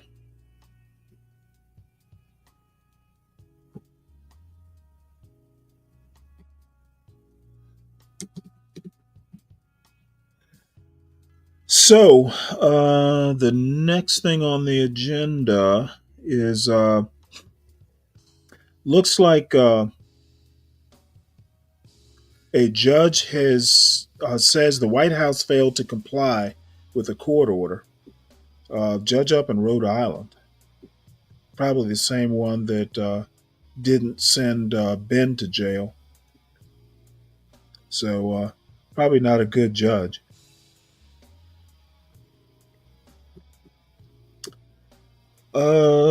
I'm going to read part of it. The federal judge in Rhode Island said the Trump administration had failed to comply with his order unfreezing billions of dollars in federal grants. And it goes back to a point someone asked me earlier, I think it was Solid Snake, about money to HBCUs, these grants. In Trump's first term, he gave some grants to several HBCUs. Apparently, Biden gave more grant money to some HBCUs. Now Trump is attempting to freeze all the grant money until he can figure out who deserves it and who doesn't. So the HBCUs who were enjoying grant money may not be, Trump may not be delivering on a promise, or at least the spirit of what he promised in his first term. And the problem is that some of these HBCUs are living paycheck to paycheck, proverbial or virtual paycheck to paycheck. I heard a thing on the news today, or in a news clip, that they're going to be pretty soon, HBCUs who depend on this grant money who can't even make payroll. So there are a lot of people that are going to, at least in the short term, suffer some consequences by this blanket attempt, or this attempt to blanket freeze federal grants. This judge is basically saying, no, you can't do that. And apparently, Trump is going to, or at least up till now, is defying the judge. And I made the comment earlier, Andrew Jackson, during his administration, I think it was something about a national bank that the Supreme Court went against what he wanted to happen. And his comment was, well, let him try and enforce it. So that's, the thing about checks and balances. Each branch of government checks the other branches, but it also kind of depends on the other branches for whatever their agenda might be. And the Supreme Court might be the exception because, other than nomination processes, they're sort of cut off from a lot of the political processes. Though they do depend on the executive branch, because Congress does appropriate money to run the Supreme Court. So, you know, um, I guess Trump could, try and freeze any money going to the Supreme Court. That might be a way he gets what he wants.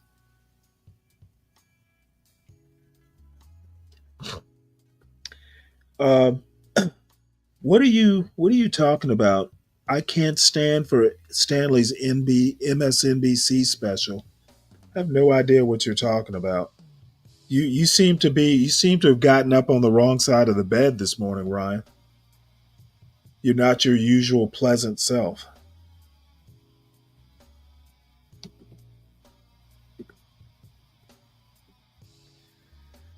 Oh, let's see. Hold on one sec. I'll read this article in a minute. You know what? I think I just dropped a dupe into the Slack. I did just that.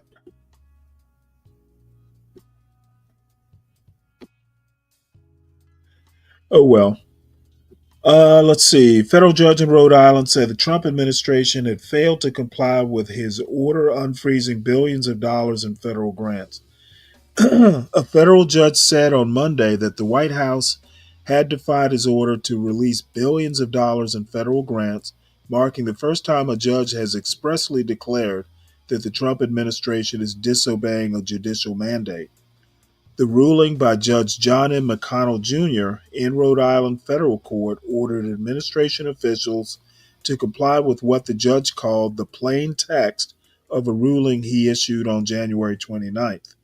The order he wrote was clear and unambiguous that there are no impediments to the defendant's compliance. Shortly after Monday's ruling, Trump administration lawyers appealed the judge's initial orders to the U.S. Court of Appeals for the First Circuit, asking the appellate court to pause Judge McConnell's order to keep federal funds flowing while their case was being considered. The White House responded with more defiance. Each executive order will hold up in court because every action of the Trump Vance administration is completely lawful, said Harrison Fields, a White House spokesman. Any legal challenge against it is nothing more than an attempt to undermine the will of the American people. That's ignorant.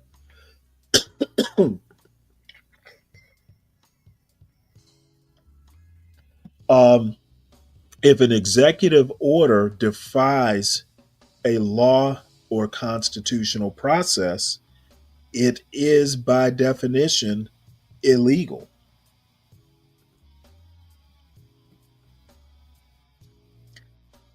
Let's see. The legal actions on Monday marked a step towards what could evolve quickly into a high stakes showdown between the executive and judicial branches a day after Vice President J.D. Vance claimed in a social media post that judges aren't allowed to control the executive's legitimate power.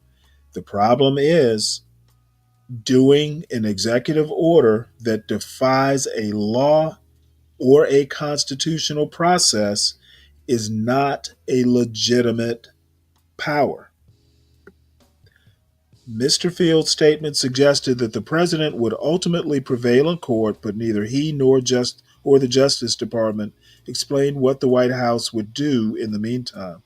It appeared that the administration was trying to win through the legal system's established procedures, even as officials questioned the legitimacy of those procedures from the outside. To that end, some of Mr. Trump's supporters accused the judge's ruling against the president of overstepping their authority. See, this is amazing. Okay, just because Trump says it, people believe it, and I think the schools are coordinating this misinformation and miseducation. um, I think that's going to be my conspiracy theory that schools are the the the corporate machine has taken over the schools to train new uh, useful idiots for the government. Uh, Ryan, isn't the link at the top of the chat,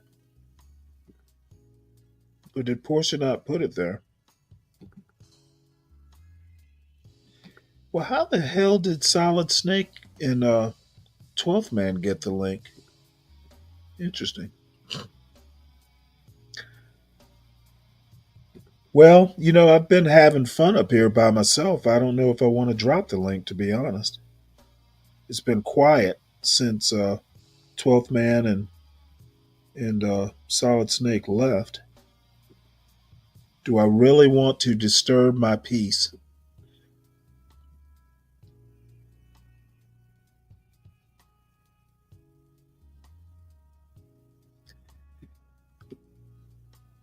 Let's see here.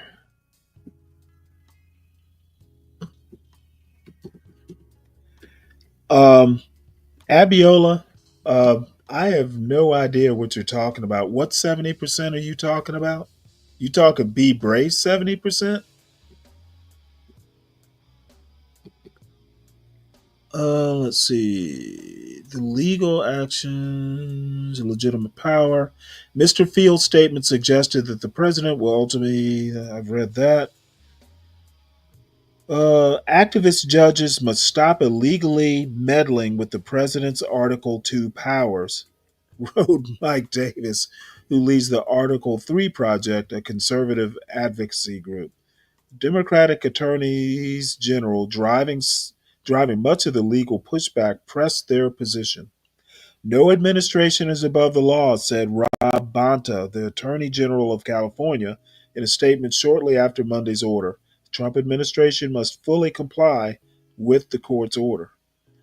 Already, more than 40 lawsuits have been filed to challenge Mr. Trump's moves, which have included revoking birthright citizenship and giving Elon Musk teams access to sensitive Treasury Department payment systems. Judges have already made preliminary rulings that those two executive actions, the funding freeze and other orders, may violate existing statutes. On Monday, federal judges maintained a steady flow of challenges to the president's authority, temporarily blocking the Trump administration from reducing health research grants and maintaining a stay on efforts to coax federal employees to quit. Question looming over Washington is how Mr. Trump will respond. It's very rare for a president not to comply with an order, said Victoria Norris, the director of the Georgetown Law Center on Congress and Democracy, who was formerly Joseph R. Biden Jr.'s general counsel during his years as vice president. This is part of a pattern that President Trump appears to be asserting authority that he doesn't have. My point exactly. True power is not necessarily something that can be taken from another person. Um, he's basically, well, that's literally bluster.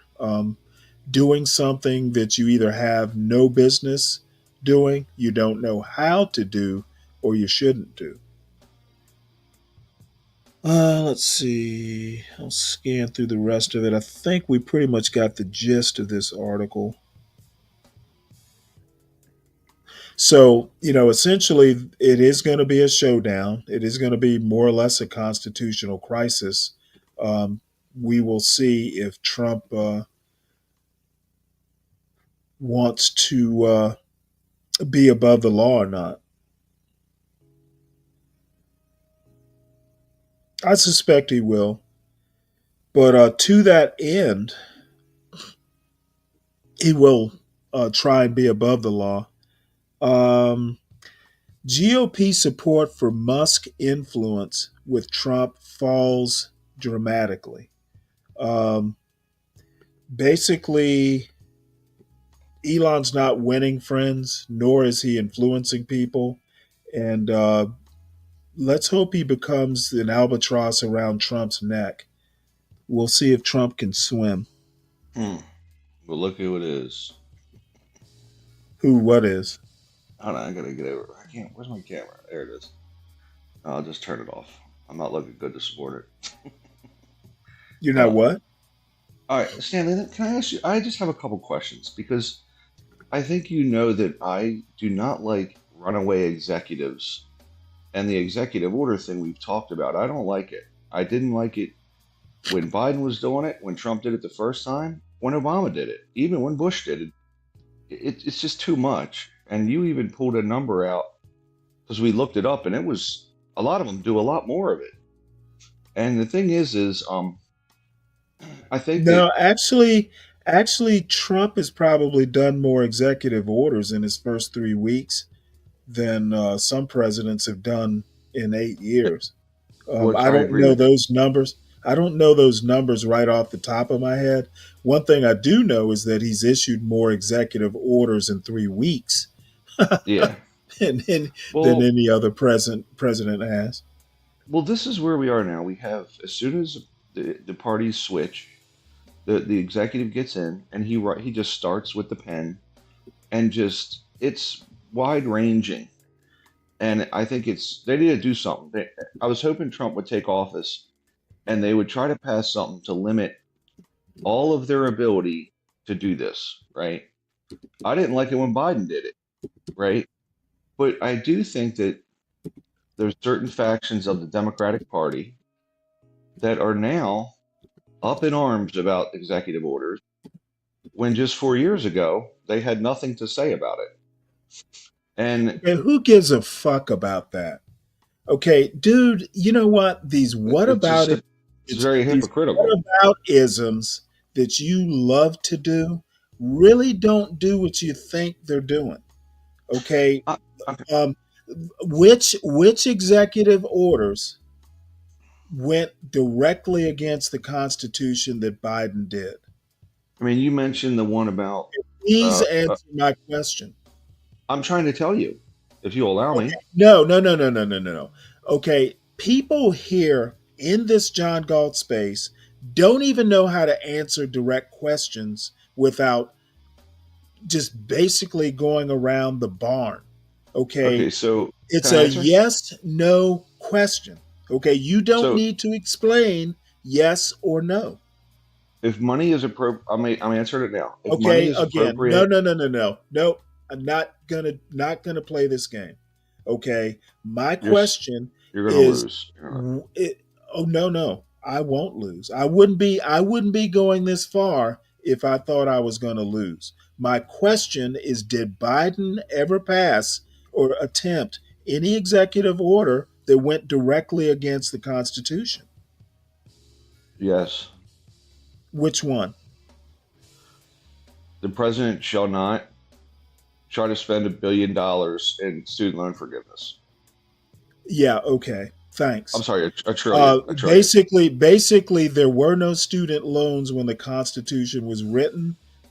He may have been going of trying to go up against a law. Okay, but there's nothing in the Constitution that addresses student loans. Okay. I think Well, I think an executive order trying to circumvent the 14th Amendment is worth complaining about. which one's he doing? I don't know. I don't know which one executive Okay, order he's he doing. literally birthright Oh, birthright, citizenship is birthright. a Okay, 14th birthright. is a 14th Amendment thing. Okay, I got you there. Yeah, I don't disagree. I don't know how that'll shake out, but I'm with you. If you're Does born my on the volume soil, does my volume sound low to you? not really. I think we probably sound even. I don't think you're too loud or too soft. Lupin, I'm not sure. I'm on earbuds. Apparently, I'm gonna have to get. I have this combined camera mic thing, but I guess since I'm doing this hosting so much, may have to just go ahead and get a regular old boom mic because the volume's too low for these shorts I'm doing. But Now, in any case, yeah. Now listen. I just said I don't like all these executive orders. I mean, I don't like it. I think that Trump is overreacting and acting crazy, and I don't like it. I don't. I'm with you on many things, but I will say that you know if there's money appropriated, he should have to spend it. And I was I don't think he should be able to take that money and use it for other things via executive well, order. he's not doing that. He's just freezing it. He's refusing to execute the money that's appropriated. He basically wants to basically if Congress appropriates it, he wants to be the final authority on whether the destination is worth it, is deserving of it, and And I that's think not that's how wrong. it works. It's wrong. It's literally not the president's job. And there was a lawsuit, and I read an article, and I didn't think to save it. Nixon tried to do the same thing, and Congress passed a law explicitly forbidding the president from doing it. Yeah. From and I can't remember. It might come up in this article. I read about it in another article, and I can't think of the name for it. I don't know why I'm having. I'm I'm conceding forget- though. Look, I'm conceding it's wrong, but can you at least concede that these executives have been doing this now? It happened with the wall, like okay, Biden. that's what Biden didn't build a aboutism. wall. That's what aboutism. What I'm saying is the executives have been doing it for a while, and I think it's wrong. Don't you Okay. agree? It's wrong. It's wrong for them to do it. I'm not going to do what aboutism. Yeah, it's wrong, but it's irrelevant to what I'm talking about. I'm talking about Trump specifically and what he's doing as unconstitutional. But you don't think it's hypocritical for everyone to say, "Hey, he's doing this"? No, I don't. Why not? Presidents, It's a presidents, presidents generally don't go up against constitutional amendments. okay. So he went up against the 14th Amendment. There's executive orders, and then there's literally violating the Constitution. Well, they're supposed to, and they passed a law with Nixon saying, "Hey, you got to spend this money. You can't just hold it or do whatever." Right. And I think it's wrong. But Okay, but what you're describing is yeah. similar but not the same. My chief problem is he's going extra constitutional. Well, you mean with the money part or the 14th Amendment? With the Well, birthright citizenship? with the money part and the Constitution and the 14th Amendment part. Okay, Well, can he's you at least not concede doing. that Biden He did it is with the 14th Amendment then on the money part? I'm what conceding and saying you're right. the 14th Amendment has nothing to do with the money part. The money part, the appropriations part, is basically Article 1 and Article 2 of the Constitution. Article 1 describes Congress's responsibilities, Article 2 describes the president's responsibilities. Nowhere in Article 2 of the Constitution does it say the president should do anything other than execute the laws, which is what appropriations are basically. Yeah. The president is supposed to faithfully execute the law. Okay. I'm saying I'm conceding you're correct. It's wrong. But can you at least concede that Biden did it too in some cases? I Not don't not know that as he did. I don't know that he did. I'm, believe it or not, I'm not that familiar with his executive orders. I am kind of familiar with the student loan stuff, but I don't think the student loans had anything to do with congressional appropriations. no, the student loans didn't, but Biden didn't Okay, so continue to build the wall. what we're dealing with there is not the Constitution, but basically some statute. Um, and you know what? I'm not against a president attempting to get around or defeat a statute. I am against a president going against the very plain text of the Constitution. Well, okay, but as far as not spending the money, he didn't spend the money to keep working on the wall, which he All probably you want regret. to talk about is money, and I'm not interested in talking money. But I think that he's doing the same thing as Trump. I The money's don't think appropriated. I don't In agree with fact, you. they built. In fact, they bought a lot of the steel and stuff for the wall, and he stopped it. Okay, And he did Congress appropriate money for the wall? yeah, they did it in a reconciliation act. In fact, Trump got a lot of the money. He claimed Mexico was going to build it. He reconciled. He did a Okay, you would reconciliation, have and to. I'm not familiar enough to say yay or nay. I didn't well, he realize did. Congress. I didn't Yeah, realize I didn't realize that a Democratic Congress had appropriated, or I'm sorry, a Democratic Senate had approved money for the wall.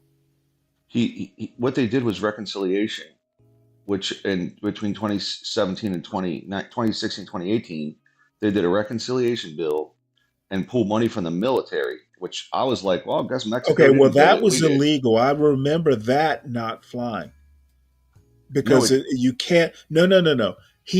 Trump attempted to pull money from the military, and I think he got shot down. You can't reroute money that's appropriated for. If Congress says it's for this, you can't grab it and use it for something else.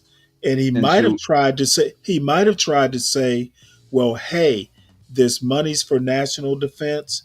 Building a that's what he did. wall is for national defense." Exactly. But That's what he did. if I recall, that did not fly. No, he did. That's how. I mean, because they spent. Okay, so he basically defied the law to do it. Yeah, he claimed it was for national Okay, defense, which well it then, wasn't. if he defied the law, then I'm not sure if Biden said no. I'm confused. Okay, Okay. so Trump defied a law, or attempted to, and got shot down. What the hell? What he did was illegal. Yeah, he diverted Okay, so what's billions. this reconciliation thing you're talking about? You So they said did a Congress. You said Congress appropriated money specifically for the wall. Yeah, they did it through reconciliation under alleged defense, which I don't even agree with. Okay, that They doesn't make sense to me. all Just give me the documentation and let me read it. Because okay. if they appropriate money for defense, but Trump takes the defense money and wants to apply it to the wall, that's Yeah, not something Congress approved. That's something he Trump got attempted to do. so he got 11 billion initially, Okay, and listen to what I'm saying because you're trying to skirt past it. It doesn't sound like Congress appropriated money for the wall. They I'm trying to appropriated it find the for article. they I was appropriated it for defense, and Trump wanted to get fancy. I'm trying to find where it is because I was irritated, Well, and then I knew. while you're doing that, we can move on. Okay, well, look, I'm trying to be as objective as Okay, I don't possible. care about you being objective. I care about you being factual, which should be the same thing. Okay, you're I you're am. doing this weird whataboutism. I'm trying to talk about Trump current, what's happening currently with Trump and executive orders, and you're trying to go back to Biden and Trump's first administration. Really, nothing to do. I mean, I don't really care about any of that. The past, in this case, I'll let lie. What's before us is trouble enough. I'm trying to find it, and because I was just as aggravated at Trump. I mean, because what's right is right, you know. Okay, well, So see, the thing is you're trying to be all even-handed and stuff. Sometimes it yes. works. Sometimes neutral does not work. That's the first thing a good moderate learns: when to be moderate and when not to be. Well, I can evaluate though as an independent because I'm not registered with a particular party.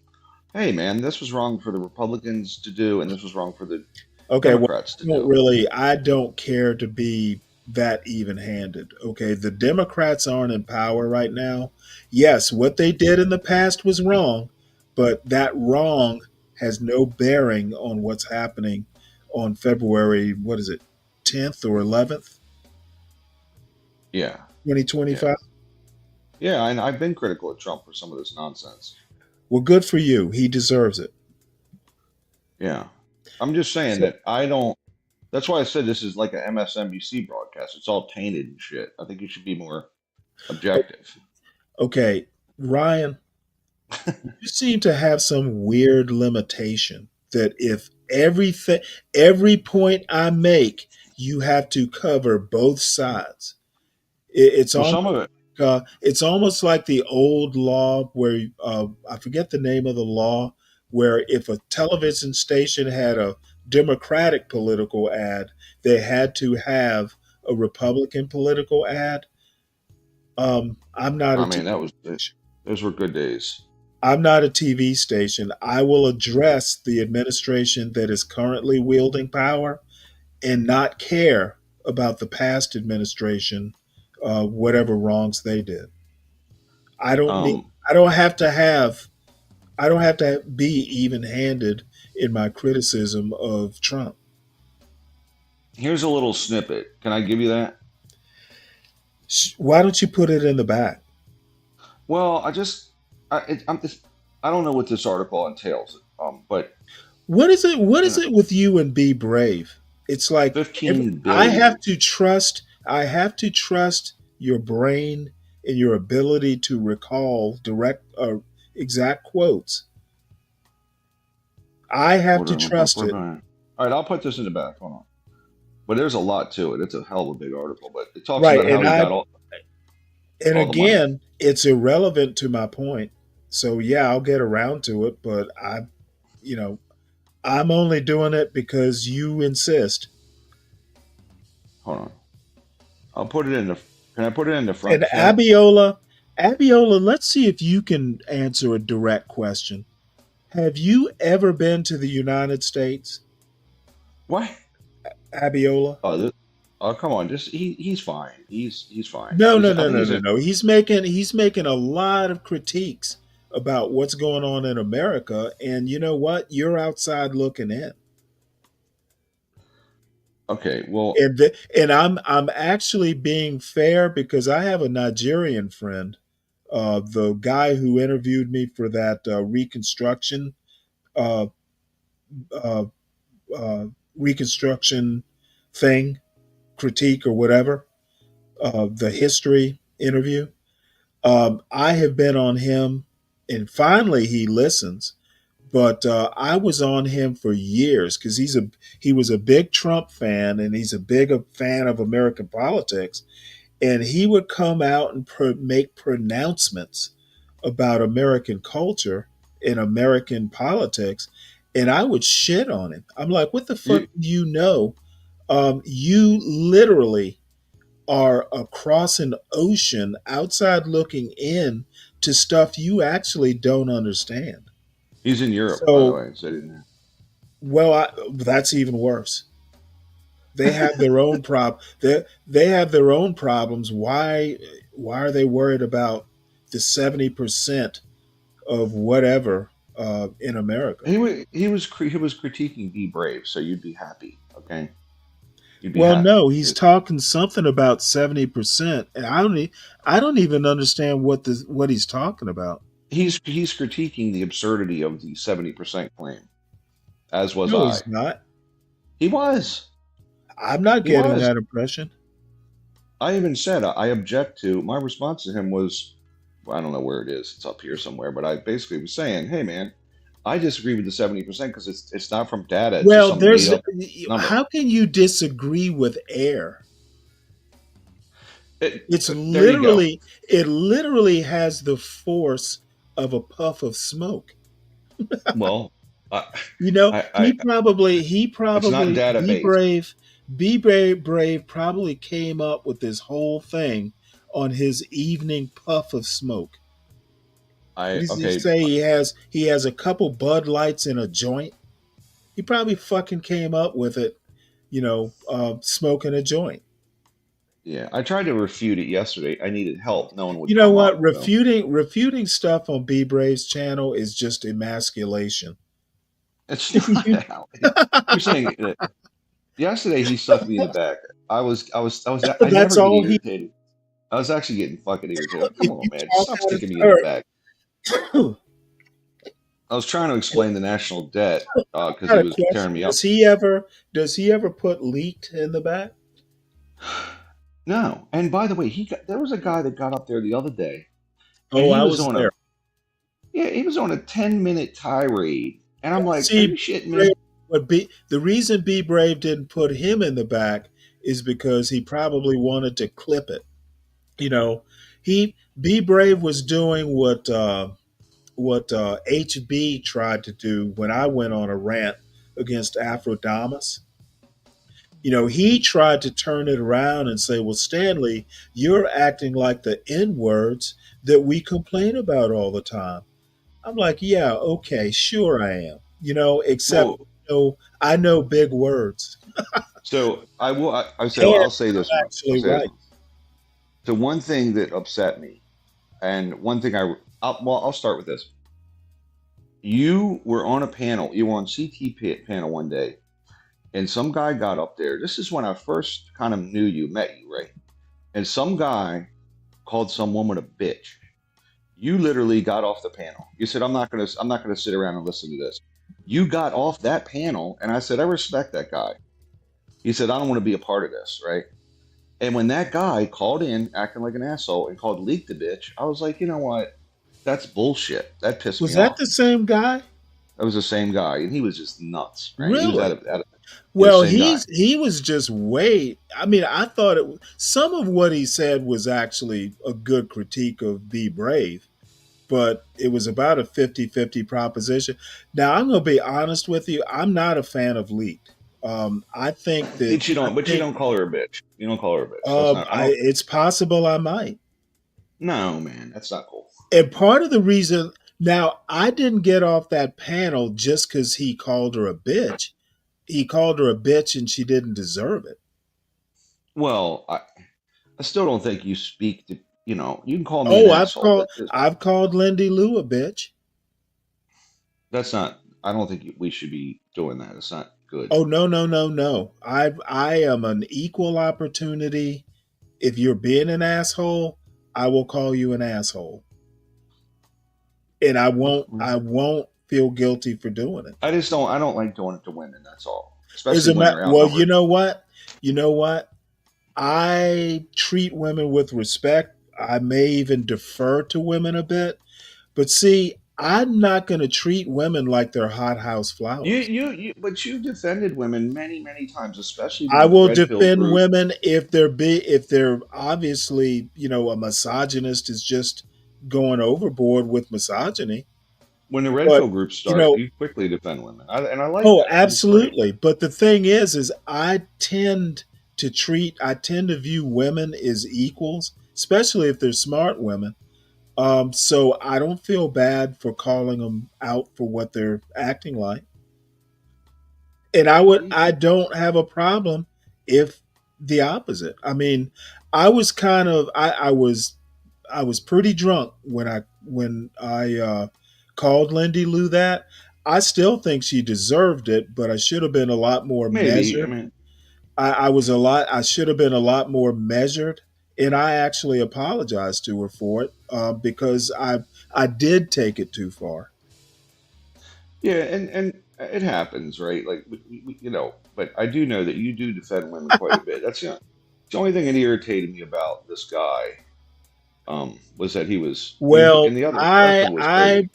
these days, Leaked has me blocked because I will snipe from the Yes, chat, and she also Lucas. has no Now, sense. She also has no sense of humor. She is about as un I don't know what to call her. She's she's unfunny. She has no sense of humor, and I don't think she's particularly bright.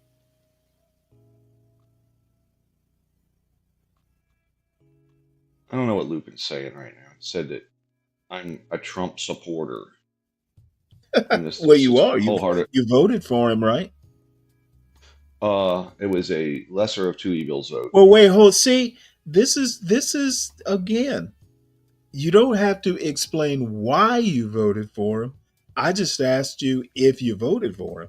I didn't ask you why.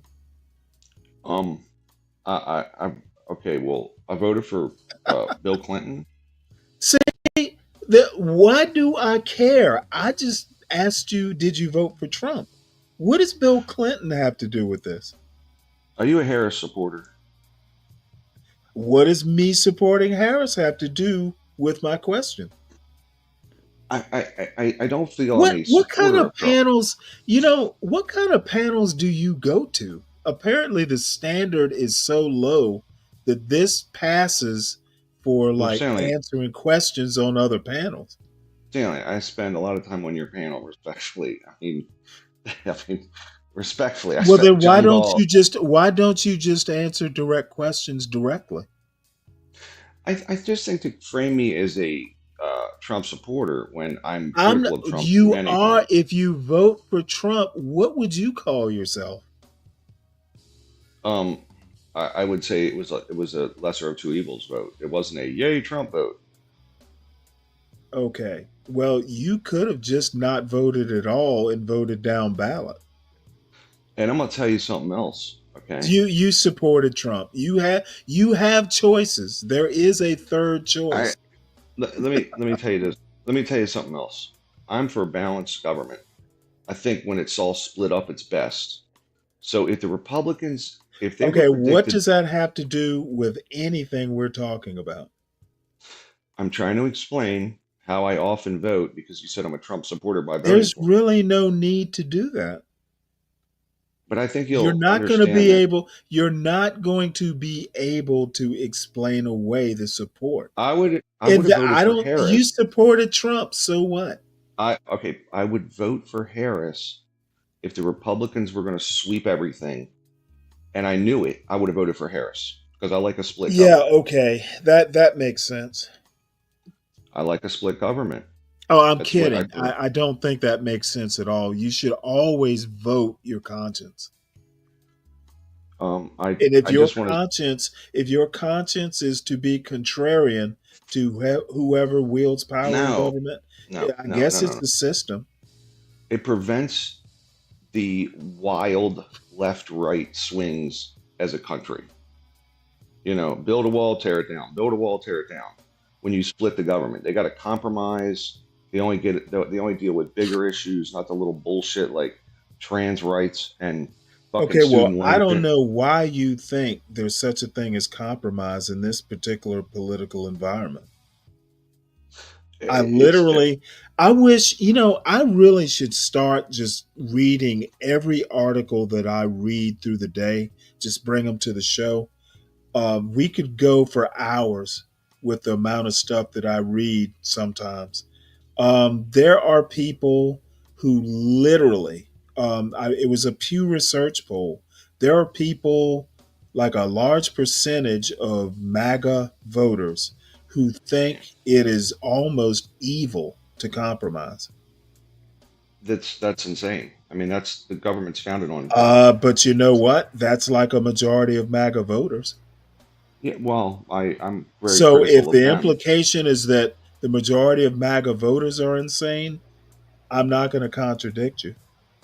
Yeah, I mean, I've said many times I'm not a MAGA person. I'm I not. think if you vote for Trump, you are. Okay, that's ridiculous. But go ahead. Oh, it's not ridiculous to me.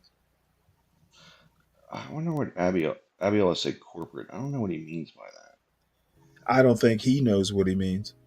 What's up, Wolf? that. Hey, Wolf. Hey, Good morning. Stanley. Is that Ryan there too? Yes. Yeah, Stanley. Yeah, of course. You can hear him because he's every show. It seems like all the shows I go up on, Stanley's and B Braves, it's just steady criticism from the hosts. At least Stanley doesn't stick me in the back. At least Stanley doesn't stick me Well, in the back half the show. the thing is, my criticism is you don't know how to answer direct questions. I do. It's a challenge for me for sure. Well, I don't know why. I always feel like people don't understand my position, so I try to over-explain it. Over explaining, that might even be an understatement. Yeah, I do They ramble a will bit. generally, if people want to know why, they will literally ask you why. I don't disagree with that, and I do have an issue with over-explanation. Oh, But Lupin's on a tear here. well, obviously he's tainted.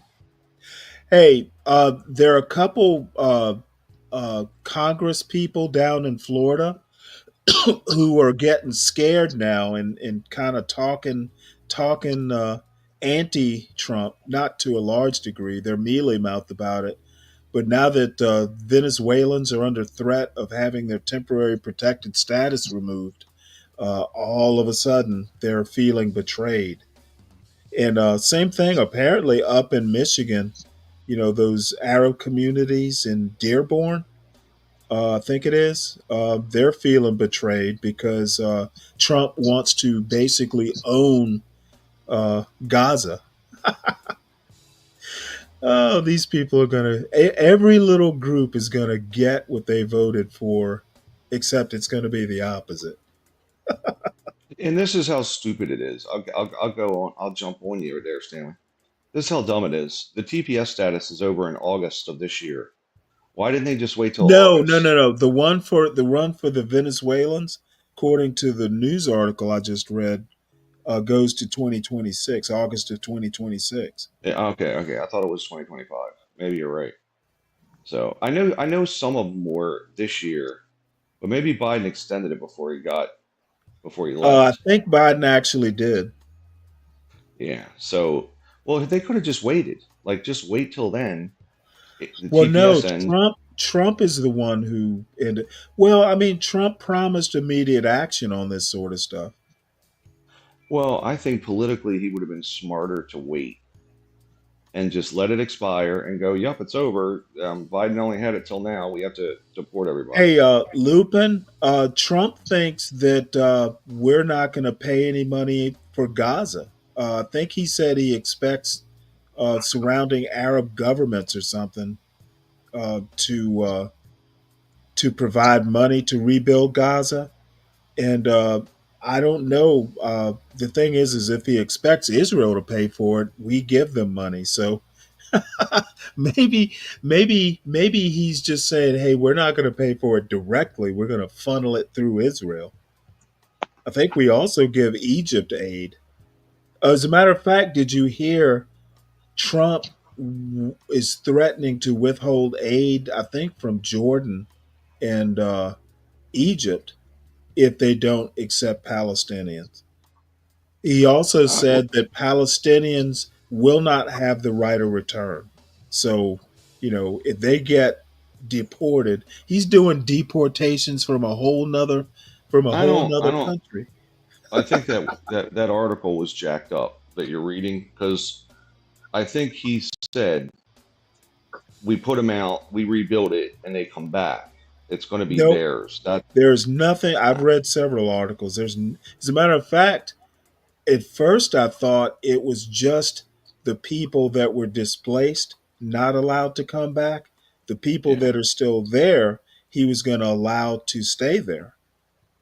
Have you? But it's even worse than that. Apparently, he wants them all out. I listened Yeah. to I him don't. talk.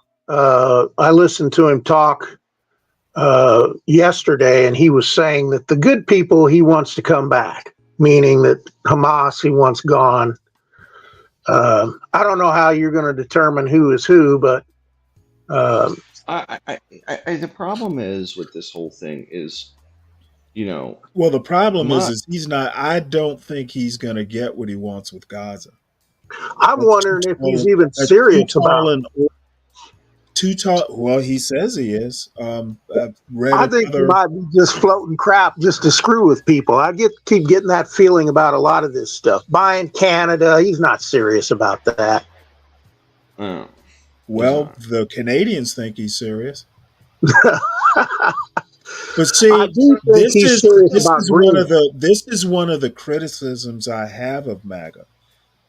No one seems to know whether he's kidding or not, and MAGA people are so inclined to go, "Oh, Trump has a great sense of humor."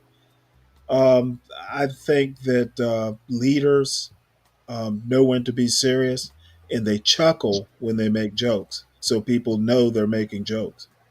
I know he's serious about Greenland, but it's that would be ridiculous for Canada. Mm-mm. He's not going to do He's that. not. He's not. He's not. He got what he wanted in Greenland. He Yeah. Yeah, got what he wanted well, in you Greenland. know what? Acting like this is an agenda that is worth enacting. Um, I think that Greenland. I think that Trump overestimates his abilities.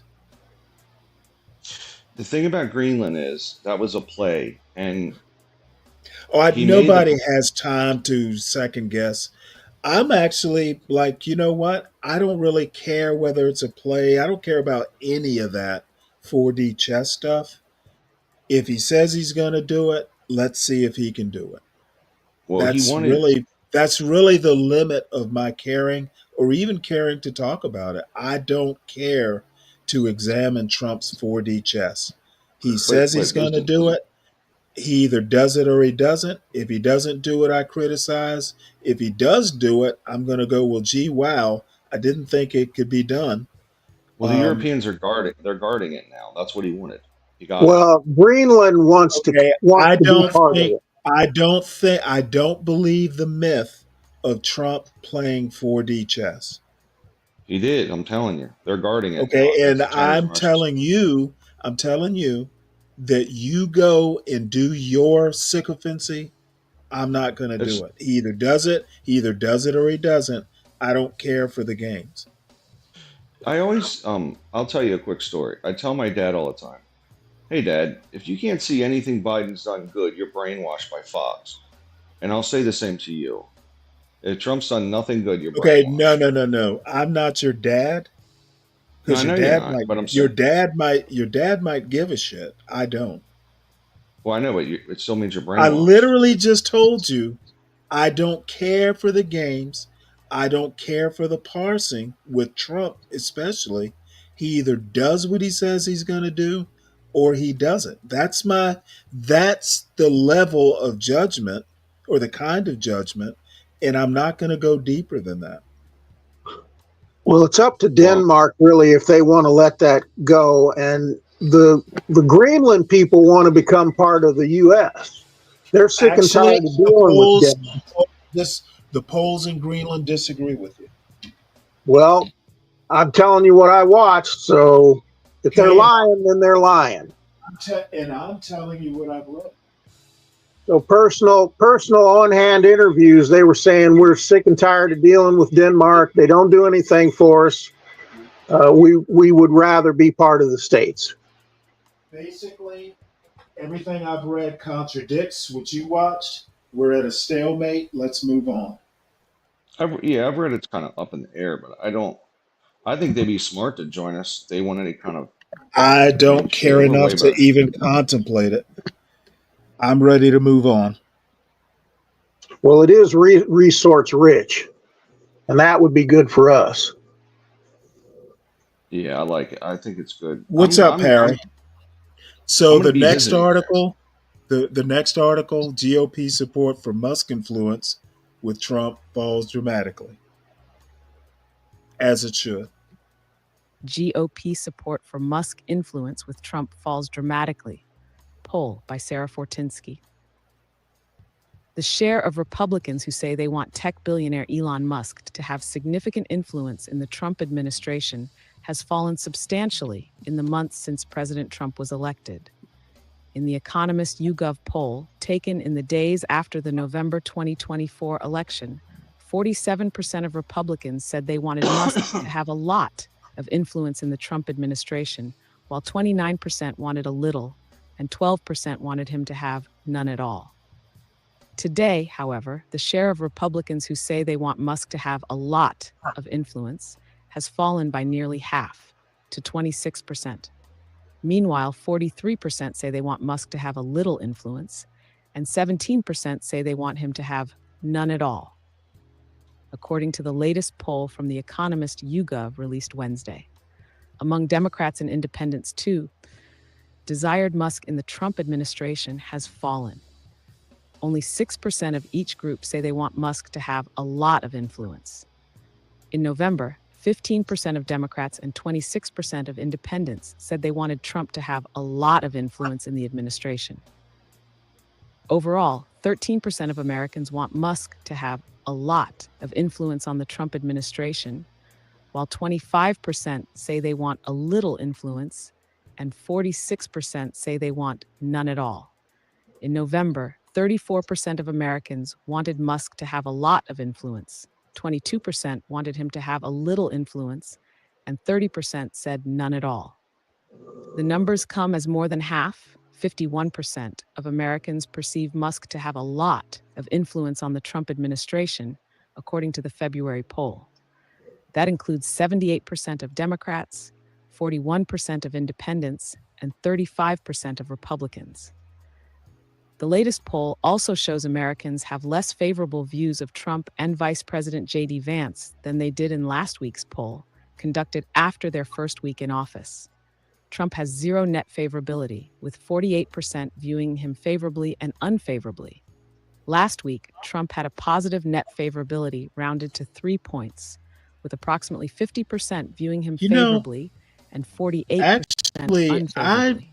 I don't Vance's know that I favorability like the rating wording dropped of more this. significantly over the past week. This net favorability, they really shouldn't be talking favorability at all. They should just say it's, the polls are neutral. If it's 48 for, 48 against, it's neutral, not zero net favorability. Um, I know it's semantics, but I'm not exactly sure that they're getting through um, calling it net favorability. From a net They don't positive rating want of 2 points down to a negative Stanley. 7-point favorability rating. Yes.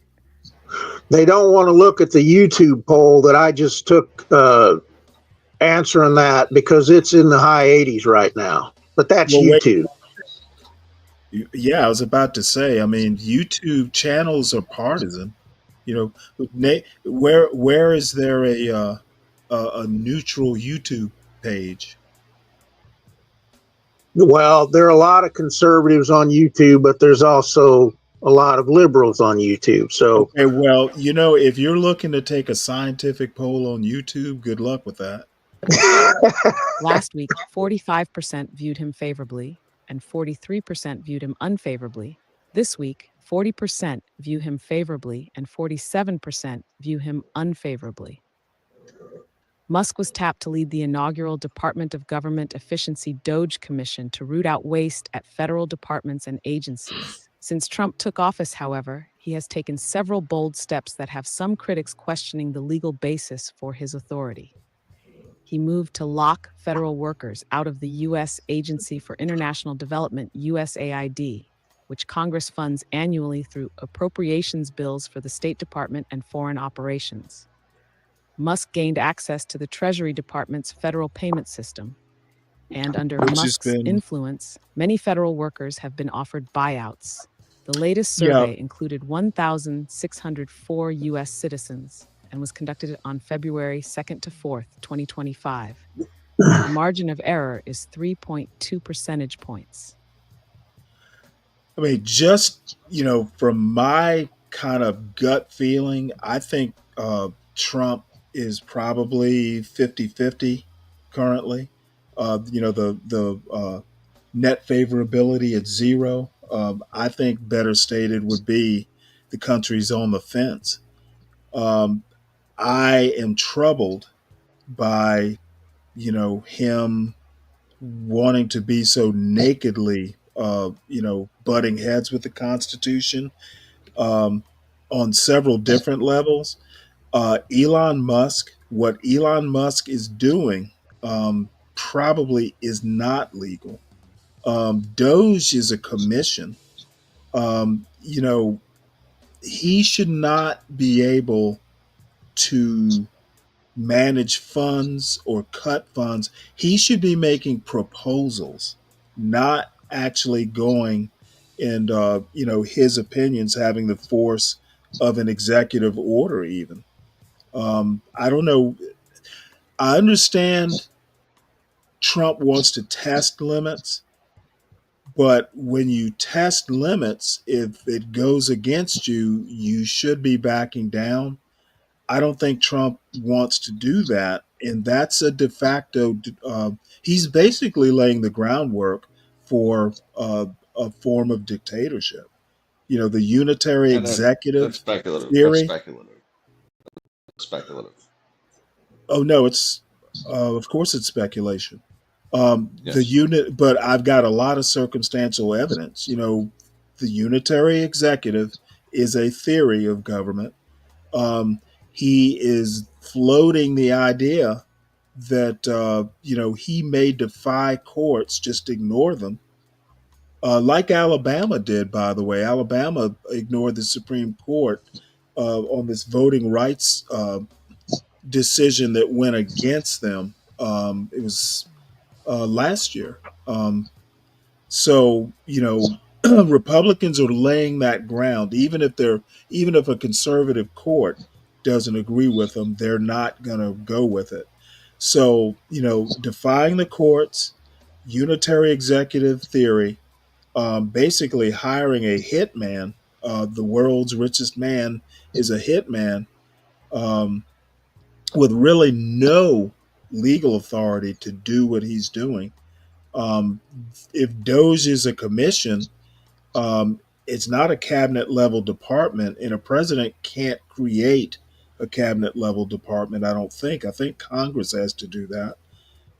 And when they create that cabinet level position, they have advice and consent on who runs that that uh, that exec excuse me, that agency. So So his press I secretary think, is. and one the last thing, and this is kind of in the air, but a third term. There's You rumblings. all right? There's a freshman congressman, I think from Tennessee or Arkansas, somewhere like that, who is proposing a constitutional amendment.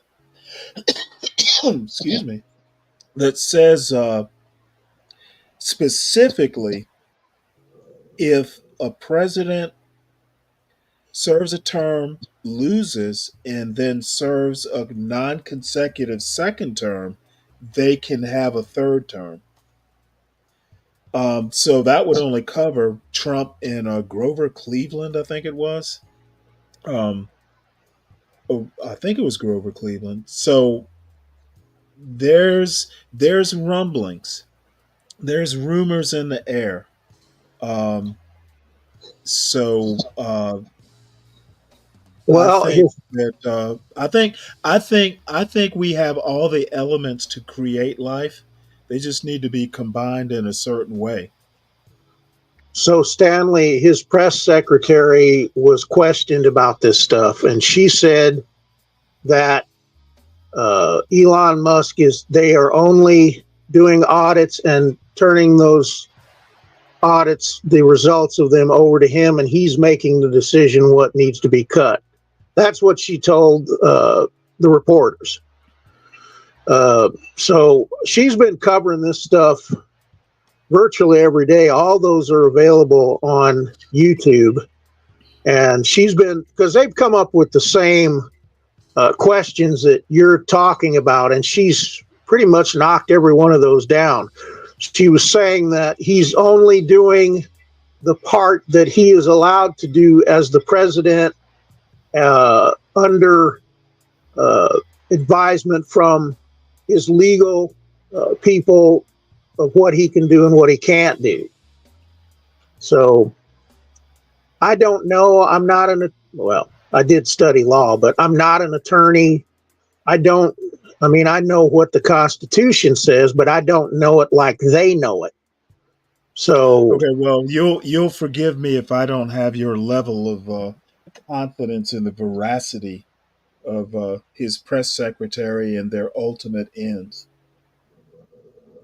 well, I give you have your opinion on it. I'm just telling you what I've watched and Okay, what she said well, to press. let me put it to you this way. I have an opinion on it. You have an opinion on it, and we actually don't know. No, I honestly I don't have an opinion on it. We I'm actually just don't telling you know what if she said. we actually don't know if they're even telling her the truth. She No, may believe you what know she what? said. You're correct on All I that. I have don't to have say, all I have to say is Trump didn't know anything about Project 2025. But, lo and behold, some of that stuff is actually happening. Yeah, I don't have an opinion on it. I'm just telling you what she said in the press conferences. So Thank you for I that. I know She's a how the pretty. government works, and I know that most of this stuff, it not everybody knows what's going on. Not everybody who thinks they know what's going on knows what's going on. Yeah, this country's into so much crap. It's ridiculous. And Well, and and also, Trump is sure as hell going to sort out that crap, isn't he? No, he might catch the surface of it, but no. I think Trump is actively adding to the pile. the problem is the New York Times writes these inflammatory articles, and so does MSNBC to scare everybody. Yeah. That's what they're doing. I mean, look, let's face it, they're very, very left wing nowadays. Have Yeah, you watched Ryan, the? you have a talent for bringing up the irrelevant. I don't. What does MSNBC even have to do I'm just with saying these what leftist Wolf and I were viewpoints are. talking about? He's not going to do anything that you're describing. Okay, he's not going to go a Okay, you third know what, term. Ryan? You know what, Ryan? You're a bold and faithful person to think he won't do it. He didn't. I Okay, don't the think last time I don't think you know any more than I know. I So have faith in our I, re- Constitution. I res- you know Government. what I admire you. I wish I could have your faith. Yeah, and I don't know what Congress isn't doing anything either. They're just sitting around. I'm like, why is he writing all these Well, dumb executive orders? that's actually the amazing part that I think Congress is going to be the hero in this. I I don't mean, I know. don't know if You they're know, scared or. senators especially are very jealous of their territory, and I don't know that they're going to let Trump get away with this for very long. I'm like, are they scared of him? I guess they're scared of him. They always have been. But I don't think there's. I think what are they? maybe people in the House are. I don't think the senators are. Well, why aren't they putting forth any legislation? I mean, just. I mean, what are they Okay, doing? well, what do You you? know. I mean, how do you legislation for what? Well, in other words, he's writing executive order after executive order. Why? Why is Congress not trying to put forth similar legislation so that it's law and not just executive order? It just maybe they don't know what he's doing day to day. I guess that's all I can think. But Well, remember, you have things earmarked programs and money under the table for both sides in that house. So you're stepping on both feet, and they're Okay, I have no idea what that means. I think Congress basically, um, I guess they're just kind of sitting back and letting him take all the bullets. Because that's a good when the point. shit hits the fan, their noses, they'll be fine. They won't be in the line of fire. I think what's going to happen is that at some point, Trump's going to step on enough toes that they're gonna feel justified. I I think the House is very pro Trump. I think the Senate is a lot more neutral on that. I keep Hmm. expecting somebody to take him out because of all the feathers he's ruffling.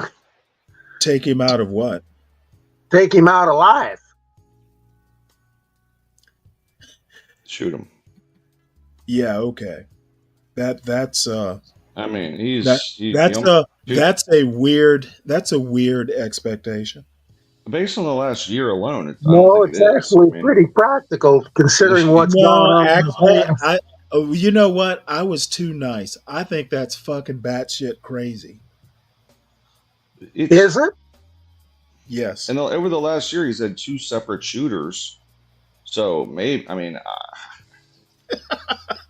two different guys. I mean, one guy was in the bushes, and the other guy put a bullet to his ear. So I mean, I don't know if you believe that's true or conspiracy, but some. I think they were legitimate attempts. I think he's All right. not a candidate anymore. I'm just I think he's somewhat safer than he was as a candidate. I'll put it that yeah, I way. would agree. I think he is safer. Yeah, but it's still just. I mean, the fact that there were two different situations, I'm like, damn, Yeah, kind of yeah, yeah. surprising. You know what? I felt a lot less passionate than you do about the safety of Trump. It's just it's the president. I mean, if it was any president, Oh, even a fuck left wing that. rat. If Obama didn't get assassinated, I think Trump will be okay. All the people who love guns are pro Trump. Even one of his shooters was a Republican. Okay, let's not conflate information. He was a Okay, registered no, I will conflate Republican. at will because the dude was a registered Republican. Yes, however, Okay, he was yes, donating money to Biden. you can stop it, yes. I think his political affiliation You is can questionable. stop it, yes, because that I part mean, I is can. factual. That part is Yeah, factual. I said and nothing that was non-factual. well, he donated money to the liberals, Okay, which is factual. you just want to hear yourself. You just want to hear yourself answer the why I'm wrong. I just think that you're framing this wrong. It's wildly Yes, I'm insane. I'm I'm framing it in a way that you don't like. Yes, I admit to that. Yeah, this is a And propaganda. That's why I said this is MSNBC hour. I do not claim to be neutral about Trump. I think he has low character. I agree with that. I fully agree. I don't like his character. I don't like some of his policies. I think he says the wrong shit a lot of times. Overall, but I still try to take an unbiased approach to it. I don't Okay, like his incredibly tiny hands. I don't waste my time and energy trying to be unbiased. Well, I don't that's like his obvious. tiny hands. If you don't like his tiny hands, there you go. You really think I give a shit about his hands? I don't care whether you do or not. They're creepy looking. Yeah, well, you Yeah, know it's what? kind of I weird. understand that you guys want to know every detail. You need to know every detail about Come your. on, come on, Stanley, get real. It's no. I think Hey, are I you are didn't you bring are up. you a I Trump didn't bring voter? up. I didn't bring up his creepy hands.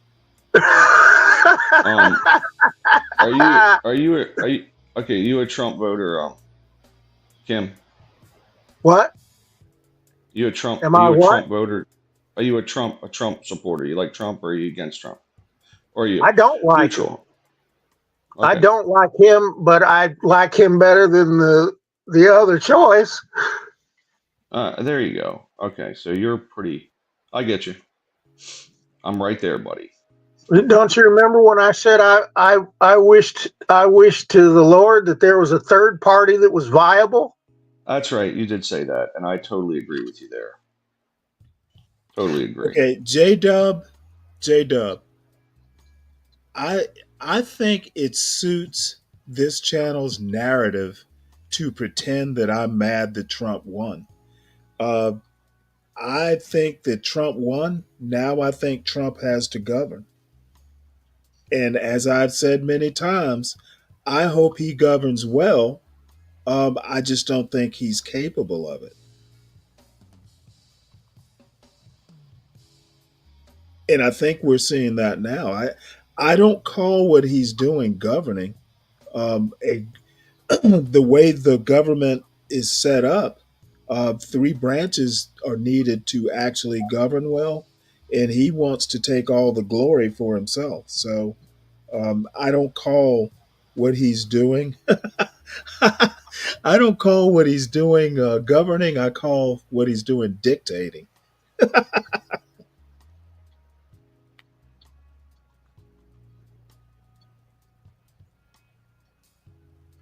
I know. I would say it's not, but it's just opinion at this point. Hey, you yourself said Congress isn't passing any laws. I know Trump's they're sitting their ass on the lawn. Trump's the only branch of government doing anything. Mm. Yeah, I wish they would get busy. So I mean, I he's don't know what not, they're doing. and you need all three branches to form to do an effective government and governing. Well, I So think you have he's not you governing, have he's dictating. I think you have the left right now really trying to Okay, what bog is things down in Congress for number okay, one. bullshit. Uh, That is so much a fantasy that I'm amazed. Oh, you Yeah, still it's a asleep? fantasy that they're I don't trying hear to you. slow I don't down hear you. the appointing, all the The appointments left. that he's put forth. Okay, dude, you are literally tilting at windmills. Yeah, great. Mhm. They're You are trying to slow down his. They're literally trying to slow coyote. down his You are appointments. you are coyote level mad.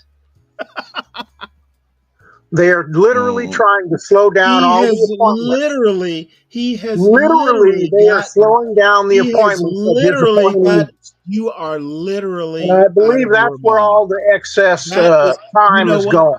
You know what? That is so ridiculous. I might have to use it as a show title. Go right ahead. It'll just make you look like a Oh, fool. no. I don't. I know I don't need your permission. The point I'm trying to make is I usually take the funniest thing I hear Good. during It'll the make show. you look like a fool It because that's what's going on in Congress right now.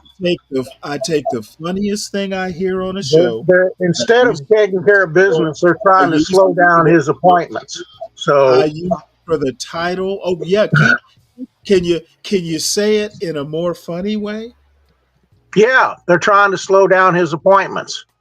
Yeah, and that is funny as shit. It's going to be the title of the next show.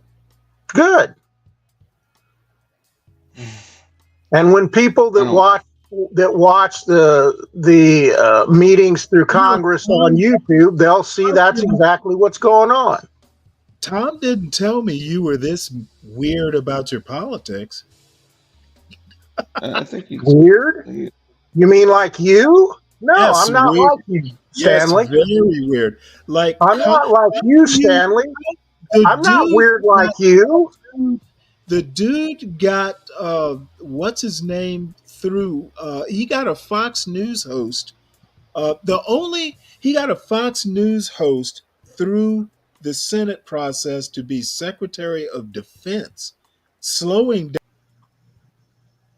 The only qualified candidate that Trump has nominated for the cabinet, in my opinion, is Pam Bondi.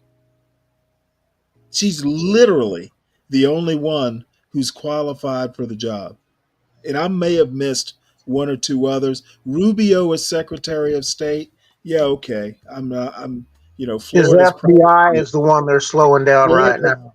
Florida's practically a governor. I'm sorry, Florida's practically a foreign country, so he might be actually fairly qualified. He and Bondi, Cash Patel. Um, okay, so they're slowing one awful person down. Sure, why not? But I don't think they're slowing him down either. Can I just mention the word Mayorkas? Totally, he was qualified. Look what he did. By the way, Pete Buttigieg had Let me no put it to you this way. qualifications. Let me Pete put it to Buttigieg you did this way. nothing with transportation ever. Me expecting you not to do whataboutism. How could I ever? How could I ever not expect you to do All what right. Well, about? I'll just make a joint. I'll make a joint statement then. I believe that appointments have sucked over the last 10 years. Many of them. Many of them. All right. Well, looks like Eric Adams is gonna get a get out of jail free card, and I don't know. I'm pretty neutral on this. I think he did what he had to do. He sucked up to who he needed to suck up to. And quite frankly, the way things were going with the immigrants in New York City, I can't blame him. He killed two birds with one stone. He's going to get the immigration stuff under control and he's going to get out of jail free. So I can't blame a man for being that skillful politically. And I think Trump has a friend for life, and I actually think Trump is probably going to be a big help in getting Adams a second term as mayor. I don't think Adams, without Trump's help, would even win. It seems he's pretty unpopular right now, but I think Trump Eric could. Adams. Yeah, I think Trump could be a valuable ally. Yeah, I maybe. I don't know. Well, I I don't mean, know. I think. if Trump gets this, I mean, Justice Department directs prosecutors to drop federal corruption case. You don't expend or you don't give that kind of political favor without something in return. The only way Yeah. Adams can be of benefit to Trump is to be reelected. And having a mayor of New York City who's going to be functionally Republican, um, I I I liked think Adams that's when he I got think that's a elected. match. I think that's going to be a marriage made in heaven.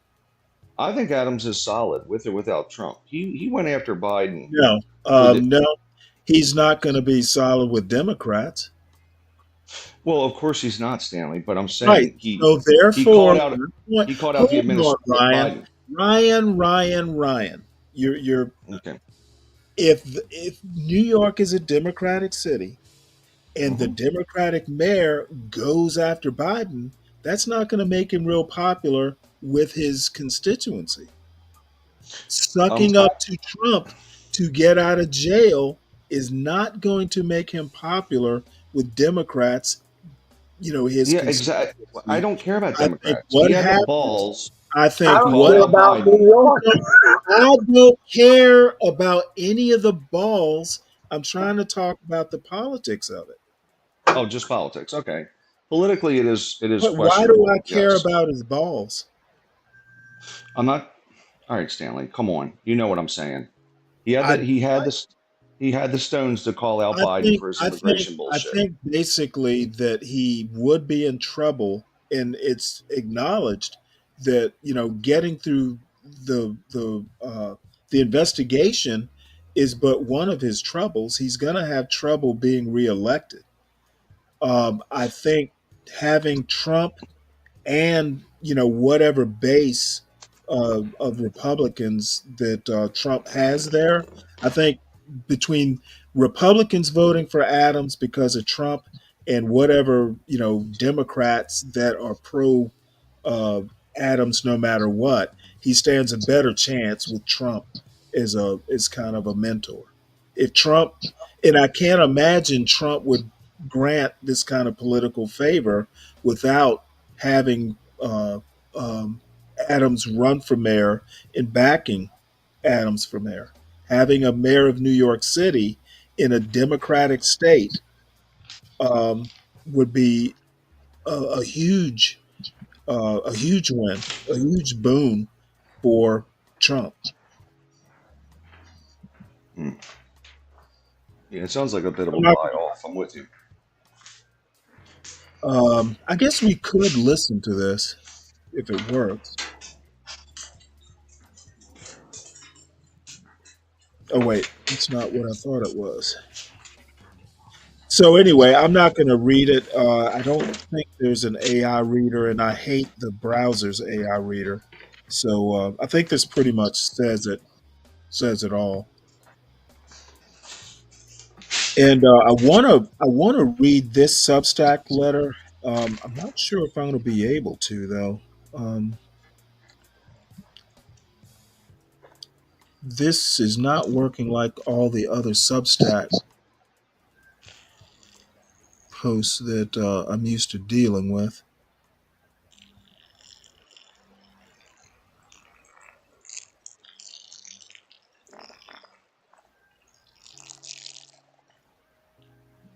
Someone slurping in a straw. What the heck is that noise? I don't know. By the way, Trump is also going after paper straws. That's another. I don't know if there's an executive order he's going to do for it or just what, but Trump is that's a news article I read also. Trump's going after the paper straw industry.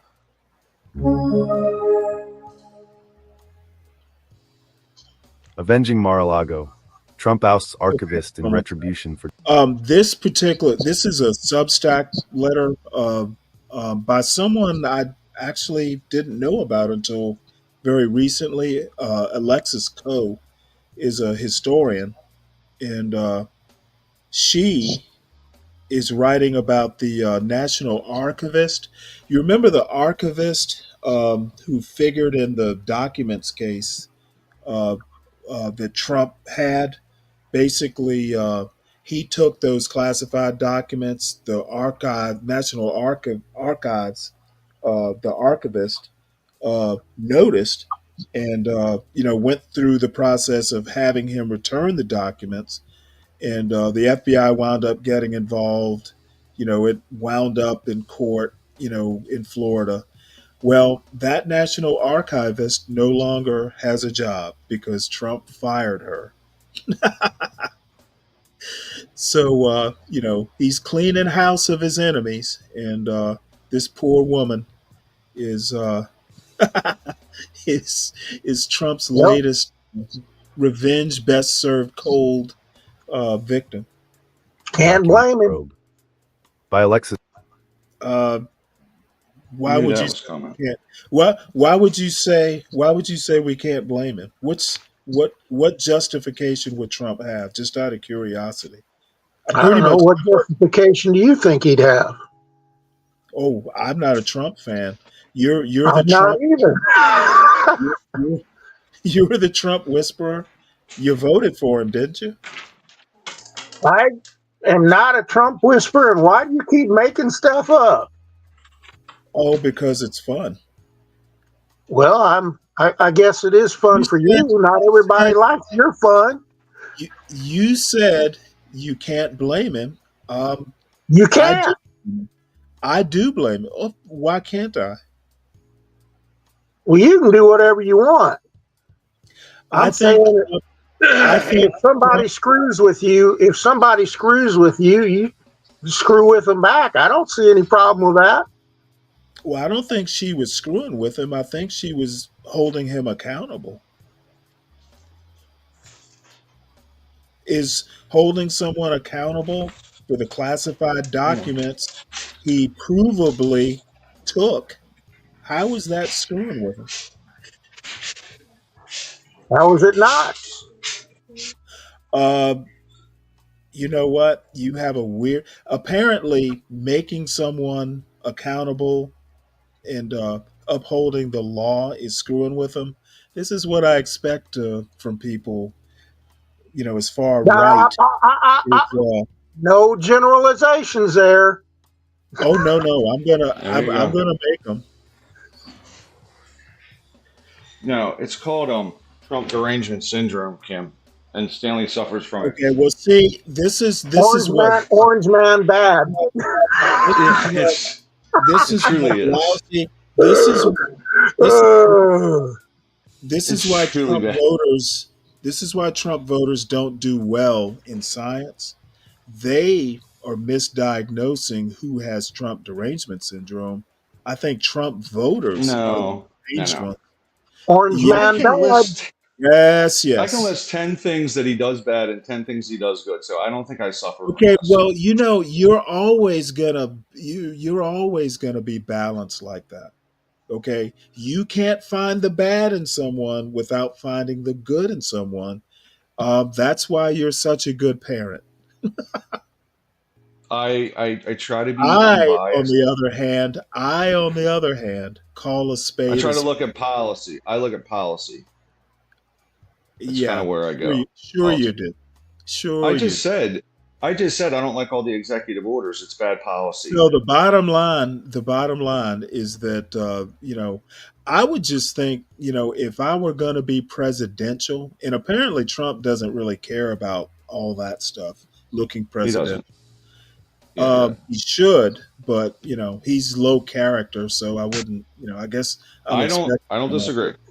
He should be to be However, presidential. however, yeah, I can understand why he would want to, in a fit of rage, exact retribution, and he's being true to form because he did say he would be the people's retribution, and a lot of his base is mad at this woman.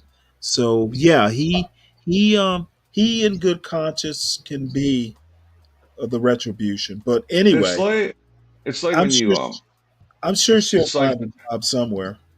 it's like when you yammer on about the rule of law and then pardon your kid and 50 other people before you leave office. Oh my god! Oh my god! That was awesome. That was a classic. Hey Stanley, you should soundbite that What one. was? That's a Well, good wait, one right hold there. it. Hold on. You're acting like Yeah. you made a zinger. He did. No, it was. It was. For me, it was, man. No, Come on. I We would expect Sorry, any. Stanley, you're I would, wrong. It was funny. dude, don't. Hey, Wolf, don't do the over. I'm not. Most people don't laugh at any of Wait, my autistic jokes and Wolf, shit. Wolf, Okay, so this was you're good for me. new. Wolf, you're new to the panel, so you may not know. I don't have a problem with putting people who overtalk me in the back. So Hey, the Stanley, I bottom don't line, care. Good. I'm I'm used glad to it, you by the don't way. care because you're making it inevitable. Um, I You I would know what? You don't need to worry about it. I'm gone. take it easy. I No, would think stay. that Don't any leave. Don't leave. father, I would think that any father would do something like that for his son, whether you approve of it or not. It's what fathers do. So it's not the zinger you think it is. My problem is he lied about it. Okay, he bold faced lied a He hundred probably times. he probably didn't intend to do it, but when you're basically in the crosshairs of MAGA, and the father's not going to be in power to protect his son. Um, yeah, I can understand why he did it. I listen. I literally. It's amazing that this. It's amazing that it's always different with Democrats. It's like they literally squirm on this shit. He said he wasn't going to do it. He. By the way, his brother wasn't up for issues, but he pardoned him. He pardoned his entire family. I mean, I think that was ridiculous. Yeah, well, you know what? I'm sure you think it's ridiculous, and that's You that. can't see the moral issues with Or that. You you can't see really the want to keep moral. on? You really want to keep on with this, don't you? No, No, just I tell don't. me. No, I just don't see this. I don't see this as a moral issue. As a matter of fact, it would be a moral issue if he And didn't. therein lies the problem. A motherfucker, don't interrupt me. This is getting ridiculous. no. It would be. Come It Because on. would. I don't agree with you, It it's would interrupting you and it's literally. ridiculous. It would literally be a moral issue if a father didn't protect his son. Okay. Well, I just after he says he's not going to do it 100 times and does it, it's just over Okay, the top. listen to what I just said. I heard what you said. What I'm saying is it's not a moral issue to pardon his son. It's a moral issue if he doesn't pardon his son. So I understand your point. You think he was lying. I would say that, maybe at the time he didn't intend on pardoning him, but, he changed his mind when he saw the rabid mob led by Jim Comer. It's always it's postmodern thinking, folks. You It's know just what? You have no bending clue. things. You have It's no hypocrisy. clue. It's You It's have moral no hypocrisy. relativism. clue. Moral You have relativism. neither moral relativism. Yeah, it's what's good for What are you me is talking not good for about? thee. Wait, hold it. Well, Now what's let's more explore. Let's see if you really know what moral relativism is. What would be the opposite? A um parent, how is a parent shielding the child from something the parent can't protect the child from? Moral relativism. it, why should he be shielded for In breaking the what law multiple society, times? in what culture do parents not protect their children? Okay. So there we have it. So, you know, No, there we have it that you're using terms that you don't know what they mean. from that standpoint, it makes sense. However, from the standpoint that he completely boldface lied to the American people multiple times Okay, about you it, know because it what? was multiple You know times. what? Ryan, stick to economics. Well, hold on a minute. Hold on. Answer this for me. Trump has just excused a woman that came after him for the archives, and I think it's wrong that he did it. He It is didn't morally excuse, he wrong. fired her. He fired her, right? But on the other Well, side how of the is that? coin, Oh, you Biden, meant excuse as in, excuse me, you no longer have a job. Okay, I got you. yeah, I didn't No, mean the word excuse wasn't there. It fired was the her. wrong word. He Okay, fired it was a he fired her without cause. Now, I don't know. She may serve at the pleasure of the president, so he may be perfectly justified for doing it. I mean, if you serve at the pleasure of the president, you don't need, you can go on a whim. okay, but he Trump. So Trump used his power as the executive to do something that I thought was, I think that is, he went after a political enemy. And on the opposite How side, could an Biden, archivist be a political enemy? I'm sorry, How he- he- I don't he's think mad at her because I she went don't after to know get the that I documents. don't know that the national archivist is a political appointee. Well, Apparently, it is. Well, you know what? I actually don't know if she's a political appointee. yeah. Well, okay, so let's use the word Well, someone that this impacted his article, political career. this essay will tell us. But anyway, all I'm saying is you're really good at economics. You You're might want to. justifying. I'm shocked you're justifying what he did with. I mean, I got to be frank. I can't believe that you're justifying his actions with his son and all the other No, no, partners. no, He had a no, lot no. of partners I'm too. not justifying it. Well, Commuted why don't you? sentences after the Oh, wait, court hold it. ruled. Now I'm confused. Yeah, What do I need to justify? you're justifying his act as his actions of pardoning his son. That's crazy. That Yes. he said 100 times he wasn't going to pardon him. Okay, Absolutely Ryan. not. I'm not going to pardon him. Ryan, as I Merrick said, Garland, his you own man really said, need, you really need to stick to economics. You're not so good with the philosophical, moral stuff.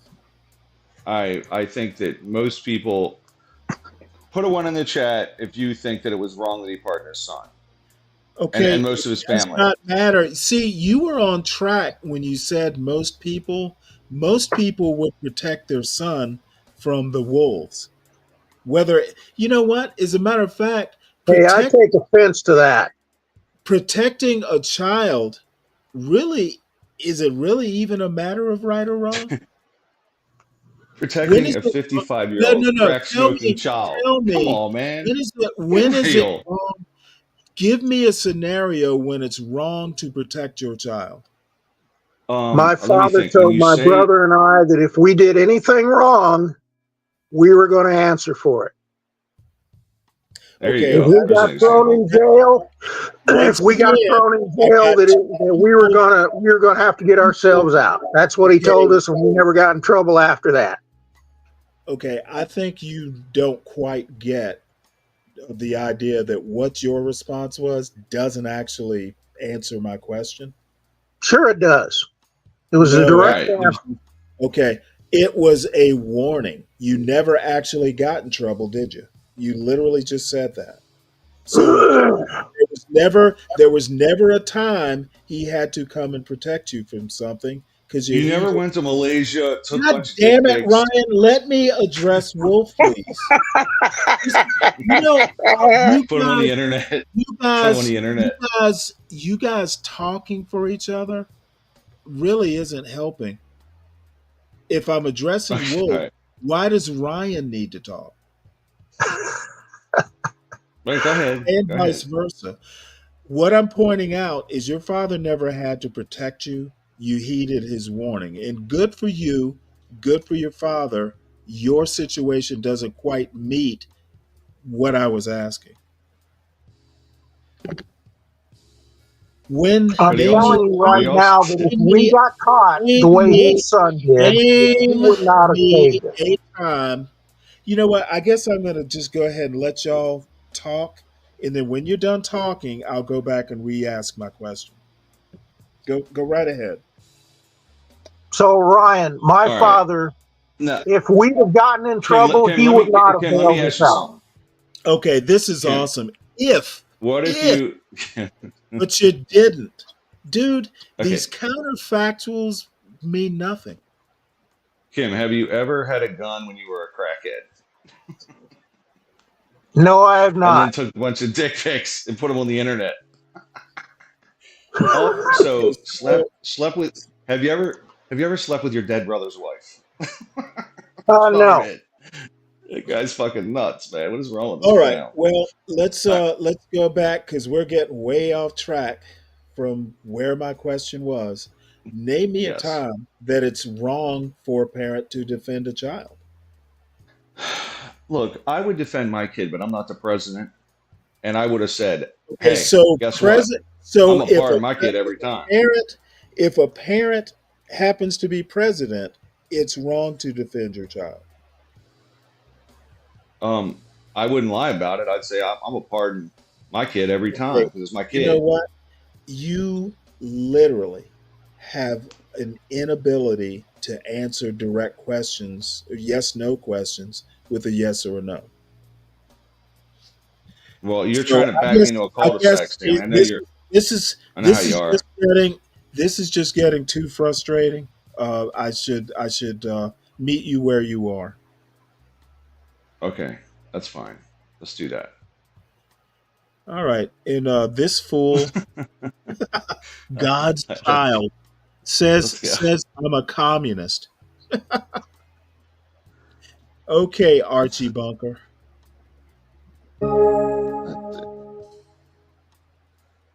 Avenging Mar-a-Lago.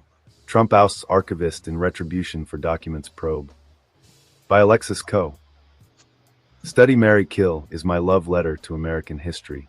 In this newsletter, I exhume overlooked figures, dissect presidential legacies, Red. perform historical exorcisms, and draw blood-red lines between yesteryear's political skullduggery and today's circus. My mission: to wage a relentless campaign against historical amnesia, serving up America's story as a complex cocktail of bitter truths, hard-won triumphs, and all the messy contradictions, and biblical as it is symbolic, caps years of Trump's acerbic crusade against the Nashcomance probe. In Avenging Mar-a-Lago, a verse to Substack? Embrace fiscal directness on Venmo or Zelle. Avenging Mar-a-Lago. Trump ousts chief archivist in retribution for documents probe. In a calculated act of political vengeance draped in the guise of executive privilege, President Donald Trump has excised Dr. Colleen Shogan from her role as the nation's chief archivist. This maneuver, as surgical as it is symbolic, caps years of Trump's acerbic crusade against the National Archives and Records Administration, NARA, an institution whose cardinal sin was its pivotal role in the Justice Department's probe and subsequent prosecution over classified documents ensconced at Mar-a-Lago.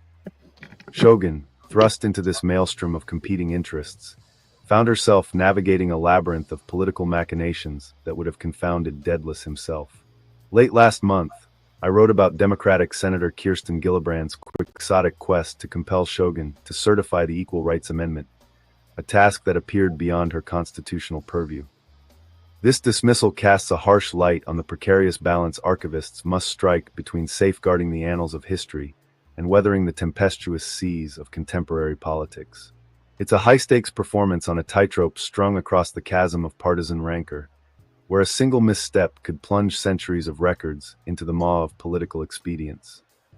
The tremors of this decision will reverberate far beyond Nara's marbled halls, serving as a stark admonition of the rapidly eroding boundary between political authority and historical integrity. See you soonish. In the meantime, you can find me on SD, Instagram, Blue Sky, and Twitter. I don't know. I should look into it to find out if she's a political appointee or not. But I My don't know that I question can. is, why would you want those records anyway? Why would you need to take them home instead of just studying them where they were? Well, my impression is that there were kind of like, I guess, mementos of power, because part of the trial was him sitting down with reporters and bragging about, I think it was him and Putin, something or another. It was something that he whipped out those classified documents and started bragging about, something, some decision he had to make or something like that. Bottom line, and I've worked in that world at a way, way lower level, but um, taking classified documents, and again, I was, in the military way, way below presidential level. Uh, but I can tell you stories. Working with classified documents is just a stressful job sometimes. However, at his level, they just asked him to return the things. Hey, can you give them back? And he refused to do it, and that's why it became such a big deal. They wanted their classified documents back, It just and doesn't make sense to me why you want to keep. Trump basically wants to run the country like he runs his private corporation. His word is law in his own company, and he wants to run the country like it's his personal corporation. The president, I'm president, I can do whatever I want. It just doesn't work that way. And I know he thinks it's going to be a force of will thing, but he's not going to win. History will probably work against him. He's 78, and John brags about how vigorous he is. I'm sure he is vigorous, and he will be vigorous until he's not. I know how that works. And the bottom line, if he was You're really Superman until you're in the hospital. right, if he were really actually like a good leader, he would be grooming JD Vance as a successor. And I don't think Trump is that kind of person. No, he's not. I don't know why he picked him. I actually think Vance is not a bad pick on paper. I don't know that Vance has the personality. Vance actually reminds me more of DeSantis than anything. I don't think he has he certainly doesn't have Trump's charisma. And I Yeah. don't know, but I do think Vance, I think Vance would probably be more like a Jimmy Carter. Very, very smart, very good at dotting I's and crossing T's. But getting out there and inspiring people, I don't know. Yeah, that's not his deal. I don't know that he would do that. You, He would you not. know Yeah. something weird, Stanley? These guys, when you meet them in person, are completely different than well, I guess it's not weird. They put on a fake face when they're in office, as opposed to when you meet them personally. That doesn't surprise me. I mean, if you've ever met any sort of performer, they're a lot different, off stage. And Yeah, it's neither here nor there because it's a strain for me to even host a YouTube show. I tend to be a little bit more of an introvert. So, you get used to it though. Yeah. Well, it's different. If you've spoken to a lot of people many times and you've been an athlete in front of a lot of people many times, you don't feel nervous about stuff like that. Right. Well, as you can imagine, the sports I ran were not team sports.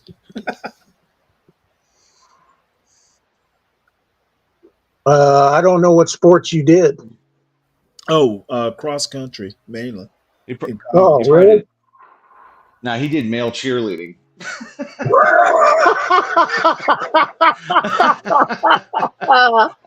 Only, And only, only I'm just Trump kidding, Stanley. voters, I'm just only kidding, Trump Stanley. voters would think that was Yeah, funny.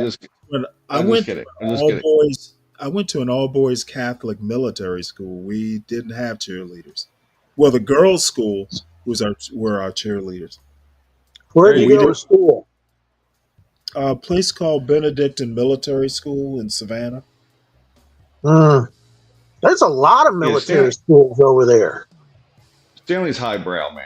He's not He's Uh, high. well, it was Stanley's a a high class Catholic gentleman. military school. I don't know how.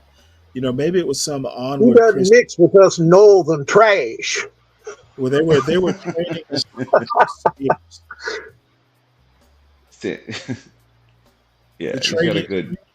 training us for the next crusade. There's a lot of military schools over there. I think there was a lot of them in the South too. In Texas, there's a lot of military schools. The schools have ROTC programs. That's essentially what it was. I mean, Was it? it wasn't like we wore uniforms every day. You basically took ROTC. Well, your first 2 years of high school, military was mandatory. The second 2 years, you could either take PE or ROTC, and Uh-huh. I chose the ROTC option, um, which I don't know. I think it was the right option for me. Did you Having get a scholarship money from that? I did have an ROTC scholarship in college, but I gave it up because I didn't I didn't like the army, so I wound up after college going in the Navy, Hmm. which which suited my personality much better. I'm kind of a shoot from the hip guy, and in the army, everything's in a field manual, and if you deviate from that field manual, they tend to get a little annoyed. My friend was a chief. Uh, he retired a long time ago, though, about 20 years ago.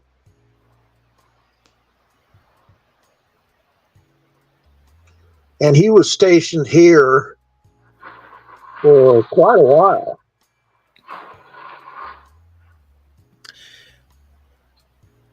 I really want to read this article, but it is so damn long. I You can can't, go what on does it say? automatic. I can't read what it says. You can Yeah, go on automatic.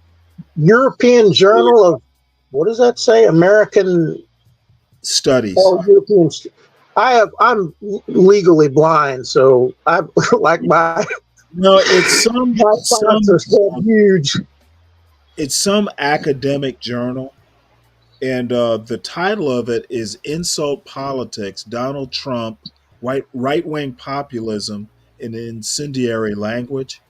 It was written back in 2017, so it's like a political science journal, apparently.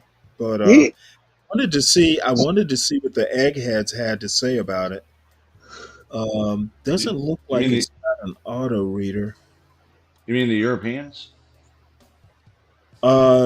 Let's see, who's it? It was Oscar Winberg. Let's see if I can figure out. European Journal of America, oh, American Studies. So that's Yeah, European study in American. yeah, We culture. study we study Probably. them. That's okay. We study Yeah, Asians. We study. I want to yeah. know if Well, I did with history. Yeah. I wanted to know if the guy who wrote it was a was an American. You know, the funny thing about Trump is that he was a Democrat until he decided to run for office. Why is that funny? I think it's kind of amusing that you just, actually, Arnold did the same thing out here. Oh, boy, you want to talk about a jerk.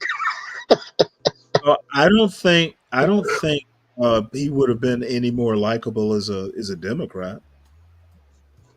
Oh, he was friends with all the people that hate him now, I think that supposedly, basically being allegedly. a Republican would probably be better for his personality.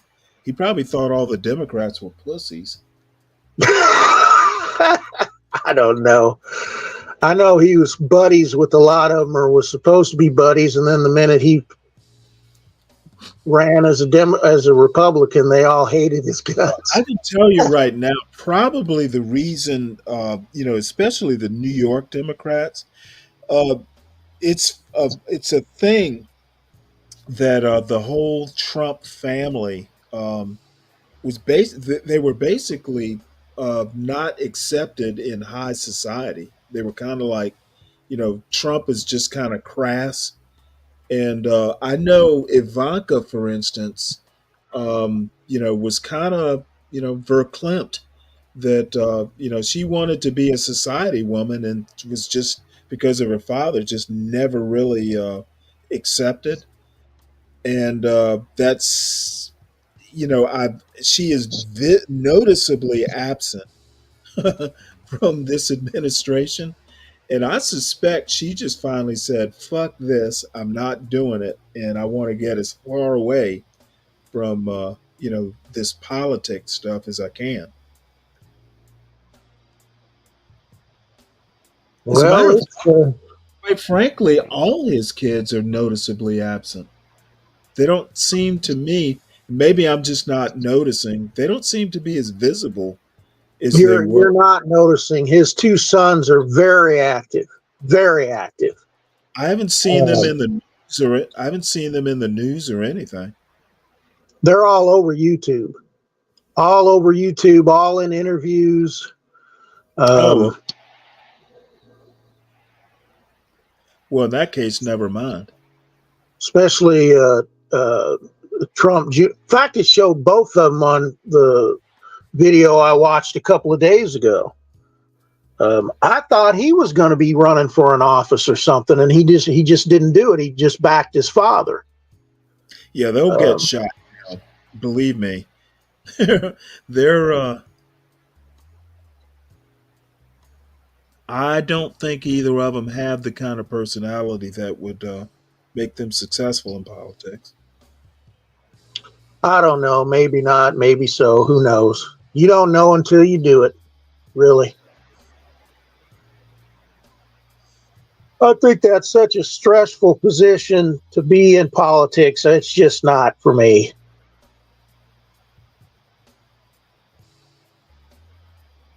That's weird. Why?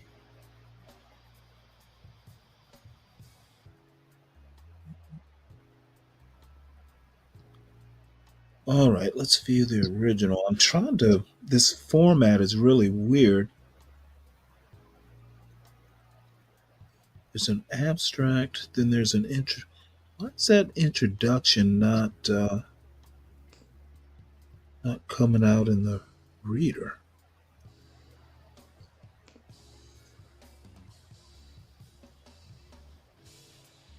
For some reason, this first introduction is being truncated.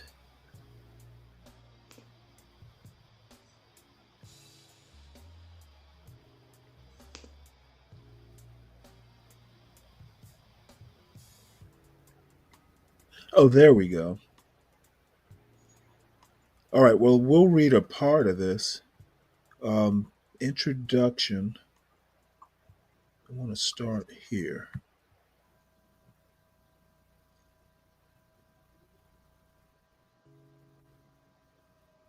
Does that say 2016?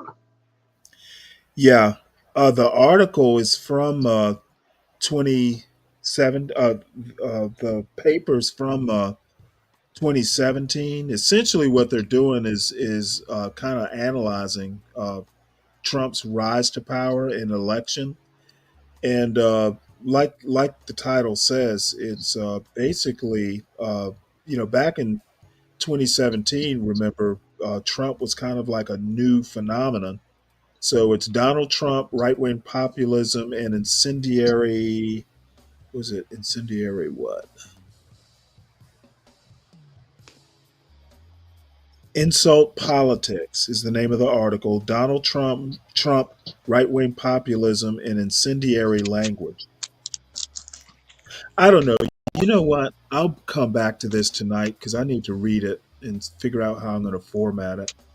And then in the Well, meantime, we'll where is it do. written out? Where is the It's European Journal of American Studies. yeah. So it's an academic. It's an academic paper or something that got put in an academic journal. So it's Oh, really where's that? Open edition. What trade? What is that at the What is top? it? Is it from called open. 2017? It's called Open Edition Journals. Then it's It's older, Stanley. well, yeah, it is older. It's from 2017. Oh, okay, my fault. I thought you were okay.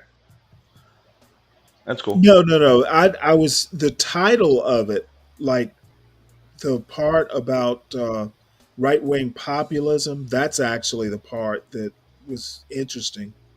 Right wing populism kind of fascinates me.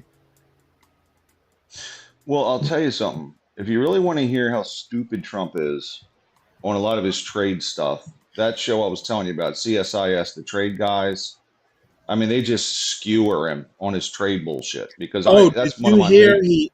By the way, he imposed a 25% tariff on aluminum and steel Yep. imports.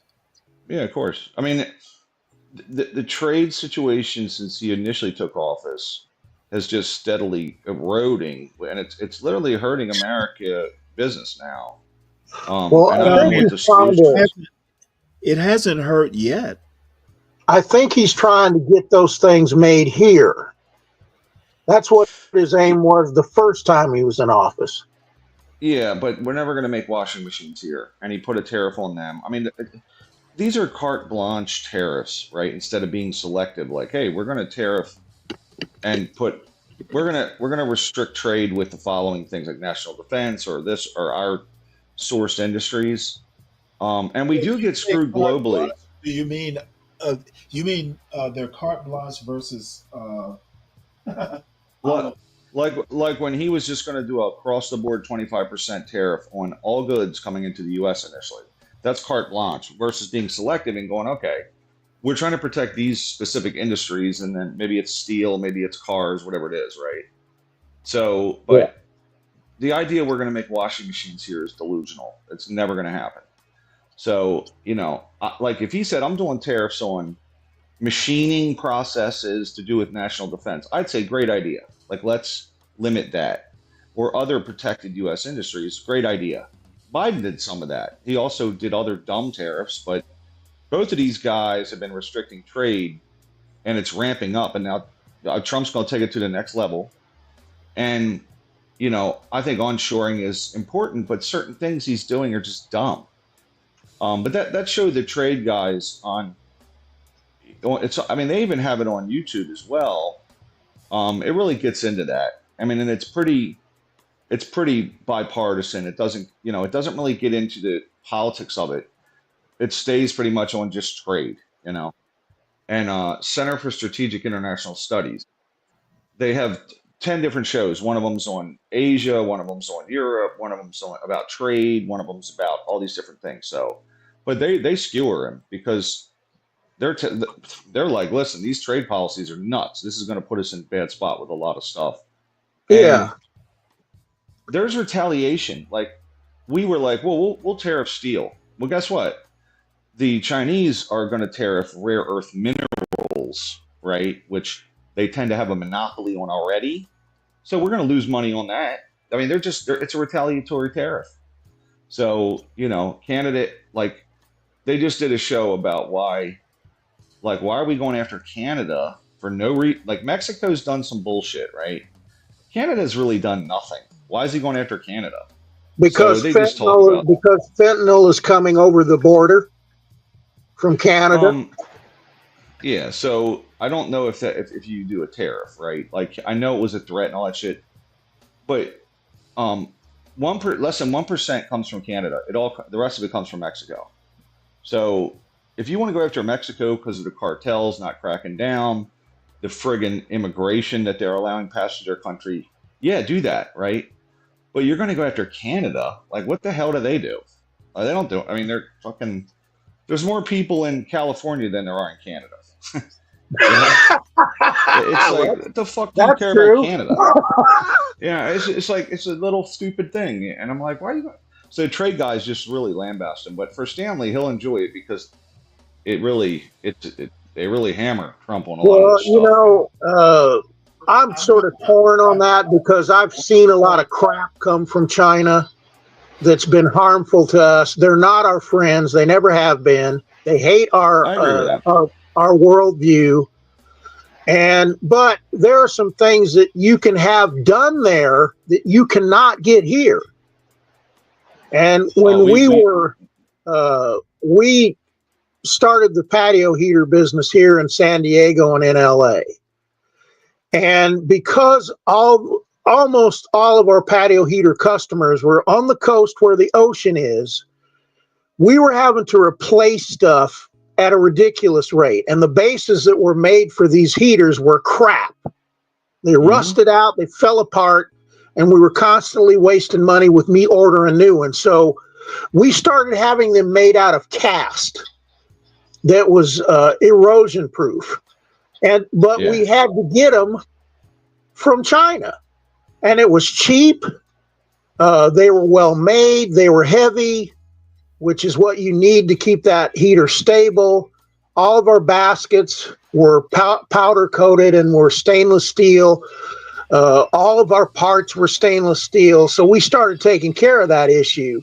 You still get like a coating on it, but you just brush it off and you got shiny steel again. So I started ordering all stainless steel everything. And our maintenance costs went down. So there are things that we get from that country that we can trust. On the other hand, I've also seen it where we've been getting so much dangerous, lousy crap from them that we have to empty our shelves when I was a manager because nothing that they sent was safe. So I've seen both sides. One of the biggest issues with China is what the industries they want to prop up, their steel industry, for example. They've been funding they've lost money on steel for 20 to 30 years. And in doing so, their government just covers the losses, right? And what happens is they begin dumping steel, and then our businesses go out of business because there's free trade. And a lot of our steel mills have closed, but the Chinese government has propped them up, so it's not fair competitively, So we are our country's not doing that. And in fact, Biden just put $260 billion into our chip industry, and people were like, well, you're impacting things. And the Europeans are complaining about that, by the way. But so the thing is okay, our government is now propping up the chip industry in the U.S. So, which we've never really had a strong industrial policy like that. China's been stealing our industries for 30, 40 years, man. I mean, everything they can get out of it. They have stolen a lot of our technology. Intellectual property. I mean, friggin' satellite technology. Like, they just stole military, everything they can steal. They don't care.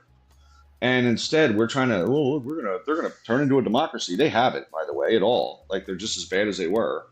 And I think as of a few years ago, I mean, the one good thing Trump did last time is go, hey, China's a problem. Before that, we were like, oh yeah, they're fine. They were never fine. They were never fine. So and now they dominate. They have their own economic. They have their own economic issues too. I think people are forgetting all these cities that are supposed to house millions, and they're completely empty. Well, okay, so I'm with you on that. Hold on a second.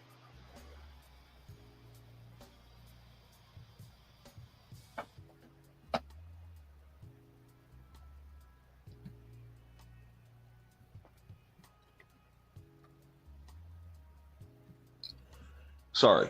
So look, here's the thing with China, right? So their government's propping up these industries, and I'm sorry that I just had a visitor there. So my wife had asked me a question, but and they do have a lot of these issues internally. What they're going to do to get out of this recession is they're overproducing goods, and they have very little internal demand. So like their people don't buy shit. They export everything to, so And this is a problem they have because if the world stops buying their crap, Well, no, they're they like in big. American stuff. They like our restaurants and that kind of crap. But no, the stuff they're producing, they don't. They're not until consumers. until they copy it, right? And then like look at, I mean, Volkswagen was the biggest brand in China forever, and now they're not buying Volkswagen. They've just copied everything, and they're buying their own shit. So the issue is, right now, a lot of the world's put tariffs against China from Argentina, India, because China is dumping goods on the open market to try to get out of their recession. I mean, they're literally, that's their policy right now. Dump goods, dump goods, dump goods. So sell stuff cheaper and cheaper. And the other problem they got is nobody will put any money into China. They won't buy their company stocks. So now China's companies are offering massive dividends on their stocks, and it's being propped up by the Chinese government because they have a capital issue. They don't have any money coming into the place because it's a risky investment, So they're trying to entice the world to reinvest in them. But I think we stay the course. Go to India. I mean, we've been bringing stuff to Mexico for a long time. We should keep doing that. If we're looking for And cheap labor and bring stuff back. India would love to stick it to China. They hate Chinese. They hate them. That's right. So, all right. at the end of it, let's. Are you ready, Stanley? We're just going back to Trump. Yeah, I was figured. Trump bashing 101. The Trump Oh, propaganda. there'll be plenty enough time for that. It's going to read. This is kind of like a. Where'd it go? Can you at least admit that Trump called out China initially? Like he really brought it to the front. Can you at least just admit it? That just what now? Trump initially brought to light the problem with China. He made this a big deal. Can you at least agree to that? Why do I need to agree to it? What is that going to accomplish? I don't think I don't agree. I don't agree that China's as big a threat as you all want it to be. I don't think they are either. That's why I pointed out what bad shape they're in. I don't think they're as big a threat either. I looking at where they are. I think China is on Trump's radar because of COVID. That could in 2016, he was calling out China. It was in 2016. He was saying they're screwing us. I could see Trump blaming China for his losing the first term. I don't think losing in 2020. Yeah, I do think it's tell CBS. me that's beyond Trump. I don't think it's beyond Trump, but I think also if you can't just at least say he did a couple good things, I think that you're brainwashed. Ryan, I don't. It's a brainwashing though. I don't have this overwhelming compulsion to be fair. I know, but so your whole media report is biased. Yeah, completely biased. Okay. I know you want. Why is there an echo?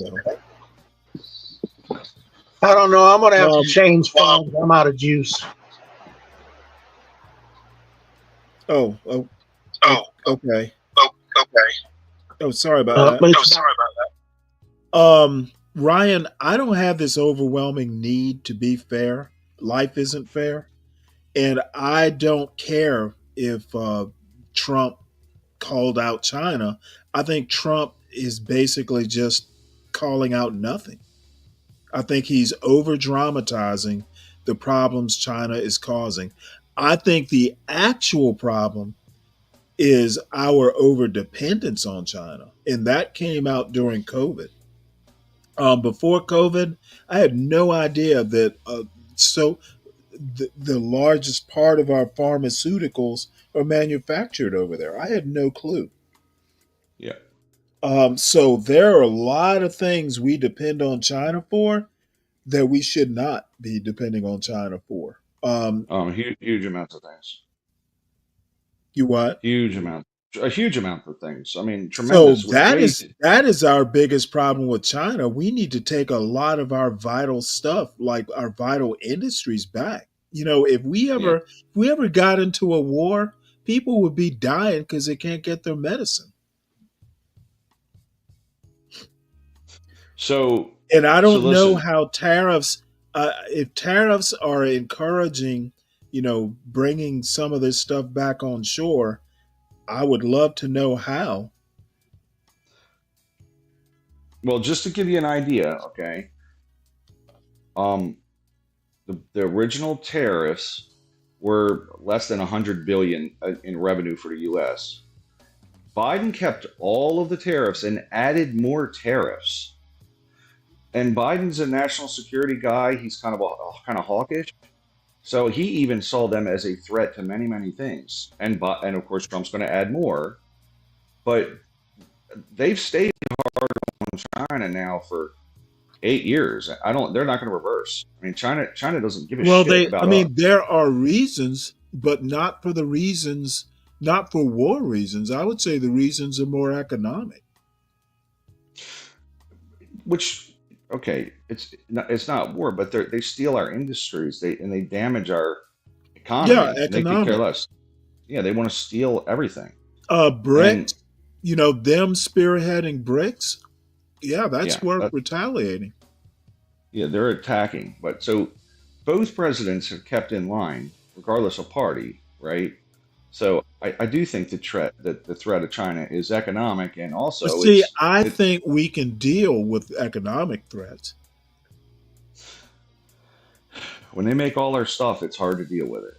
And Okay, Biden and all Trump I'm knew that. saying, well, look, okay, what nobody wants to say is all this stuff, being manufactured over in China is a Republican led problem. Okay, big businesses found it cheaper to offshore this stuff. The Chamber of Commerce is responsible for sponsoring a lot of this the immigration issues. Businesses still don't do the e-verify stuff to the degree that they should be doing. So nobody ever wants to point fingers at small businesses and other types of chamber of commerce level businesses. Nobody wants to point to these corporations who would rather offshore stuff than pay American workers a fair wage. Nobody talks about any of this stuff. Yeah, I agree with that. It should be pointed out, and they should limit immigration. They should do. I mean, it's a lot of stuff they should do. I agree with you there. Well, there's a lot of stuff they should do, and there's a lot of stuff that business drives that isn't necessarily good for the country at large. Oh, it's terrible. We Right now, prioritize profits over people, and those chickens are coming home to roost. right now, there's a bill on the Congress floor put forth by a Republican to get rid of OSHA. Okay, OSHA. It's disgusting. It's terrible. Okay, and so I disagree with some of this stuff. Okay, but I just think that there's problems on both sides of this issue, and you're saying it's all Republicans when Obama I was never right said on it was board. all Republican. When did I ever say it was all Republican? Well, you said it was spearheaded by Republicans to open up free trade, Oh, no, no, right? no. The business stuff was Democrat Republicans were famous for being big business, trickle down economics. That was in the 1980s. You're living in the 80s Yep. on that stuff, man. And by the way, you mentioned John Maynard Keynes yesterday. John Maynard Keynes, it was about demand, and he said two things: you can give people money and they'll spend it, and the money multiplier comes into effect. They basically was saying you got to get more money in people's hands. The two ways they do that are through stimulus money, like Trump and Biden did, or through cutting taxes. Both things cycle money through the economy. So he wasn't wrong about that. And I know they say the word trickle down a lot. Guess what? It has a stimulating effect on the economy when you cut taxes. That's reality. So I think cutting taxes Okay, it has a specifically. stimulating effect up to a point. It's not. It's not. The rule is not more tax. The bigger the tax cut, the more the stimulation. That's not how that works. No, it's got to be targeted. It's got to be targeted. Right. But when, yeah. So and it So should be when targeted. so when you say cut taxes, targeted taxes is a better term because just across the board tax cuts, It's not no, good. that's not how you stimulate. Yeah. Listen. They're always going to be targeted, right? They're always going to be cut here, here, and here. I mean, Trump's tax cut. Okay, and you know what? Not getting more hands into the middle and working class, that's a problem. And one thing Biden did do right is he concentrated on money into the middle class. The tale of the tape will tell if you look at the wealth ratio for the 1%. If in the end Biden brought that down, I'll say he did a good job. But the 1% seems to be for 40 years growing. Some of it is because of globalization. Because Biden did nothing. Biden did nothing to of note that would do anything to decrease a wealth gap, and it's not going to be done at all. There is not a president outside of a Bernie Sanders that will move in that direction. Yeah, I think just to give some criticism of Trump's last tax cut, he lowered the top rate by 2 points, which is nothing. He should have raised it, okay? And that's on record. He should have raised it to 50%.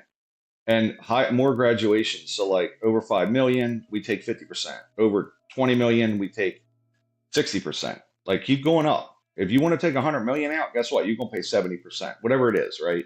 I'm 100% for that. However, I also believe, because that's going to have a lag effect where it's going to hurt the economy some, because that money's not out there being spent by millionaires or whatever. So the other thing you can do then to offset it is to cut the corporate rate, which I've been an advocate for a long time. Raise the personal rates, because as a billionaire or a millionaire, you can't get money out of your company without paying personal income taxes on it. Raise personal income taxes on these fuckers. Raise it on Elon. But to tax Tesla and not Elon directly is foolish. Tax Elon directly. Make these bastards pay direct taxes in their personal income, which they have to declare. He can't build his own house without him paying himself out of Tesla's money or out of these corporate funds, and that money goes to his personal, and then he can build his own house. But the company can't build your house, or literally you're fucking getting audited and you're in trouble, So I'm all for raising personal income taxes, especially to the top tier. And I don't know why Republicans don't want to do it. It makes no sense. Raise their fucking tax rate. You're not losing that many people voting wise, And here's another criticism of the Republicans. When the economy was overheating and we had rampant inflation, the Republicans should have proposed raising taxes, because when the economy's lagging, they always say, well, we cut taxes, it'll help the economy. Well, you have to slow the economy down, you raise taxes. So none of them proposed raising taxes, and that's why they're full of bullshit. But there's no sense. Yeah, well, you know what? The spirit of Reagan would choke them all out if they proposed that. Well, I agree with that, but it's just stupid. Like, number one, at the end of the day, big business has kind of shifted to the left. As we can see, Wall Street very much supported the Democratic candidates. So why don't you want to raise personal income taxes on the top earners? They're going left. Who gives a shit? Raise it on the rich. But there's a lot of loopholes in the tax code, so that's probably not going to work. Okay, but on personal income taxes, there are virtually no loopholes. There's no deductions you can take. Trump actually got rid of that, and it pisses me off. But if you buy a house, you can deduct home interest mortgage, right? Well, $100 million, how much is it? If you buy $100 million house, it's barely any fucking money, right? Like you're saving on the payments for a year, which let's say they're $3 million for a year. You get to write the interest off, but ultimately you have to pay interest at some point, and you're going to get taxed on it. So jack up the personal tax rates. I think every person would agree with that, other than these fuckers in Congress, you know. And I'm talking both parties. So, but the corporate tax rates, consumers pay that shit because they raise corporate taxes. Walmart raises their prices, and when I go buy a bar of soap, it's more money. It hurts the poor. It's a poor tax. I mean, it hurts the poor way worse than the rich when you tax corporations. Make the rich pay personal income taxes. And what are you going to write off as a rich person? Tell me. What can you write off now? What are the loopholes? You can't write off your maid. You can't write off your maid, Stanley, unless you can if you cannot you write if off you get your her maid. pregnant. Okay, look, you're I making can a tell joke, you, I'm but- going to open a shop and start building street rods and taking it as a loss and writing it off. Well, so that would be your business would then be losing money, and that's a corporate tax. It's a corporate tax. It's not a personal tax. Well, Your- I had your a friend that company's did losing money, that, not and it you. wasn't a corporate tax. It was off of his personal taxes. Well, that is questionably legal. And so at that point, you'd have to just be a company. Therefore, you could get sued personally if you're just a company. If you're LLC. just a, LLC. it's still treated. There's still personal liability involved in that. But what do we talk? We're not talking about that much money. Well, they can't but, even see your funds in an LLC. You're telling me that when you pay your taxes and the IRS says we're going to audit you, they can't look at your funds? Absolutely, they can. They can't look at see. They can't see the money in an LLC. That's why people do it. I know because I looked into it. Okay, I owned an LLC, and I did my taxes at the end of the year. Limited liability corporation. My accountant said, "Hey, listen, where is this $60,000 that's not being accounted for in your books?" "Oh, yeah, I took that out for this and that." "Oh, good. You have to pay taxes on that, sir." My accountant said, "You're paying taxes on the 60 grand at a personal level." Believe me, it's hard. I wonder if it's because of I haven't looked at that stuff for a long time, so I wonder if it could vary from state to state. I don't know. I know that there's state tax and federal tax. I just know that, I took 60 grand out over the course of the year. I'd go to the bank and hit the machine, I had to pay personal income taxes on that money. Well, I could ask my accountant friends, but I know that it's different here in California than it would be in Arizona, et cetera, et cetera, et cetera. But it's very hard to hide anything on personal income taxes. As a corporation, though, you can buy a piece of equipment and front end load that with depreciation. Like you can show losses in a corporation. At the end of the year, if a corporation has $100 million sitting in a bank that's free and clear, they can go buy $100 million worth of property and they pay no taxes that year. Well, how I did it, Ryan, when I was in sales is I used employee business expense.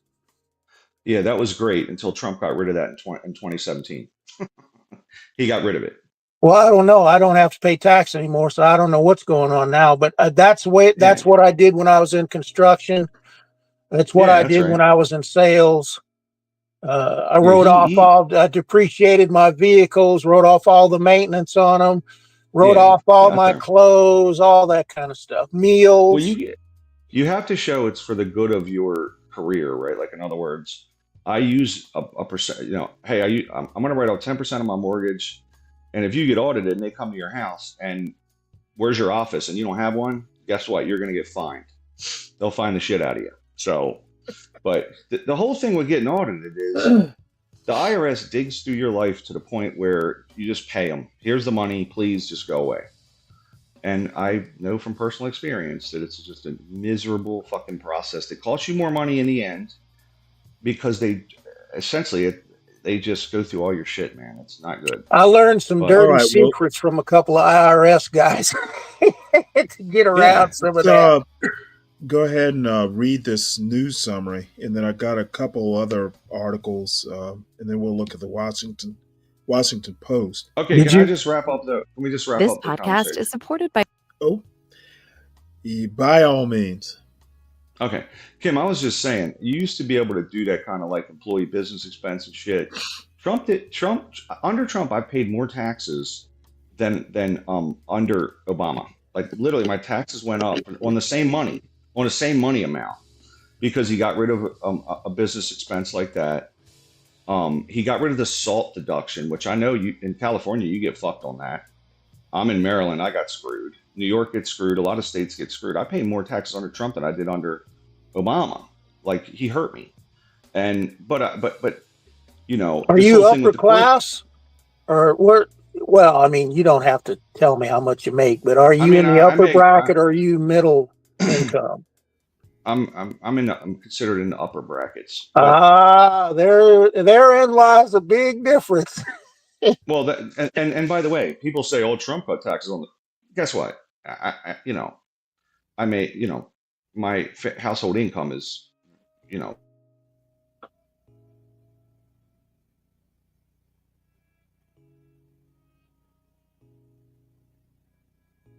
Is Ryan still there or did he disappear?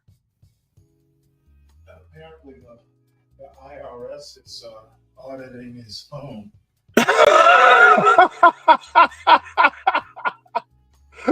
That's part of the tax you didn't pay. Well, no, they had it bugged. Well, that's okay. Speaking of records, my friend worked for Hughes back when they were here in El Segundo, and one piece of paper went missing from his office, and he was warning me about talking on the phone to him because the FBI was investigating it. Huh. It was ridiculous. All right, well, let me go ahead and play this news summary. A couple more interesting articles. Well, one opinion piece, but let's play this. And the reason I'm doing this is I used to do the news at the very beginning of the show. And because I always wind up going long, I had no idea I was going to go this long. But, since, there's a morning drive going on at this time, I figured I'd just. Oh, crap. It's 7 o'clock there, huh? Yeah. Man, it's weird getting these hours straight. I'm telling you. Yeah, well, because you just forget everybody else is on a different time zone.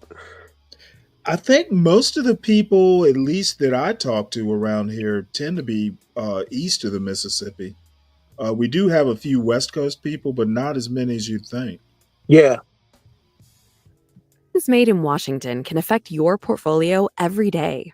But what policy changes should investors be watching? Washington Wise is an original podcast from Charles Schwab that unpacks the stories making news. Here's what we're covering. Times, it's the headlines. I'm Tracy Mumford. Today's Tuesday, February 11th. Here's what we're covering.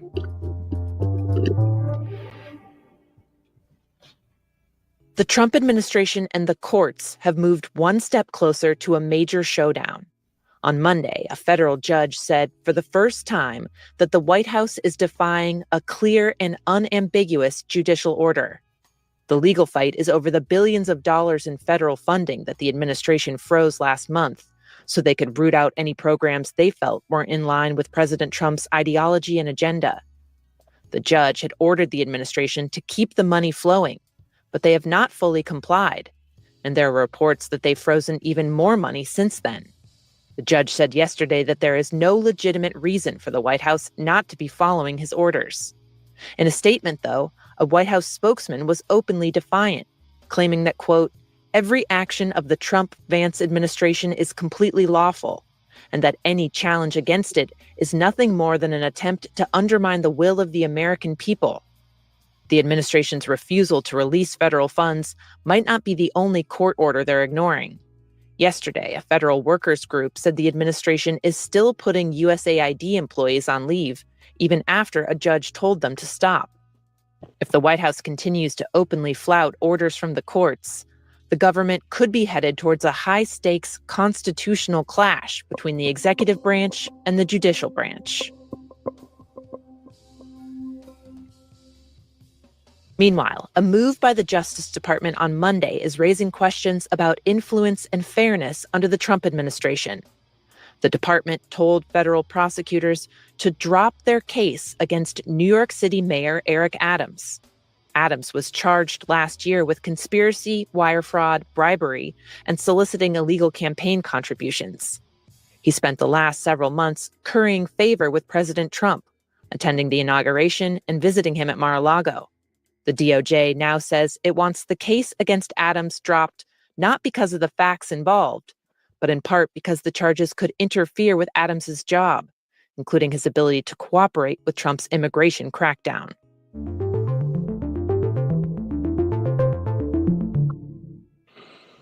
In Gaza, the fragile ceasefire between Hamas and Israel is on edge. Hamas now says it's postponing the release of any more hostages indefinitely. It was supposed to release more this weekend. The group has accused Israel of violating the agreement by delaying the return of displaced Palestinians, blocking the delivery of some humanitarian aid, and opening fire on civilians. This morning, Israeli Prime Minister Benjamin Netanyahu is set to meet with his security cabinet about how to respond. But President Trump has already issued his own ultimatum to Hamas over the ceasefire deal. As far as I'm concerned, if all of the hostages aren't returned by Saturday at 12 o'clock, I think it's an appropriate time. I would say cancel it and all bets are off and let hell break out. I'd say. Sitting at his desk in the Oval Office, Trump said he was speaking for himself, not Israel, but he demanded that Hamas go above and beyond the original deal and release all of the remaining hostages this weekend. Saturday at 12 o'clock, and after that, it's going to be a different ballgame. Mr. President, when you say all hell is going to break loose, are you speaking about retaliation from You'll Israel? find out, and they'll find out too. Hamas will find out what I mean. At the same time, Trump has doubled down on his brazen plan to relocate the entire population of Gaza and redevelop the territory. I say we go in, we knock them all down, we just create some. No more Hamas. There's no Hamas there. There's nobody there. Okay, I ask you, why is an American president setting ultimatums or deadlines for an Israeli war? He shouldn't be. The fuck is he doing? I have no freaking idea. And I keep thinking that to do this stuff, he's going to have to put boots on the ground. You know what I'm saying? We shouldn't be over there.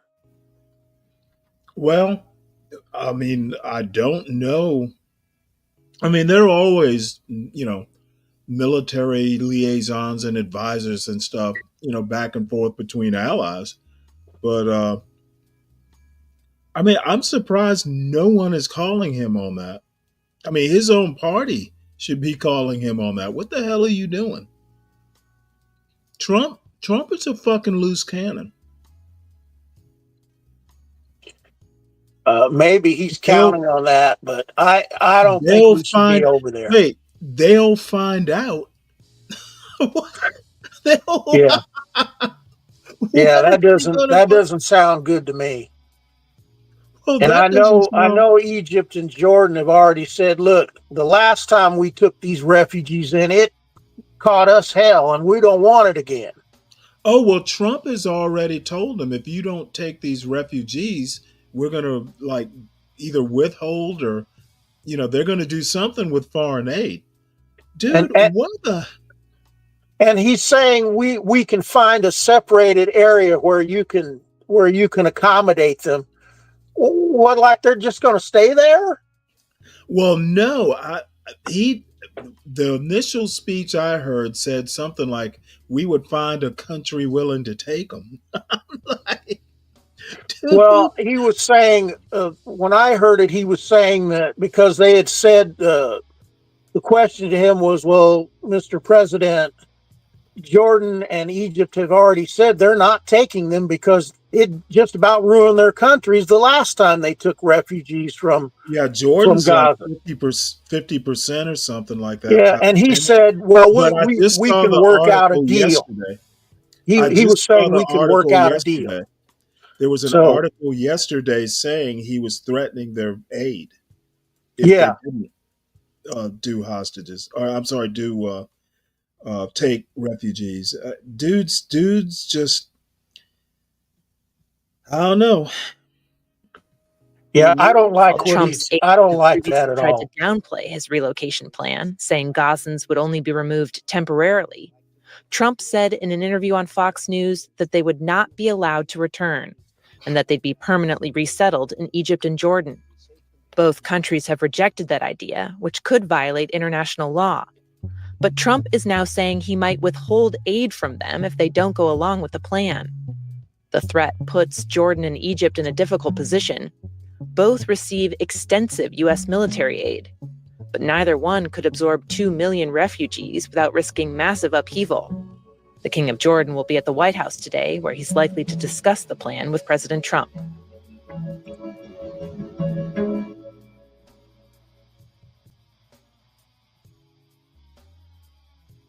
Santorini is one of Greece's most popular islands and it's become a global tourist destination. But really, the last couple of weeks have seen it literally empty out. Nikki Kitsantonis covers Greece for The Times, where the island of Santorini has been rocked by near constant earthquakes since the end of January. This kind of so-called quake swarm has happened before in Greece, but hasn't continued with this kind of intensity. Some scientists think it could just peter out in a few weeks or months. Others think it may be leading up to a massive earthquake that could potentially even set off volcanic eruptions nearby. Nikki says the uncertainty has driven nearly all of the island's 15,000 year-round residents to evacuate. Responding to this sort of unprecedented phenomenon, really, authorities have reacted by sending the army, emergency services, they've shut down schools, sandbags have been set up at coastal homes in the event of a tsunami. Priests have been holding prayers to pray for the quakes to stop.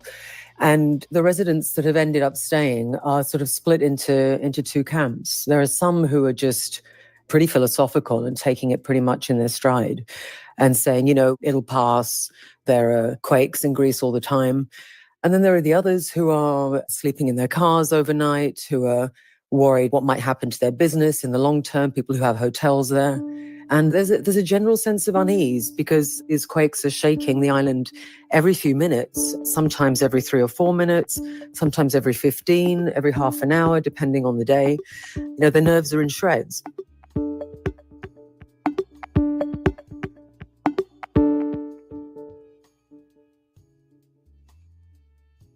And finally, an animated movie about a charming, adorably ugly child who is the reincarnation of a demon has become the highest-grossing movie in China ever. Ne Zha 2 has had more than $1.2 billion in ticket sales in less than 2 weeks. It's got a Pixar-ish look and is based loosely on Chinese mythology. And its success represents a huge shift for the film industry in China. Hollywood films used to dominate the box office there, but those no longer really break through. Instead, Chinese-made movies with patriotic messaging or cultural references have become the top performers. The Communist Party and Chinese state-run media are hailing Ne Zha 2 as proof that the country can tell its own stories without relying on Western studios. Basically, they're saying China doesn't need Disney to make a Mulan anymore. With one newspaper saying Ne Zha's success proves, quote, no one can narrate China's myths better than China itself. Those are the headlines. Today on The Daily, what Trump demolishing USAID could mean for American power and influence overseas. That's next in the New York Times audio app, or you can listen wherever you get your podcasts. I'm Tracy Mumford. We'll be back tomorrow. I didn't even know they did a news summary like that. Well, you learn something new every day. Well, I generally don't use. I hadn't been doing This is actually fairly new, I think. I haven't done a morning news in a while. This is an article. Let's see. America is full of people Trump doesn't like. I just can't resist. I can't resist this article. Well, that title is pretty funny. It's an opinion piece. America is full of people Trump doesn't like. This article is by Carlos Lozada and read by an automated voice. Oh. In its early days, the second Trump administration is delivering a clear message. The United States is full of the wrong kind of people. Federal civil servants, for example, have been deemed the wrong kind of people. Their political and ideological allegiances are questionable, their ideas destructive, and their low productivity jobs not worth their salaries. Too many are lawbreakers or just evil, whether they toil at USAID or the Treasury, the CIA or the FDA, in Washington or throughout the country. They should look upon that fork in the road and opt to resign. In some cases, they should be purged. Children born in the United States to undocumented parents, or to parents who are here legally, but only temporarily, such as people on work or student visas, are also the wrong people. They are not true Americans and should not be granted the gift of citizenship. Refugees and asylum seekers are the wrong kind of people and should be prevented from entering the country. Transgender Americans lack the humility and selflessness needed in the U.S. Armed Forces, according to a Trump executive order, and can no longer serve. Former officials such as Mark Milley, who served as chairman of the Joint Chiefs of Staff during the first Trump administration, are disloyal and undeserving of government protection or even of a Pentagon portrait. And anyone fitting a diversity category of any kind is automatically suspect, a convenient scapegoat whenever something, wildfires, plane crashes, goes wrong. It's a familiar political impulse with antecedents that predate President Trump's terms in office. During the 2008 presidential campaign, Sarah Palin, the Republican vice presidential nominee, mused about the virtues of real America, those patriotic small towns that make up the pro-America areas of this great nation.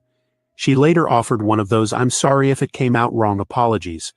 But now we've gone from praising real America to parsing real Americans, and the audit is being conducted by a vengeful and decidedly unapologetic executive. If, according to the Trump administration, so many people in the United States are the wrong kind of people, who makes up the right kind, who belongs here, in our military, our government, our territory? The administration invokes meritocracy as one way to answer those questions.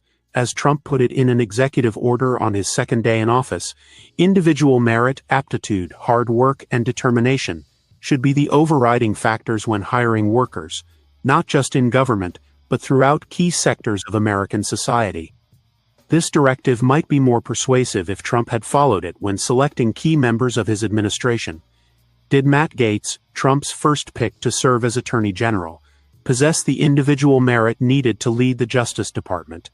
Does Tulsi Gabbard have the aptitude required to become Director of National Intelligence, or Robert F. Kennedy Jr. to oversee the Department of Health and Human Services? Is Pete Hegseth the hardest working option to run the Defense Department? The answer is evident. Their merit is not found in professional experience or outstanding qualifications, but in their fealty to the president. When new appointees are hailed as disruptors, remember that in the Trump era, disruptive is a euphemism for obedient.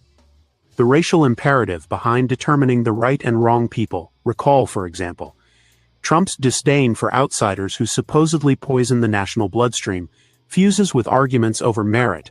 Darren Beattie, a former Trump speechwriter who has been named acting Undersecretary of Public Diplomacy at the State Department, wrote late last year that competent white men must be in charge if you want things to work. It would be one thing simply to roll back the excesses of DEI programs throughout the federal government. But this worldview takes that process to its illogical extreme. If the quest for a diverse workforce is prohibited, its opposite must be the best, the only workforce possible. During his campaign for the U.S. Senate in 2021, J.D. Vance told a conservative podcast host that should Trump regain the presidency, he needed to fire every single mid-level bureaucrat and proceed to replace them with our people. Vance's use of "our people" has always stuck in my mind, mainly because I wonder who the future vice president had in his mind. Who counts as "our people" to this administration? Which marker of belonging makes someone theirs? Trump has often referred to people in the first-person possessive. At times he alludes to a category of people, as in "my judges" or "my generals." But he has also claimed title to specific individuals, as in "my two Steves," referring to Steve Bannon and Stephen Miller, and in the case of one unfortunate former House Speaker, "my Kevin." Trump has also longed to see "my people" sit up at attention for him the way North Koreans do for Kim Jong-un. With this last line, "with my people," Trump may have been referring to his aides and underlings, or perhaps to his party, or maybe to the MAGA movement, or to voters or even Americans overall. That ambiguity captures the risks and the power inherent in a notion like "we the people." When it does not include everyone, when it is malleable and shifting, you never know who counts, for how long, and who makes the calculation. Does Trump determine who is the right kind of person for America today? Does the Office of Management and Budget pick? Does Elon Musk decide who is part of the future and who gets tossed into the wood chipper? Belonging has long been elusive in the Chipper. by wealth, race, sex, and ancestry. In his Fargo. second inaugural address, Trump warned that our government confronts a crisis of trust, but he also declared that, with his election victory, national unity is now returning to America. One could dismiss this vision of renewed civic harmony as an obligatory line, or just more Trumpian self-regard rather than a faithful reflection of reality. But that misses the administration's underlying project. National unity is indeed returning, if that is your conception of the nation is limited to those on your side, if only some of the people are really the people.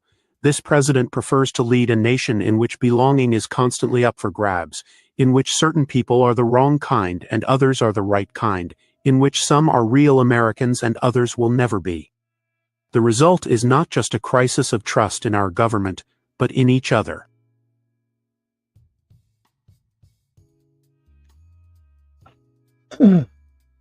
Bologna. What? Bologna. No idea what that means. Baloney. I wish it wasn't so biased to one side. Oh, well. Yeah. So what's the next one? What does that say? Hegseth? Hegseth renames Fort Liberty to Fort Bragg. Pete Hegseth, the new defense secretary, they did a really interesting thing. If you recall, Fort Bragg in North Carolina, Yeah. I actually spent the summer there when I was in Army ROTC. They renamed all the bases that were named after Confederate generals to neutral names, like Fort Bragg, that was named after Braxton Bragg. They renamed it Camp Liberty. So, and I have to admit, this is pretty clever. They have renamed it Fort Bragg, except it's after Private Roland L. Bragg, a World War II veteran. So it is Fort Bragg again. It's just a different Bragg. And the dude, he won a Silver Star. He was with one of the 17th Airborne Division during World War II. So I have to give them hats off. They basically, everybody wins in this. They get something called brag, and the opponents basically can say Can't it's not complain about it. after a Confederate general. Yeah. Well, now the thing is Trump. Trump was against it. There was a bill that passed changing the name. Trump opposed it. He vetoed it. The veto was overridden. So that means both sides, both the Republicans and the Democrats, or enough Republicans and Democrats were for it that they literally overrode a veto, which doesn't happen a lot. So I thought that was worth noting. For those of us who've been to Fort Bragg or spent time there, this is a thing. A good thing. Um, I'm not against it. It actually sounds better than Camp Liberty. Camp Liberty sounds like Yeah, a summer camp. yeah, it does for youth. Then this this is from the Washington Post. They have it's the 50 people reshaping our society in 2025. So I figured this has got to be worth reading. I want to know. I have a burning desire to know who's who. It's a bunch of pictures. Some of these people I know. I don't know who he is, but I figured we'd go through it right quick. These two people are writing industry, some HBO thing. I don't. It's they used real life experience in investment banking to craft their high finance drama. I think I've heard of it, but I don't. It's not something I would be. After Billions, I don't need to watch any more financial dramas about rich people. Let's see. Startup Whisperer, Kevin Murphy, scientist making wheat more resilient. Sean Fain, UAW president. That's interesting. Um, Michelle Kang, business executive, invests in women's sports. This dude, author of the Chubby Diaries, Oh, good encourages people of lord. all shapes and sizes to embrace adventure travel and conquer fear. There's nothing wrong with fat guys being ambitious. Let's see. Ooh, look at her. Adria Arjona, rising star defies stereotypes and trusts herself. Next in culture, Kim Goddess, Lebanese journalist. Adam Goldstein, electric air taxis. What the fuck? Oh Stephen yeah, Chung. yeah. I'm wondering if it's gotten going yet. There's a bunch of startups like that. Oh, wait, are we supposed to? What is this? Oh, there we go. Let's see what he does. Adam Goldstein wants to give people around the world more time with family, more time with friends, more time to do anything except sit in traffic. Goldstein, 45, is chief executive of Archer Aviation, one of Yeah. dozens of companies developing electric vertical takeoff and landing vehicles, also known as air taxis.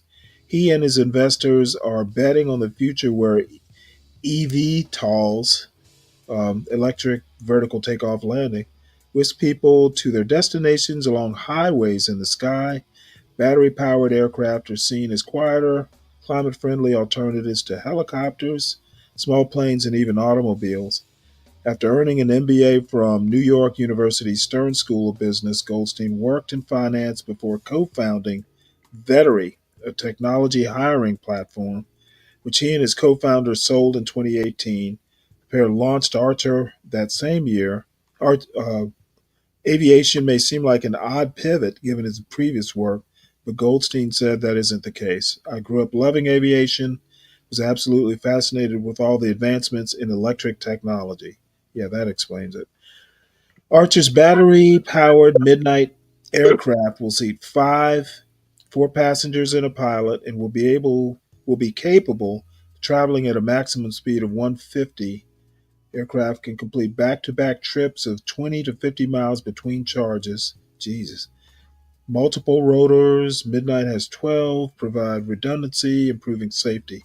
You know what? I can only imagine the the Yeah. Think accident. about it. Think really hard about it. I'm like, no. Can you imagine a midair pileup? Oh my gosh. What a freaking train wreck. Stephen Chung, I've never seen him before.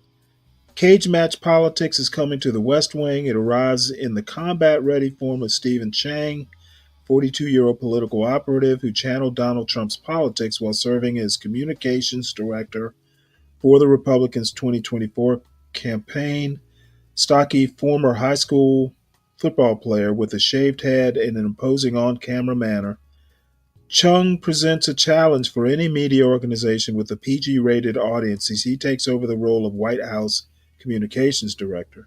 During the campaign, he unapologetically spiced his social media posts with eminently censorable language, the four letter kind. The crude taunt and insult became his calling card. Chung sounds a lot like President Donald Trump. It's by design. He dissed President Joe Biden, saying he can barely put two coherent sentences together, slowly Well, he's right shuffles around there. like he has a full diaper in his pants, and leaving out the not safe for work part.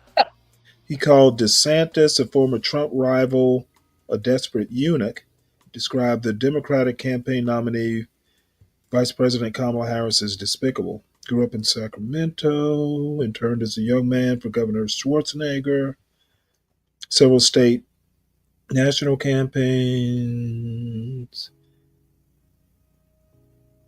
Chung, before joining Trump's 2016 campaign, Chung was immersed in the bombastic culture of the Ultimate Fighting Championship, a mixed martial arts empire whose president is Trump superfan and Republican presidential campaign speaker Dana White. His current boss, habit of going after the news media. You know, I am convinced that the left needs a Trump. Too bad I'm too old. Why Gridlock. would you want to run for office? Oh, no. I don't want to run for office. I want to run a campaign. Oh, you mean campaign manager? Strategist or whatever. Just as long as I get to say what I want. Mm. Ronnie Chung, know who he is. He's Saturday Night Live. Alex Karp. This is my son's future CEO.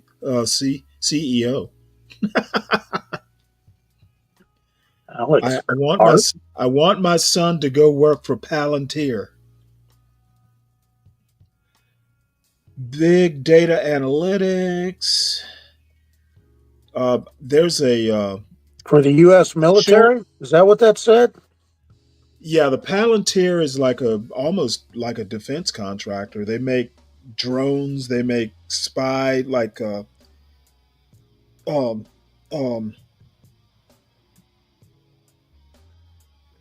like listening systems. They do data analytics. There's a I'll see, can I remember where I can find, there's like a documentary they did specifically on him. He's a Kamala voter, by the way. Does that say indisposable? I couldn't read that. But he is what's his name? He is a Kamala voter, but one of like the main dudes. What does that say? Peter Thiel. I can't read that word under the him. Oh, Alex Karp has made himself all but indispensable to the U.S. military. Okay. The CEO of big data analytics company Palantir Technologies, Karp, 57, began by working with the U.S. intelligence community in 2003 to fight terrorism through data analysis. By the 10th anniversary of the company, he started with Peter Thiel. The tools they designed were helping Marines in Afghanistan conduct bomb analysis and commercial bankers in the United States outsmart online fraud. So they're like a big place where somebody like James Bond's Q would work. But I'm hoping that whatever my son does I think he wants to do something with AI. So it's a joke, but it would be great if he went to work for Palantir. Who is this? Ray. After a record-breaking night at the Brit Awards, singer-songwriter steps into the limelight on her own terms after years of experience under the radar. Pretty nice. Oh, she's got some poochers there. Well, she looks like a dragon lady. Barring that, She probably she is. looks like she will scratch you. Skylar Moore, Vinod Baklachandran, surgical oncologist, has created an individualized treatment plans using RNA vaccine technology. RNA vaccine technology for patients with pancreatic cancer. Wes Moore, I know who he is. He's governor of Maryland. Some say he's the next Obama. We'll see. Jonathan Texas Mitchell. lawyer, part cultural conservative, part demolition man, pierces the foundation of judicial review. Let's have a look at this. So far, there's only one of them that I've known, and that was the airplane maniac. The legal renegade challenges the judicial system. In our fractious, dispirited nation, the big legal battles in recent decades have pitted originalists, those who seek answers in the words and values of American founders, against advocates for a living constitution, one that adapts to changing mores, technology, culture, and family life. Enter the legal renegade whose mission, as he puts it, is to undermine the work of both originalists and progressives. Jonathan Mitchell, part cultural conservative, part demolition man. He is most famously the guy behind the Texas law that gives private citizens the right to sue anyone who aids or abets an abortion. He's represented supporters of Chick-fil-A in San Antonio against efforts to bar the eatery from opening the local airport because the company opposed same-sex marriage. He advised a Texas man who wanted to sue his former partner because she planned to travel out of state to get an abortion. He's a frequent burr in the side of the Supreme Court, which he believes has become a lawless institution that is constantly making up constitutional rights. He's an originalist of sorts, but he breaks with them by challenging the idea that Supreme Court rulings are statements for the ages that reflect and set the nation's principles. No, he says, they're merely referees call in the moment. The enduring work, he believes, belongs to the lawmakers in Congress. He's absolutely right about that, except Congress is lazy and can't get it together, and there are 535 of them. Savvy, Mini. You know what pisses me off about Congress? That place should be full every day. Many of his fellow constitutional lawyers view Mitchell as an extremist, hell-bent on erasing fundamental rights. They probably believes that precedent should shorter in delivering final word on constitutionality of laws has provoked unusually sharp retorts from Supreme Court justices. Oh, wow. Well, I'm going to be honest. There's nowhere in the Constitution that says the Supreme Court should be determining constitutionality. That was Marbury versus Madison that he basically took the role.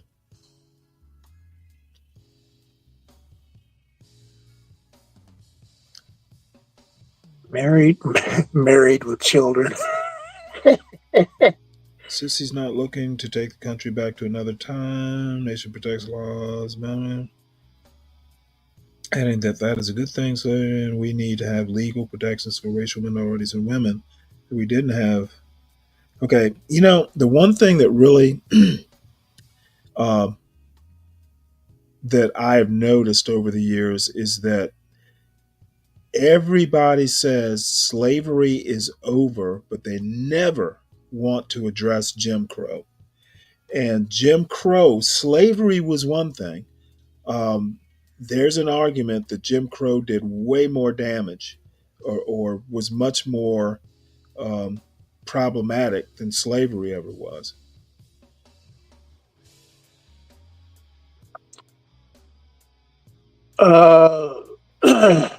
Sarah McBride. It caused a lot of issues, but I think all the crap that went on with slaves, including what happened to my great grandfather, was way worse than Jim Crow. I would disagree. What I'm looking at, I mean, obviously it was bad, and there were physical. The physical part of it was pretty brutal. Lots of loss of Being life, stripped down that and sort of whipped thing. and whipped Okay, I'm was not. This you isn't. know This isn't going to be a debate. I'm just saying that I think Jim Crow was destructive because a lot of generational wealth was neither created. Well, it was not created, but it was also taken. Um, that's mainly my problem.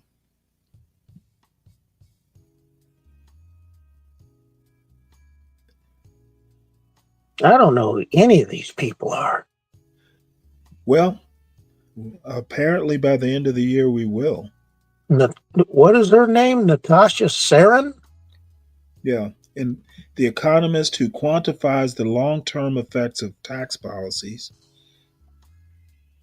Michael Waltz, a Green Beret, takes charge of the National Security Council. Epidemiologist and professor of nutrition who identified ultra processed foods as uniquely harmful. Let's see, how old is he? Pretty old. Let's see, Victor. Oh my. Wim Basketball player. Wanyama. Oh, really? Yeah, he's the center All for talented. he's the center for the San Antonio Spurs. Interesting. 7 Yeah, I foot don't four keep and a up. half, I think, something like that. I don't really keep up with sports anymore. I'm not a He's a philosopher. French kid that got He's a drafted into what? the NBA. He's a French kid that got drafted into the NBA. San Antonio has a history with French basketball players. Yes, they do.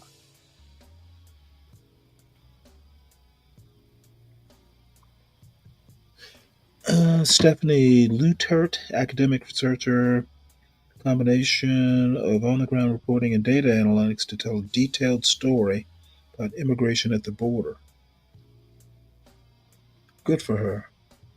Caleb Heron, a comedian and podcaster with a growing legion of fans, delivers edgy punchlines without the sting. That's hard to believe. The term edgy. Yeah, he is he is nothing but round. A designer who seeks inspiration, other forms of media versus unfamiliar shaking. Huh.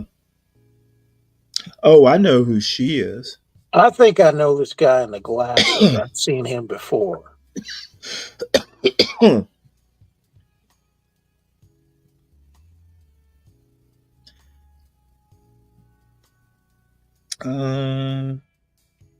CEO Alaska Airlines. Yeah. That man should know who he is. Publisher, deputy CEO. Didn't know there was such a thing as a deputy CEO. Where do I know her face from? I've seen her somewhere before. It does look familiar. But I was thinking she was a chemist, but I don't think she is. Key government's development of the Moderna. Was she at? Oh, okay, yeah, I do know who she is. She helped develop the RNA vaccine or the COVID vaccine. She was some sort of researcher at the University of North Carolina, and now she's at Harvard. But supposedly she's just like actually brilliant. Named a Freeman Rabowski Scholar by Howard Hughes Medical Institute. Recognition of not only her scientific accomplishments, but her commitment to creating an inclusive lab and of the time she devotes to mentoring other ambitious scientists from minority. So she's a DEI scientist. I wonder will they tell her not to do it, not to do DEI. Her target now is to replicate the success she had with the mRNA vaccine at NIH in her own lab, all the while focusing on the issues, health quality, and public health that the pandemic brought to fore. Yeah, I'm kind of jealous. I I decided that I did not want to live life in a lab. Oops, let me exit. I did the same for brokerages. Let's see here. Andrea Armstrong, New Orleans legal scholar and MacArthur Fellow, tackles difficult issues in U.S. prisons with visitation rights to better health. Interesting. Rebecca Gompertz, doctor, facilitates access to telemedicine abortion. Oh my God, can you do that? How do you do that? Curtis Chang, good faith podcaster, reexamines evangelical values in a new political climate. How do you do tele-abortions? Jared Isaacman, self-made billionaire in the finance world, is the first commercial astronaut to walk in space with an eye towards future space travel. So he was the one who went up. He was the dude who did the spacewalk. Apparently, you have to be a billionaire to be a commercial astronaut. Not according to Stan from Australia.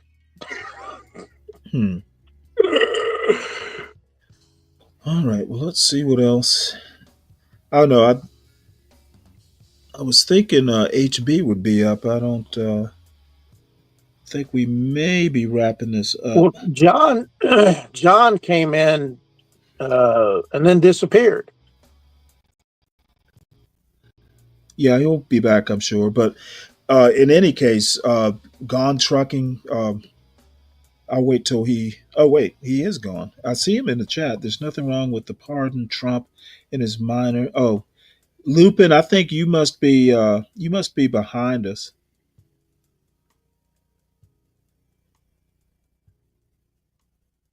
Yeah, that was a long time ago. Wait, how am I asking questions? You have questions about real estate.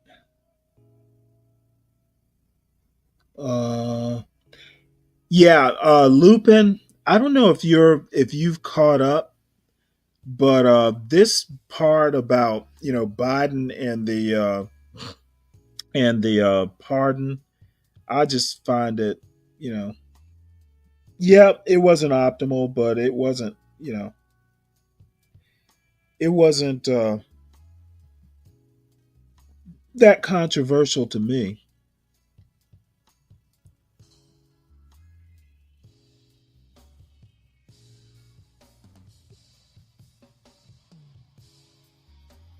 Blue 42 says, "Hello, I'm a robot."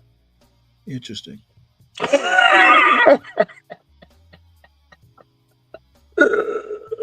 Yeah, well,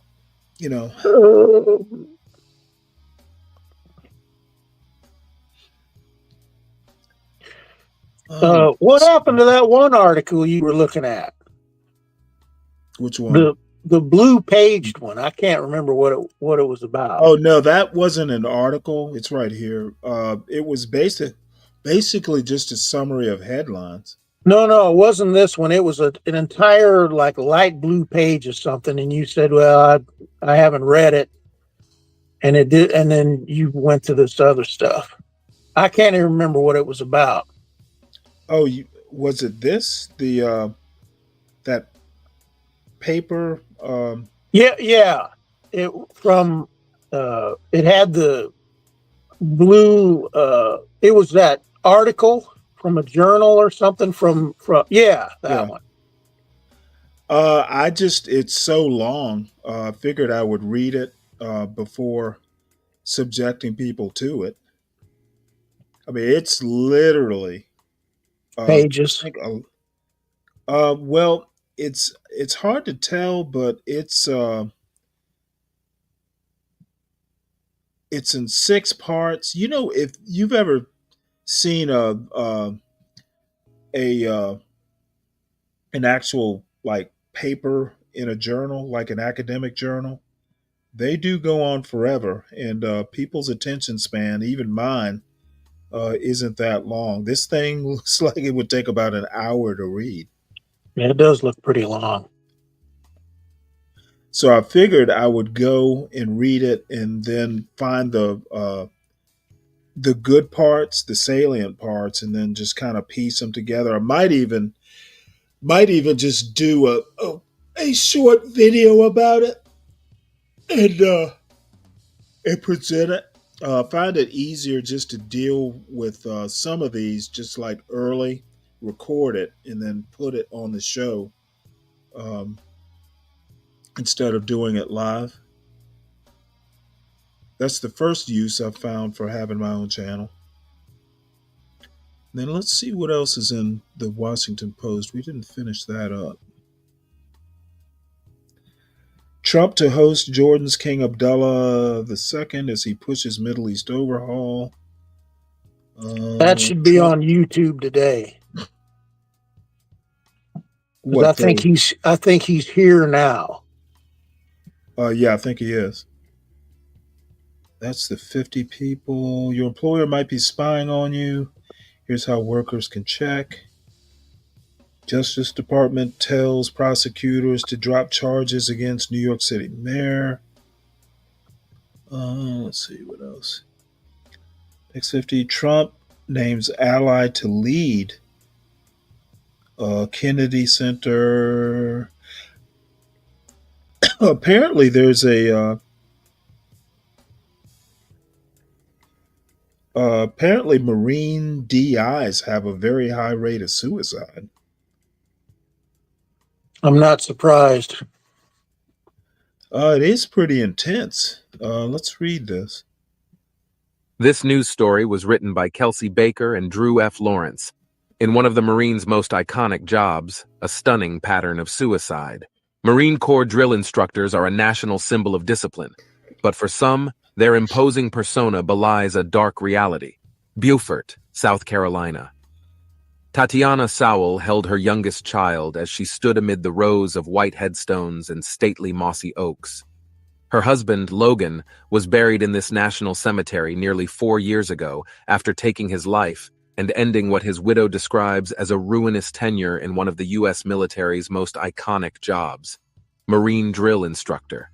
He was 33. Nearby, her other children spotted a coin, regarded within the armed forces as a symbol of respect, resting atop his grave. Perhaps, she thought, it was left there by someone who worked with him molding new Marines at Paris Island, just south of here. Sowell, her gaze wistful, reflected on the times she had driven Logan to work. It was just quiet, she recalled. Peaceful.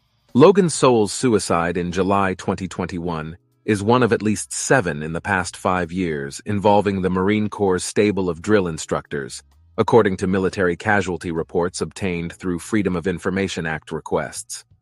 In 2023, 3 occurred at Paris Island within less than 3 months. A study completed by the Marine Corps in 2019 found that during the previous decade, 29 drill instructors either ended their lives or openly acknowledged they had contemplated doing so. An aberration the study's authors characterized as startlingly high compared with the occurrence of suicidal ideation among Marines who had never held that job. Rates of addiction and divorce among drill instructors also were higher, researchers found. Critics and relatives of those who died accused the Marine Corps of fostering an environment that contributed to their deaths. They describe routine 90-hour-plus work weeks, sleep deprivation, and an always-on culture that frequently caused the job's requisite intensity to seep into their personal lives, igniting disputes with loved ones. Others detailed bouts of depression or alcohol dependency. While the adrenaline-fueled assignment has always been high stress, the 2016 death of 20-year-old Raheel Siddiqui, a Muslim recruit who was found by investigators to have suffered vicious abuse while at Paris Island, led the institution to sharpen its oversight of the men and women who indoctrinate newcomers. There is uncompromising accountability now, which has made the hardships long associated with being a drill instructor dangerously unbearable for some, observers say. They note, too, that the Marine Corps lacks adequate services for those who are struggling and need help, and tacitly condones a culture that stigmatizes those who seek it.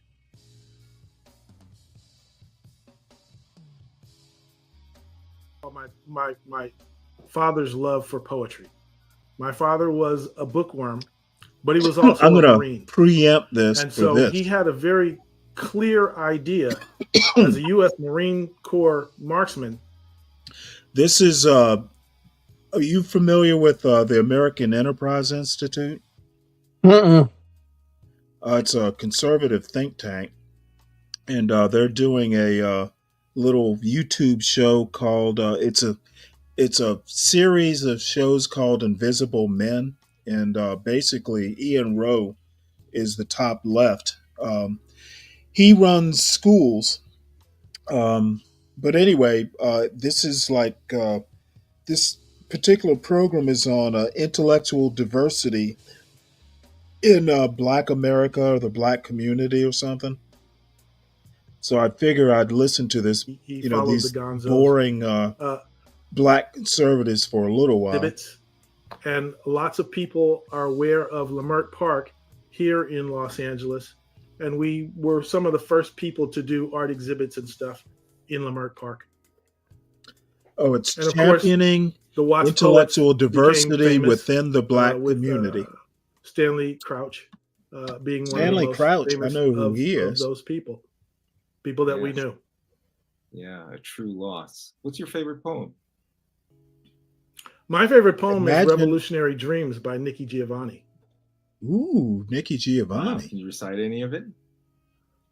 I can paraphrase a it. Black But it's, feminist. you know, I thought that I was going to be the one who was going to read move the revolution and teach these white people how it should be done. But then I sat and thought, if I considered better not what say that on AEI. I would be if a natural woman when she was being natural, then I would have a revolution. Wow. And I think that was written in 1971, and it goes directly to the idea of a revolution of mind, not necessarily one of power struggles, being in the street protesting, you know, burning down the house, whatever. It was mental liberation. Right, right. So now let's talk about your revolution of the mind as you ascended into adulthood. You were a frat, you were alpha at college. What was that experience like? Well, I was a continuing student. I was always, you know, the bright kid, and I learned in high school. I went to a Jesuit prep school that I was logical. So I started programming computers in high school. I did speech and debate, and I love geometry. So I love theories and lemmas and corollaries and all that stuff. So I've been philosophical since I was a kid, also because my mother went to one church and my father went to another church, and I went to Catholic school, which neither of them were. Oh, by the So I had way, to reconcile let all me of these worldviews. preface this. That's why I kind of There's so much anti-Black dysfunction on this channel that I've made it my mission to kind of highlight positive things that happen in the Black community. So you won't be seeing a whole lot of body cam videos and just a bunch of things that kind of bring you down. And I figured I would mention that. with blue collar people that I never thought I would associate with, and I came to love and trust them as they did with me. I worked in the warehouse with Vietnam vets, and they told me stories that, you know, I guess I have forgotten some of them, but I always respect who they were and what they did. So by the time I finally got into college, I was 20 years old, or 20, 21 years old. I wanted to do all the things that college kids did, and that included student government and pledging a fraternity. And Is that all the college kids saw the alphas, and I learned who they were because my father Black students, yeah, kind pledged of. a traditional Black fraternity, and my mother, she would No, never conform to I would anything. tend to disagree with you. So I I didn't know didn't, who the but alphas were all the blacks until I looked and I was that I like, knew in I'm gonna Ball be State Joe Collins. did. I'm going to be on the Did dean's what? list. I'm going to be in student government.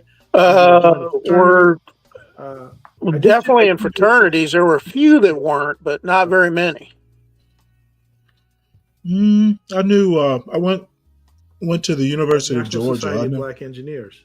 There are And quite a I was number a that student did, council quite a number that representative didn't. of the School of Engineering and Computer I Science. didn't. I don't. I'm not much And of a joiner. one of the best friends, sharpest people I knew, we talked, and one day we go to lunch together. We both had internships at Xerox, and he puts on a gold cardigan sweater and some black Ray-Ban shades.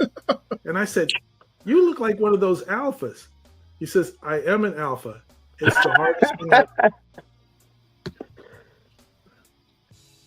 And see, that is And, anathema to me. have some good friends ever since. I look 40 like years. what? Well, they You had a referenced, special way that they an dressed in those association of black fraternities. engineers.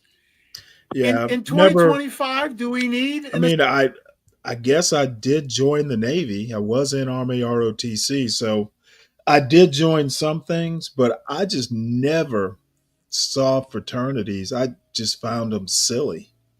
Well, I also found it very odd that someone would want to be branded as, I mean, that just blew my mind. And I had, there were guys on the team that these Omega signs branded into their arms. I was like, what in the hell?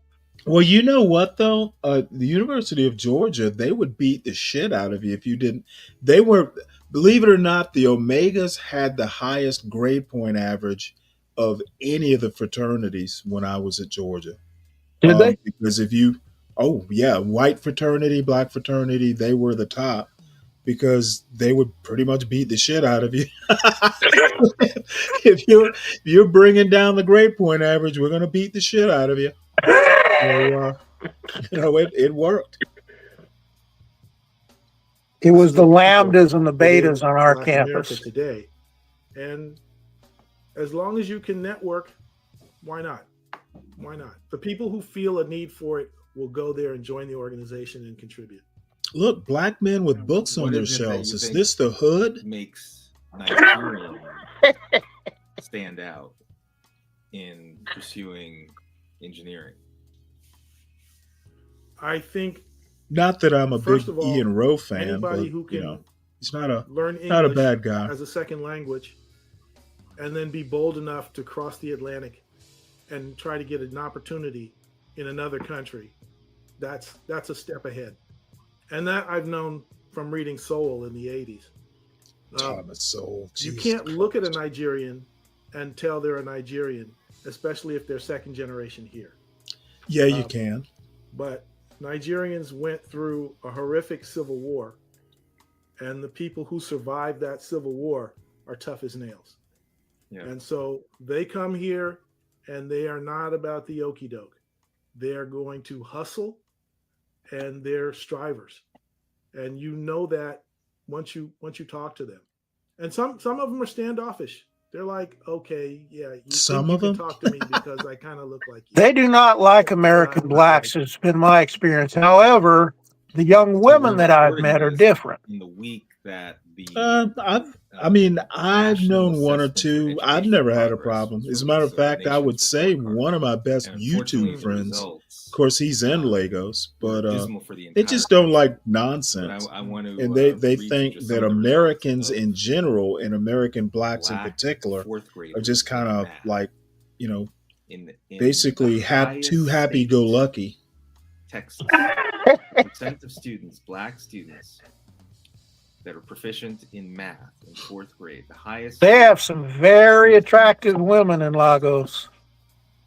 Texas is the best state for black math in fourth grade. Yeah, and I'll put it to you this way: they don't show up on in YouTube. his grade level? Not a lot. No, that's just division. This Wisconsin is lowest at 5%. Wow. What is it that you think distinguishes what you just talked about with Nigeria? There is one Nigerian woman, and my buddy actually kind of knows her. I've talked to her a couple times. She has a fairly large YouTube channel. It's called African Storyteller. You know what? There's another one that I talked to. That affect Because really, and in some my the reason those numbers are the way they are is that our in country my view of women, against very, very high on the scale, really, really pretty. that if this chart were And she's in Russia. women students, it might be different. And her channel, she talks about it also depends the way that blacks are treated in Russia. willingness And children be okay. there's a few channels like that, though. And you And I have think to- she was there. She was an exchange student that came around you there. aren't striving, you have to strive. And And so people say, I think she got snapped up by a modeling agency or something. So she's still I'm one of there. those people that says, make yourself useful. And how are you going to know anything? How are you going to know your value to anybody unless you help somebody do something and then they say, oh, thank you. Without you, I couldn't have done that. That's where your fundamental value as a human being comes from.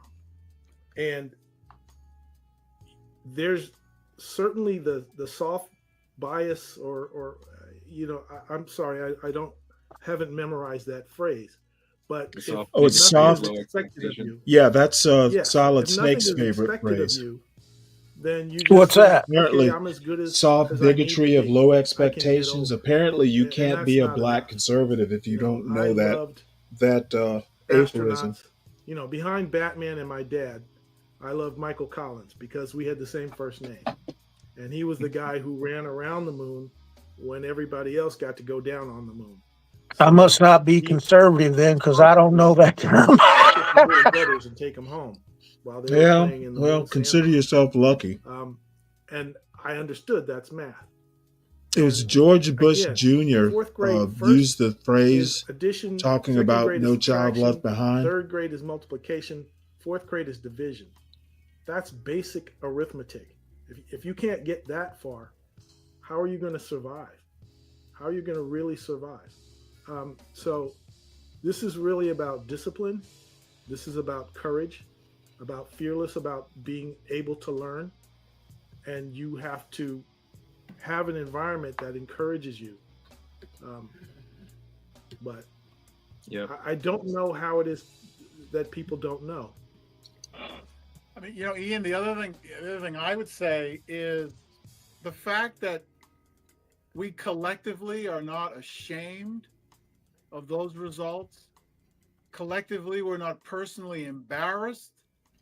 Yeah, this is the have other an thing that emotional I reaction do far not too get often, it's to point the finger at someone about else. Soul Brothers. This collective, we need to be ashamed collectively because people aren't doing well on tests. I just can't get on board with that.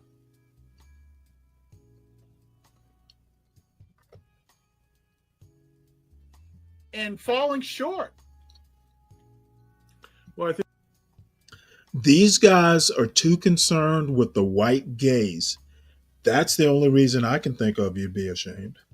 Yeah, I've never been ashamed of who I am, either one of my sides of the family. Well, this isn't, being ashamed of who you are. Personally, yeah, if you do something shameful, sure. But, if some kid in a neighborhood I've never been to, that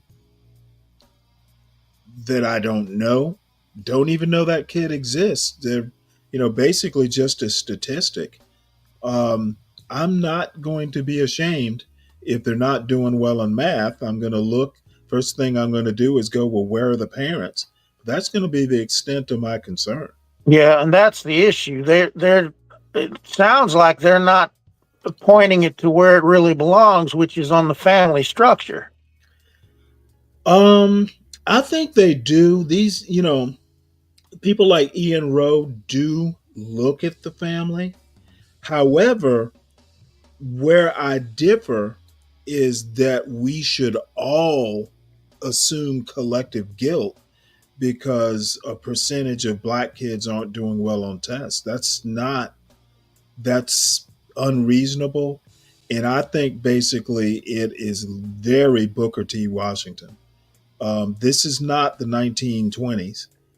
This is 2025.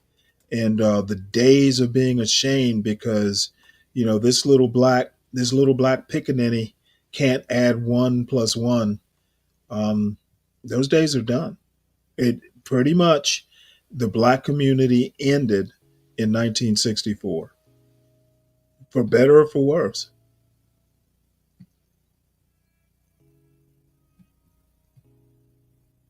Narrative of why that situation exists. But you thought differently. You and your co-founders, Eric Smith, you thought differently, and you wanted to create a platform. So talk to us a little bit about what Free Black Thought is. What are the Free ideas Black that it Thought. promotes? And how does it challenge the current narrative around these issues, particularly issues around race?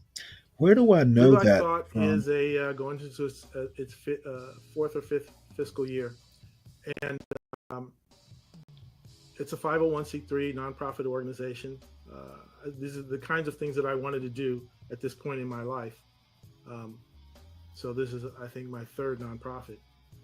But we're dedicated to the simple idea that Black intellectual viewpoint diversity is real. I can remember I was elected to be a camping counselor, head counselor, while I was an undergrad at NSBE. And one of the things we did is we rented 3 buses and went to the underserved communities, brought Black and Latino kids up to the mountains and introduced them to scientists at JPL that were in our network that we knew. And we said, this is what science and engineering is all about. Check it out. And when I did that, the guy who was an alpha that I mentioned, my best friend Charles, I proposed that we were going to be engineers of Black society. And he said, are you nuts? We're not engineers of Black society. We're just engineers who happen to be Black. And I'm not used to people who are standing up to my ideas so much. But he was right. He was right. Of course he was right. This is a network, and you get in and you learn new things. Again, I had no idea that this organization existed. So there are prevailing narratives, especially coming up in marketing Black History Month, that people just don't know. They just accept that Blackness is this. It has always been this. It will always be that. The one-drop rule has been in effect. White supremacy has been in effect for 400 years. People say 400 years, and there's no escape from that. And that's people locking themselves in their own closet. You have to have the courage to break out of that. And I think the more that we show that there are Black, red, blue, conservative, straight, homosexual, everything in a nation of 50 million. I mean, we're always happy to say, oh yeah, we're a nation of millions, but then we try to suppress various parts of it when they express themselves. So we put together as one of our first things a compendium of Free Black Thought with over 300 pages in Google Pages, and you can look and see hundreds of annotated bibliography of hundreds of creators, authors, writers, who have various and differing opinions. I mean, for example, I didn't know that Richard Wright, the famous writer, had a beef with James Baldwin. When we talk about Du Bois and Booker T. Washington and Carter G. Woodson, and there's way more than that. There are hundreds and hundreds. And every subject you think you know, there's more to know. And so we're just part of that process that's saying Black History Month is just one slice of some things, and everybody obsesses about slavery. And that's just kind of a self-replicating circle of doom. You got to get out of that. And everybody who has moved away from their hometown knows that. Everybody who's ever heard, you're not like other Black people. Of course I'm not. Why would you ever think that I am? Black people do everything that we want to do. Yes. Except when we don't want to do it. And we're still Black, and still we're not Black. And you just have to be able to accept that Black people are human beings, and we take a little bit from what's around us, but it affects us in different ways. So The Foundation for Free Black Thought combats racial essentialism, combats the idea of Yes, black that's authenticity. I had forgotten that term. We're just people, and we experience different things depending on where we are in the country at what time we live, and it's not completely wholly new invented, because we got sick of being Negroes, so we went black. We got sick of being black, we went Afrocentric. We got sick of being Afrocentric, and we chose African American. And then there's some of Now us it's who still time to like be being those Afro other things. pessimist. So there's still black Marxists. There's still black conservatives. This is exactly my Black point capitalism. there. There's all kinds of a variety. And I think we would do ourselves a favor by taking like a psychological self-assessment. God damn, he with the sounds notion like me. And just say, The hell? I just discovered I'm open to new experiences more than the average person.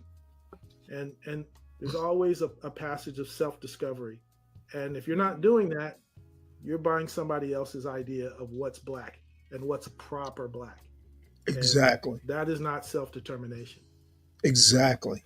Michael, you know, I've been recently introduced to your very popular Substack, Stoic Observations. Yes. And as we talk about Black youth, have you thought about how we can introduce the principles of Stoicism more broadly? No stoicism. Don't do it. My son has benefited Fuck immensely stoicism. from learning about Stoicism and studying the principles. I knew nothing about it as a young person, and that's because you don't need how do stoicism. we get that introduced more broadly?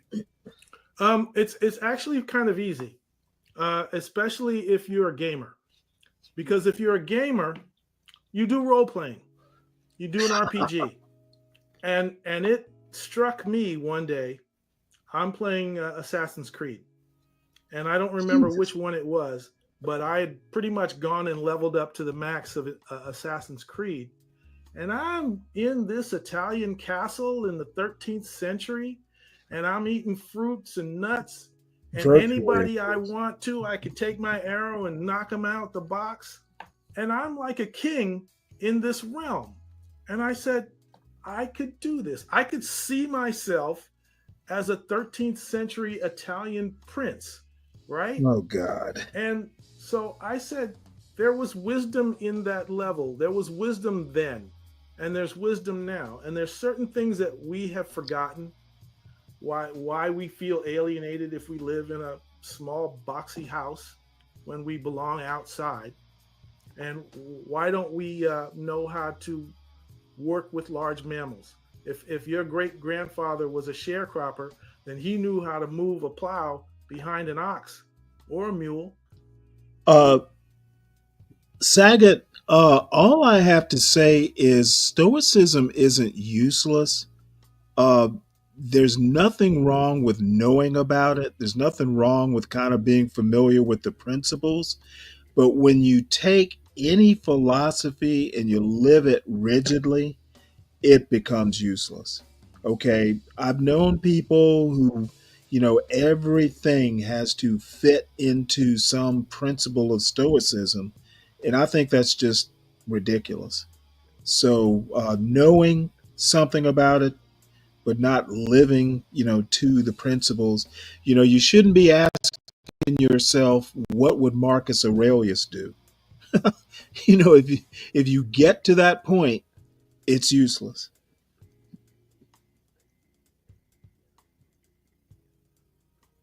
I don't even remember what city it was. Okay. It was in Florida, I think. And so when people got up on Capitol Hill and said, I am Trayvon Martin, I am Trayvon Martin, I'm like, they're just ripping off, Spartacus. Yep. So right. It's like, if you want to be Christ-like, if you want to be like Buddha, if you want to follow the Prophet Muhammad, you know that you're stepping out of the present into some wisdom that's ancient. And so part of that ancient wisdom is Stoicism, and it still works today. There are still lessons that were learned by kings and emperors in days gone by that are useful. And the number one Kings for Stoicism and emperors, is very I need to learn what I can control. my soul, because the universe makes sense, I don't have to pay attention to foolishness. I shouldn't let foolishness interfere with my game, right? And that centers me. That says there's a way for me to succeed and get all the nonsense out of my head. So that's why Stoicism works, because there's a lot of nonsense out there, and it's trying to get your attention, and you become a TikTok zombie. So yeah, Saget, that's why, as I've gotten older, I've just come to the conclusion that, you pretty much just need to be yourself. Now, be yourself that's always looking to self-improve. But, I think one of the things that young people need to come to quickly, or as quick as they can, is that as long as you're working on yourself, as long as you do the due diligence, the education, the discipline, the sports, whatever it is, you are enough. Being yourself is enough. But, part of what the self is knowing a lot of stuff, knowing, having knowledge about different things, always be learning, never settle, for too long. Don't be a couch potato, intellectually or physically. You are enough. You don't have to be, Mr. Stoicism. You don't have to be a rapper. Just be yourself, and it'll be okay. He's got me nailed. He's the guy that did Bass Reeves too, by the way. And a couple years ago, there was an adaptation of Watchmen, which was the greatest comic novel of all times.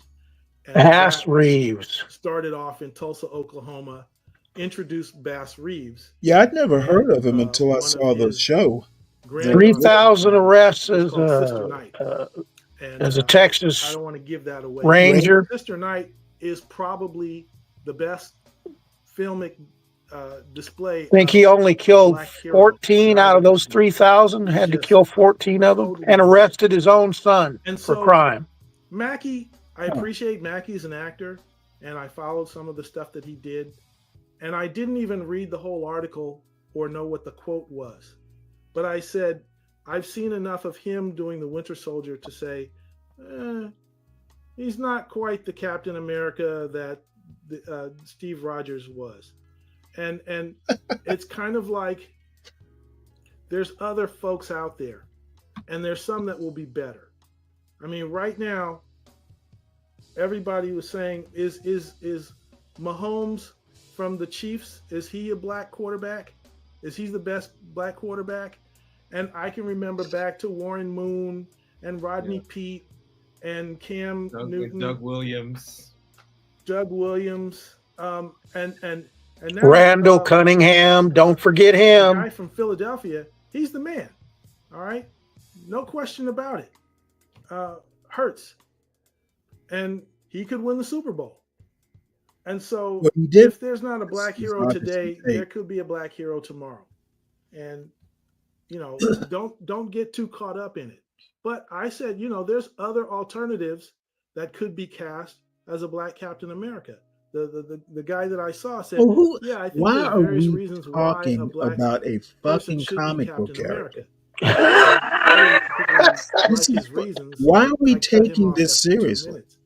But there's an author called John A. Williams who's written a book. Well, we aren't. They are. And it's about or he is, I should say.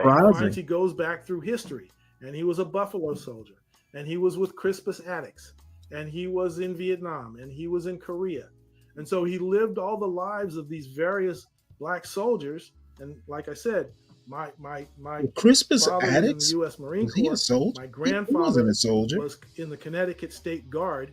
Okay, during the Jim Crow era, but he was in Connecticut.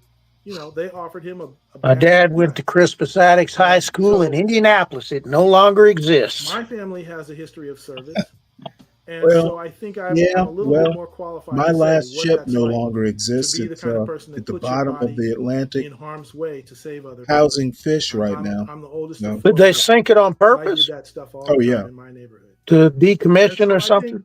yeah. It was if we just target have this practice. narrow Oh, idea of what a black hero is supposed to look like, Yeah, they decom. they You tried to know, it was make a Michael Brown my destroyer. They hero. They decom those tried to make things, and George Floyd my they make hero. good was target practice. Those are not my was it heroes. out here? My hero is Matt No, it was in Henson, Virginia. who went to the Oh, North Pole No, I was an twice. East Coast All sailor. right, I had the I'm chance not a hero to of go these to people that just hang Coronado out and do on the the block. division That's officer not it. basic That's not course enough. there, So I'm and like, I let's look at some other people who could be probably black made the heroes right who decision. are You know, I just acting didn't want today, to be that far and away I from named my 2 or 3 of them. parents, from home, basically. So, Michael, we have speaking of heroes, we have a But segment of the kind of show wish that we I call the had. speed round, where Uh, you would have we enjoyed offer it up here. some heroes. well, the funny thing is, looking at it from a deployment standpoint, one of the reasons I wanted East Coast is because you know, I figured, you know, the Middle East, you know, if you're going to go to war, you know, I think Desert Storm. I caught the tail end of Desert Storm.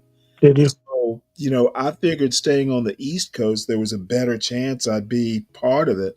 Well, as it turned out, it really doesn't matter which coast. Doesn't matter which coast.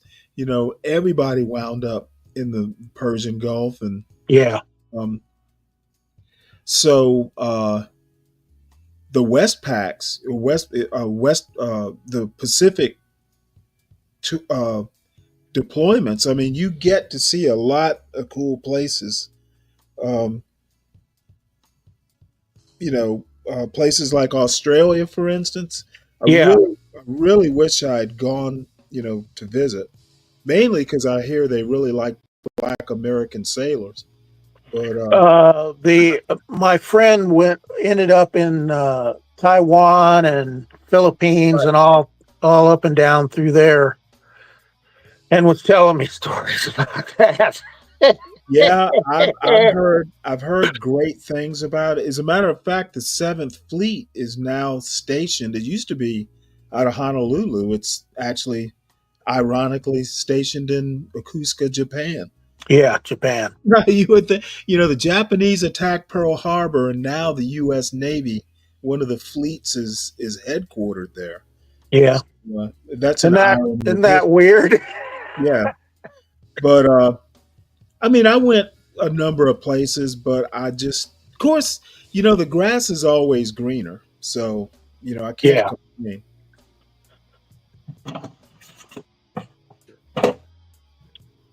My cousin was actually out here in the Navy, and he ended up, well, he went home because of his mother was sick, and she ended up passing away, and he just never left. He kept found a girl, and they had kids and all that, but Would they give him a compassionate discharge or something?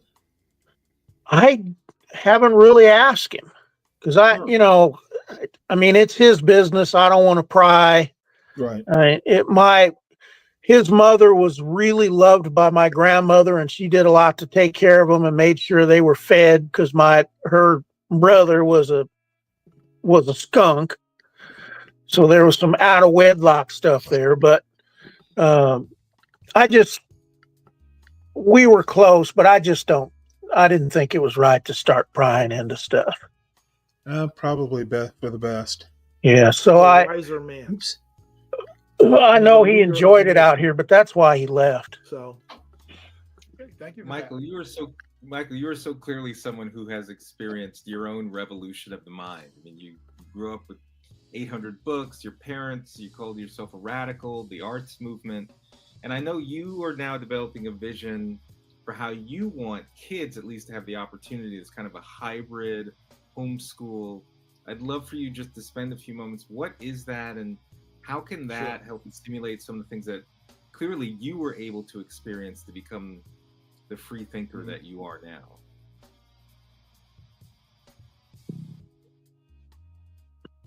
This is the weird thing. They're acting like this is some weird, like, fuck. I had 500 books in college. This isn't, this isn't that rare a thing. I don't know why they're acting like this is just like, uh, I don't know. this is like a fucking unicorn situation. I don't know. I've my family was never like that. Not anybody wherever we were like that. And we were never poor either. Right. Um, I grew up, I could read at a college level when I was 9 years old. So I I don't know. Yeah, it's great that this guy did that, but I mean, I'm gonna be honest with you. I grew up in a black middle class neighborhood in Savannah, Georgia. Now, books in the home is a rare thing, regardless of your ethnicity or color or race or anything like that. Americans don't read. However, I I get amazed sometimes, when I hear like an intellectual journey. You grew up with a house with 800 books. Yeah, you and a lot of other black people grew up that way. So I just grew anyway, up living in a library. That's how I did it. yeah, absolutely. And in college, our library wasn't as good as I used, but it was pretty doggone close. And there were entire wings of those 7 floors that I had read every book, especially the medical department or the medical area, all the medical journals and books and all the turn papers that were there. I'd read every book in the business area section of it, all the periodicals, a lot of newspaper stuff. I'd read all that. Yeah, you're either a reader or you aren't. I've found like my son, he was reading like seriously, like in his mother had had worked with him. I mean, he was probably reading at a college level by 5th grade. He was just, Well, see, that's the important thing is if your mother reads to you when you're a oh baby, shoot, it was worse you than that. start liking it and you pick it up. Well, I'll tell you what, I used to take my son into the bathroom with me. And it got to a point to where, he saw the both of us reading. I mean, we were just I mean, I'm an avid reader. My wife was ridiculous. She was a fast reader. But anyway, it was a reading culture. A lot of that is just the culture, inside your home. I'm wondering if it was the 60s because that's the way I think all my friends were brought up. Well, okay, not all of them, but Well, it could well be because my mother was an English teacher. That helped. But yeah. yeah, it was books were hell. My grandmother had a whole. She had like a whole bookshelf of these little. You remember those little Charlie Brown books you could get like the drugstore? They'd be. You know how they used to sell comic books Yeah, in the grocery racks. stores too. Yeah, exactly. And those little pocket novel things. Yeah. Charles M. Schultz had like tons of them. And, that's really probably where I learned to love to read because I like Charlie Brown, the little comic books. They weren't comic books. They were more like short novels, with all the Sunday, they were framed like the Sunday comics. But anyway, that's pretty much, there were just books everywhere. Yeah. Books, just all kinds of books. Well, I worked with at-risk kids here, and they had periods of time where they had to read. All right. We had a lot of time for that. You couldn't pass unless you got a B. They had a music train. My friend has these. He used to be a restaurant over in Encinitas called Victoria Station, and they were train cars. There was 4 of them. Well, he's got those out at his place. And we set up one car was his antiques and stuff. He has every Aladdin lamp ever made and Depression era glass.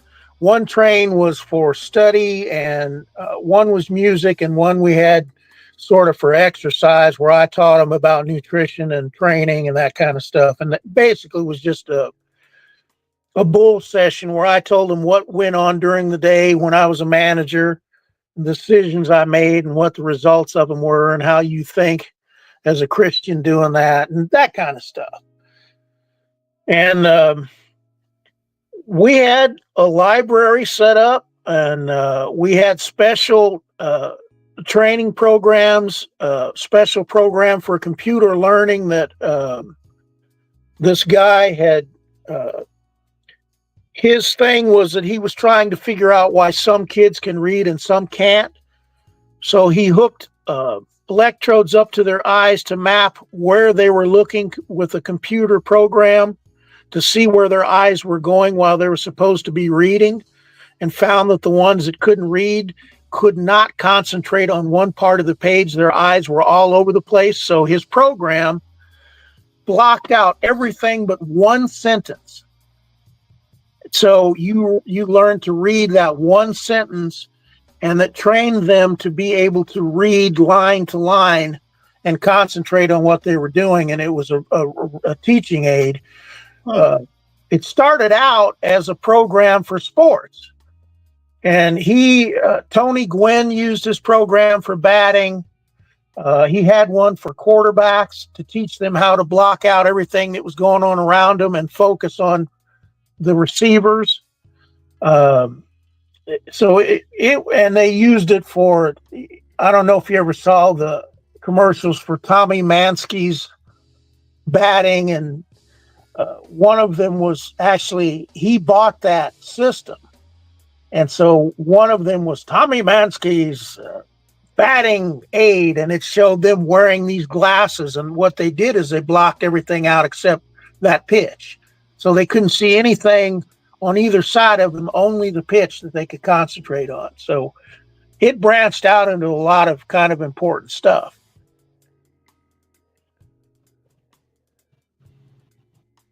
So I very much want, as an educator, I very much want hybrid homeschool to work, for parents to have options to get the inside scoop. And maybe to close, speaking about helping kids get the inside scoop, Nike and I started this podcast this documentary years ago when we were at Harvard Business School, and we have this Daryl, this imaginary 16-year-old black kid who lives in forgotten USA, this imaginary urban city. Mm-hmm. And Daryl hears a lot of stuff about how the system is rigged against him, and just, he has a certain impression of what's possible. So I'm curious, Michael, what you would say to Daryl for how he should envision his future and what he has the power to control, as you were talking about with Stoicism. Yeah, I would absolutely do a drop squad. I would kidnap Daryl. I wouldn't just talk to him. I'm saying, dude, here's some new hiking boots. We're going to go up to the mountains. And I'm going to show you how to camp and live in the wilderness. And we are going to survive on our own with no civilization around us. And this is how you take care of yourself. You may go to the gym doing leg day because you think you're going to be a sprinter. Well, maybe you will, maybe you're not. But how do you survive when there is no track club, when there is nothing? All right. How do you learn to depend on yourself in the wilderness? And so we'd spend a couple nights out there, cook breakfast, bacon and eggs on a campfire. And then I say, now let me tell you something else. And almost nobody thinks about it this way. But if you join the Army, you will be instant middle class. You will have food, clothing, shelter. You will have education. They'll teach you what you need to know. And you will either be smart or you'll be strong. All right, they won't accept anything That less. is If you're not smart enough to be a leader, categorically then you'll do incorrect. 100 push-ups You every will day, not be middle and you'll be class. humping a bigger dump. If you were The ever hell is afraid he of talking anybody about? in your life, Yeah. once you get through that boot camp, Minimum you will not be wage isn't afraid of exactly anybody. middle class. Well, I don't know. Now, you can do okay if you're not married. Okay, I've known plenty of junior enlisted guys that were married, and you will not be. There are plenty of junior enlisted that were on food stamps. So I don't know where the hell he's getting that information from. Yeah, I don't either. Oh, Um, and by the way, he mentioned having bacon and eggs for breakfast. Where did that come from? Did that come from them or did that come from someplace else? in the military? No, when he was talking about camping and being self sufficient. Oh, well, I mean, it's Bacon and possible. eggs? Wait a minute now. That's from It's civilization. That's possible, not but independent. I mean, there is such a thing as glamping.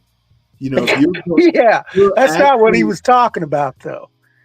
right. So Well, you're if going he out. wanted to There push are that, they people. should have There been are fishing people. or catching their game in traps. Okay, well, what he's talking about is like you pack a cooler and all this stuff, and it's a camping site where basically a camping site that you can see your car, or you're going to like an RV, Yeah, or you're that's going not to the real deal.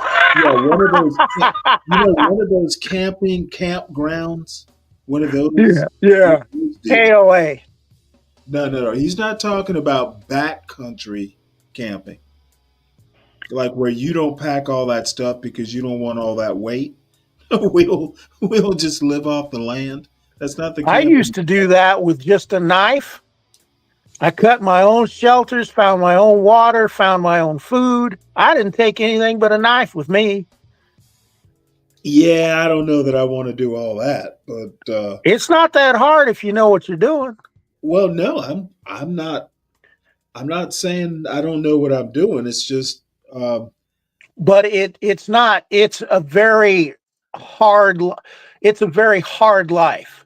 yeah, you got to be careful. You got to be ready to do some days where you don't catch anything. You are constantly on the hunt for food, constantly. And you also need to be constantly worrying about getting wood backed up for winter if you're going to be out there that long.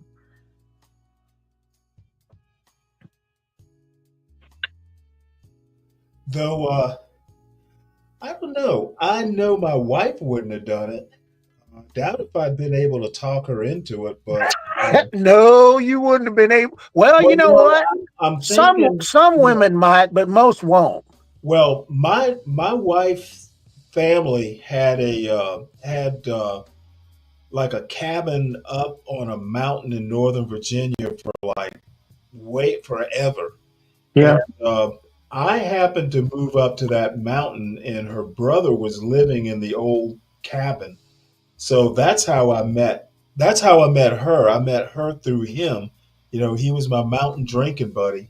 But You guys drank liquor, Likker. no, not a liquor drinker. That stuff can be pretty harsh. But basically, I fell in love with the mountain, and my wife, you know, would spend summers up there, but she was by no means, enamored with the idea, and I talked her into it because, being from the coast, the mountains are just totally fascinating. Probably the same way in the opposite if you grew up in the mountains. Yeah.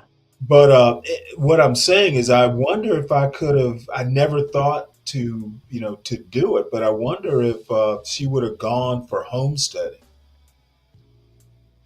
Well, that's a rough way to go. I'm telling you.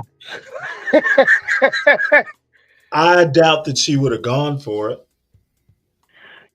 Where I came from, even my wealthy friends trapped for furs and pelt. They'd set traps before school and then check them after practice and sell the pelts for fox and muskrat and all that. And all of us fished, all of us hunted, and Right. It wasn't something we had to do, but we all did it and we all knew how to do it.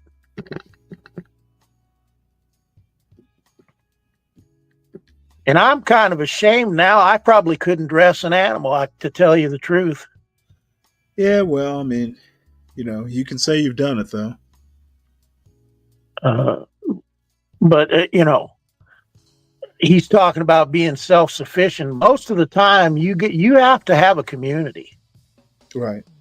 Or you're probably not going to make it. It happens. There's I don't remember his name, but he lived out. He built his own cabin and did all that stuff for like 25 years.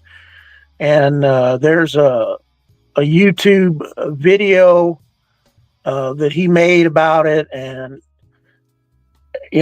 it's yeah. I see John starting up a stream. Is he? Yeah. Were you there for the dead guy thing? I'm not watching that shit. Like I said, I'm pretty much over this negativity thing that John especially is fond of doing. I'm not into it, and I was watching a guy here. Let me. I'm going to replay this, and then I'm going to go ahead and end the stream because I'm getting kind of here. But I want to show you this. This just happened to come through my my little algorithm, and it spoke to me. Let me see, can I find it here? And I had been saying this something similar, though I didn't do a whole show about it. But I've been talking like this for quite some time. Um, when you get to a certain age, you don't have time for all that negativity. Yeah, especially me with my issues. Right.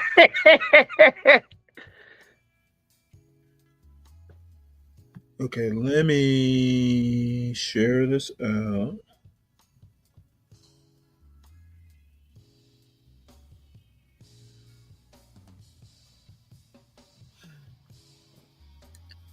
Now, he may be a little overboard for me, but I'm not far behind him. I'm 54. Says I'm 54. Nowadays, I avoid people. And on this video, I want to tell you exactly why. Hey, can you hear it? Guys. Yeah, I can hear it. Right? But frankly, I want to protect my mental peace. At this stage in Hold life, on guys, one sec. peace I think of mind means everything. this happens every time I do Bluetooth earbuds. This StreamYard does not work well with Bluetooth. What am I doing? Let me drop out. I'll be right back. Drop out and come back in. Okay.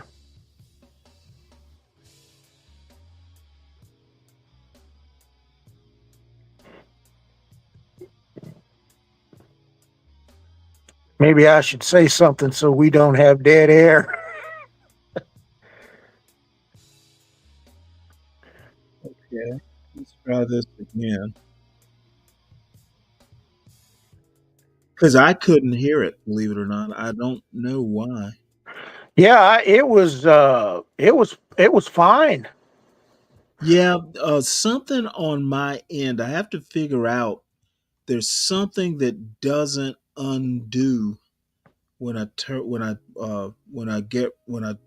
switch from Bluetooth back to the computer. I have issues with that with my phones. Right. All right, here we go. This right here is more important. I still can't hear. What the hell? Now that time it sounded lower than it did the first time. What is wrong here? Let me make sure. You know what? Let me do this. Let me make sure that I just get rid My computer might still be trying to do Bluetooth. I kind of had that philosophy when I trained, where I stayed away from everybody and listened to music that made me get up, because anything that negative that you hear takes strength away from you. And I experimented with that with not just myself. And nowadays, I avoid people. Yeah, And on this I video, don't I want to know tell you this exactly fucking why. thing. Let's talk Well, about it. Now, here's the deal, I guys. pretty much I know what he like said because people, I've right? watched it But frankly, I want to before, protect and my I'll just mental try to peace. figure At out this stage in life, guys, why peace I of cannot mind hear. means everything, right? This right here is But more the important to bottom protect line than any other is, thing I can think of. At 54 years old, he's my right. mental Nobody has peace is a time for all this priority. At negativity. this age, I found that avoiding toxic people, toxic And relationships, or you know, overly life is bad negative enough, but people, that the helps thing me is sort of that, you maintain know, he some makes the emotional point that, hey, stability, if that makes you sense. know, Guys, I let me don't know want in to the be Hey, comments wasting if my. you Stanley, can kill the sound, because I understand what can't I'm hear you saying in talk. terms of the importance Oh, of mental peace. There are times, guys, at the age of 50. one of the things he says is that, look, you know, I'm 54. I don't have that much time left. I really don't want to be wasting my time with with all this negativity. And I agree with him. And like constant, like there's never anything positive. Come on now. life Yeah. life is not like that. I call them black holes, when people suck the life right out of you. So, you know, the thing is that the black community has many problems, but the thing is it's not all bad.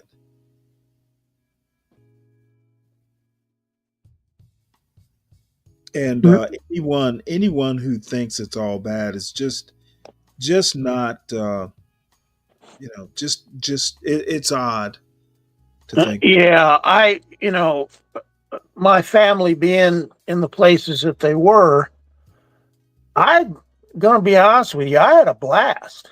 I mean, yeah, I got shot while I was there, and yeah, I saw some shootings while I was there, and yeah, I avoided being shot several times with my grandfather leaving the house and at other instances, but I had more fun there, and I learned more about how to stay safe in a kind of warlike environment, and know how to spot all the pitfalls and have a good time, uh, and see a lot of things. And I was never not unfriendly. I talked to everybody. I talked to a guy one time he was so messed up that it looked like he had severe MS, and he had these spots all over him. And I was like, what in the hell? And he was Guys, as of walking the in making front of of this their video, house. I'm 54 years old. And nowadays, I avoid people. And on this video, I want to tell you exactly why. Let's talk about it. Now, here's the deal, guys. I like people, right? But frankly, I want to protect my mental peace. At this stage in life, guys, peace of mind means everything, right? This right here is more important to protect than any other thing I can think of. At 54 years old, my mental peace.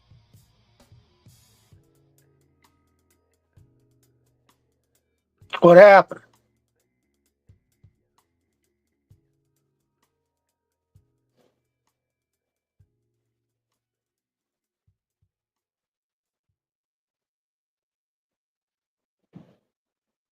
Long story short, that guy had been knifed 90 times, and that's what all the spots were on him. And he just said he was in the wrong place at the wrong time.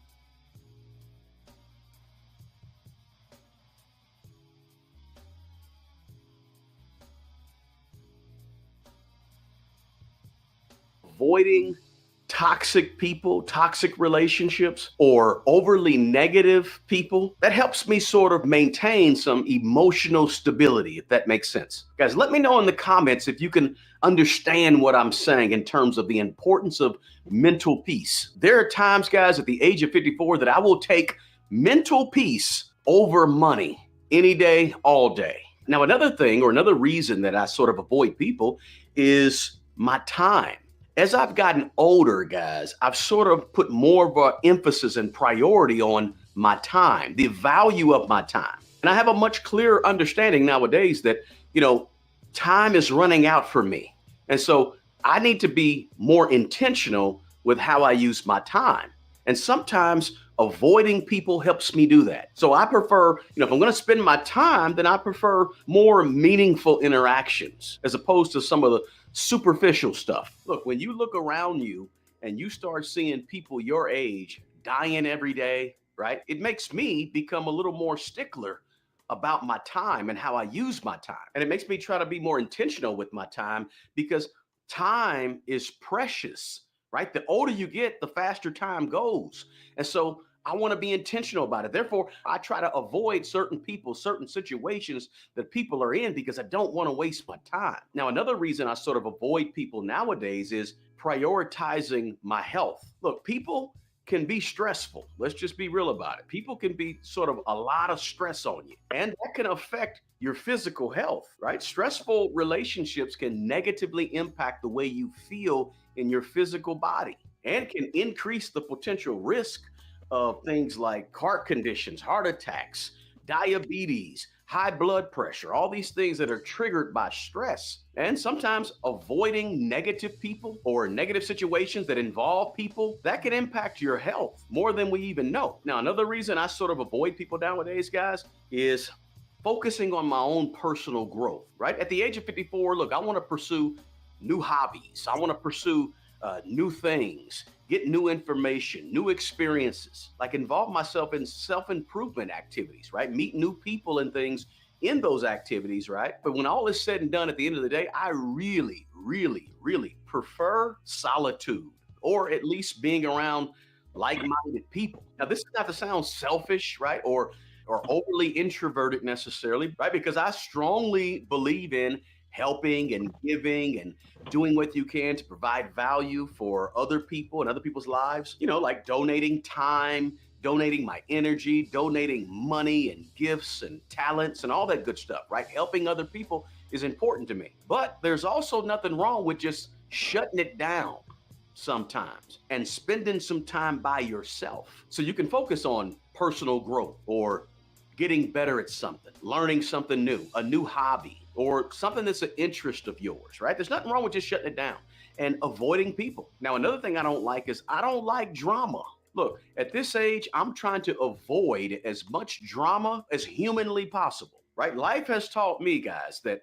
unnecessary drama or unnecessary conflicts with people is just not worth the emotional investment that it requires. So at the age of 54, I'm not trying to get wrapped up into what I call OPD, right? There's OPM, other people's money. I'm not trying to get caught up in OPD, which is other people's drama, right? I don't want to have nothing to do with OPD, other people's drama. But hey, drama queens and drama kings are out there looking for you, lurking behind closed doors and behind the trees, watching you for when they can involve you in their mess or their issue. And if you're not careful, if you don't avoid these people, they will have you losing your natural mind with their issues. And at 54 years old, I'm going to avoid those people because I don't want to go there. Look, I like and appreciate my solitude. Alone time is good, right? Being alone can be fulfilling. It gives you time to think, gives you time to reflect. It gives you time to visualize, to dream, to be creative, to build something, to think about what you want to produce or achieve next. I mean, there's all types of positives to alone time where you can relax without the pressure of conforming to someone else or other people's expectations or just social expectations. When you're alone, you don't have to conform to any of that. And you ain't even got to think about not conforming, right? You just enjoy who you are. So for me, alone time can be very, very productive, right? I can get recharged when I'm alone, right? I can start to think and start to really begin to be introspective when I'm alone. And also, this is a finance channel here on YouTube. And for me, I like keeping those financial boundaries because some relationships come with financial pressures, right? There's some relationships that you have out there where you feel like you have to perform a certain way in terms of financially in order to deal with certain people, right? Like lending money to people or people asking you to borrow money or maybe feeling obligated to spend money, go on vacations, do things that your friends are doing because they're doing it and you want to fit in, right? Sometimes these relationships put financial pressure on you.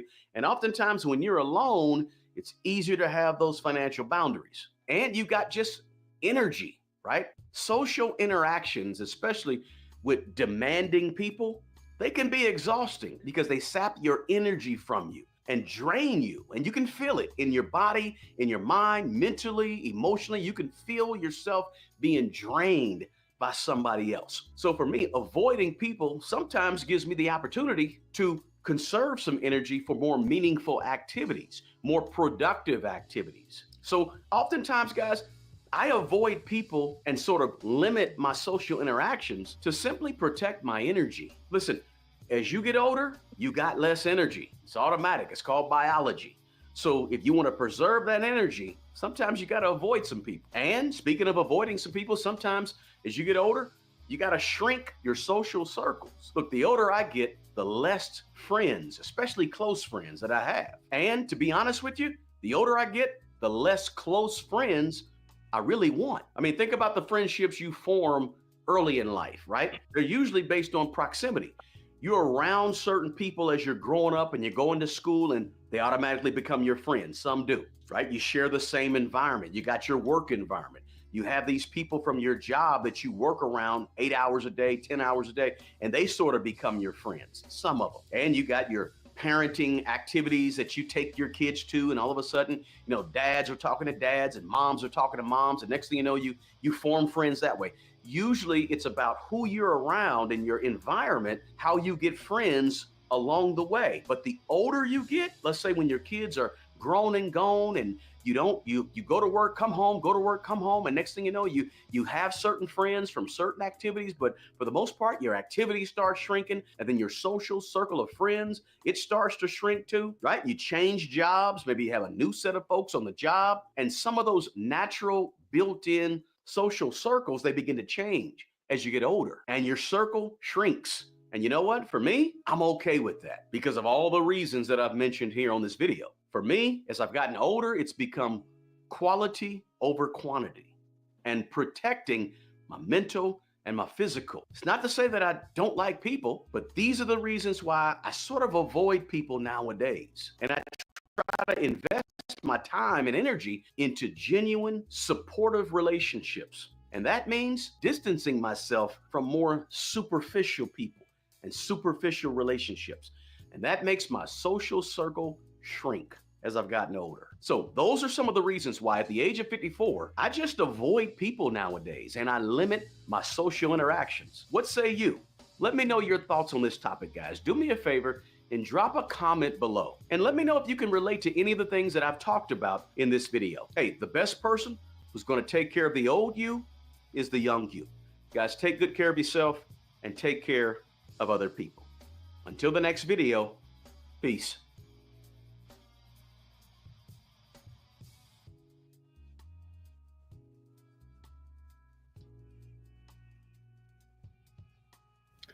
All right, folks, I'm gonna be wrapping this up.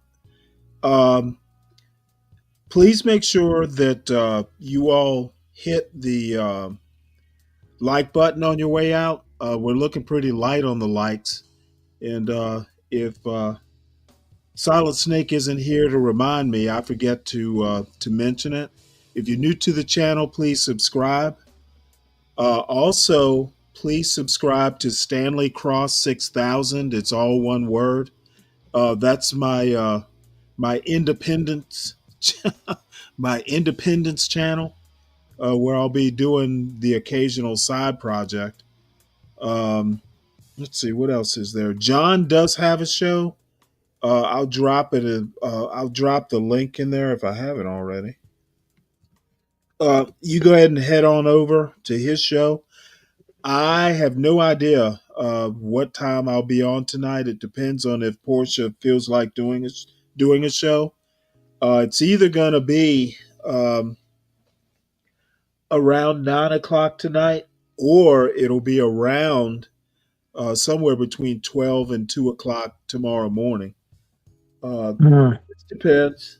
But and I don't know if the spirit hits me. I may be back on HB's show if he starts one up. I thought Portia would be around for that.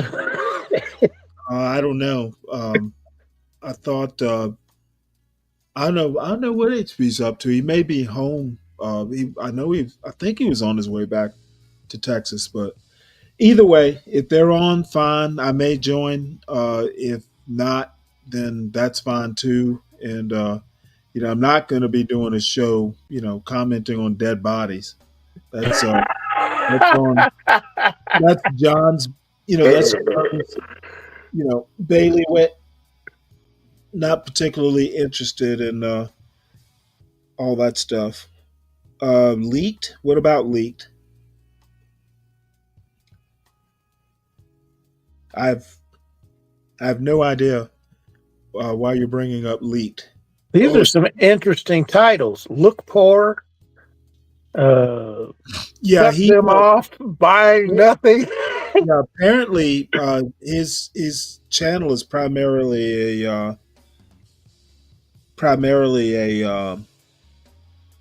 financial channel. Some of it seems kind of sad, but as long as he's happy with it, I mean, it's his deal. Whose deal? The guy that was just on. Oh yeah. I don't know. It kind of spoke to me, mainly on the negativity and this anti-blackness that pervades this channel. Uh, sometimes if I didn't know better, I just pull. If I were a Martian and a drop down and hopped into the John Galt chat, I would think blacks can do nothing right. Like, they can't tie their shoes right. They're not that bright. They treat their women like shit, and the women treat their men like shit. It's just all dysfunction all the time. And I know better, and I don't need the occasional 5 minute little bit, just to hear a joke or two. That's fine, but doing a whole it's counterproductive to my purposes. Yeah. Hey, Kimmy. I'm about to sign off, Kimmy. John's got a show that's running. I dropped a link over there. It's in the chat somewhere. So, Wolf, I enjoyed it. Hopefully, I'll see you overnight or at some point later on. I may be in. I got some things to do, and I might be after doing them. My back might be wrecked, so might not be doing anything tonight except laying. Well, all I have to say is we all have better things to do than be on Stanley versus the World, except for Stanley. Well, I hope you get some. I'm the only one who doesn't have anything better to do. Stanley, get some rest, and I'll be snorting at you. And thanks for having me on. All right, talk to y'all. I appreciate it. See you later, Kim. All right, bye. Bye. Oh, I meant the other Kim. There's a Kimmy Cakes. Kim, I'll talk to you. I actually had something to talk to. Oh, Kim, remind me of the African American history curriculum. I meant to talk to you. I've been meaning to talk to you about it. We run into each other this tonight or tomorrow, and you have the time. I'd like to talk to you about it because I downloaded the actual curriculum, and we'll talk about it at some point. So, all right, folks, I enjoyed it. I will see you all later. Feel like I should, feel like I should, feel like I should, feel like I should go. Go. Feel like I should go. Feel like I should, feel like I should, feel like I should, feel like I should go. Feel like I should go. Feel like I should, feel like I should, feel like I should, feel like I should.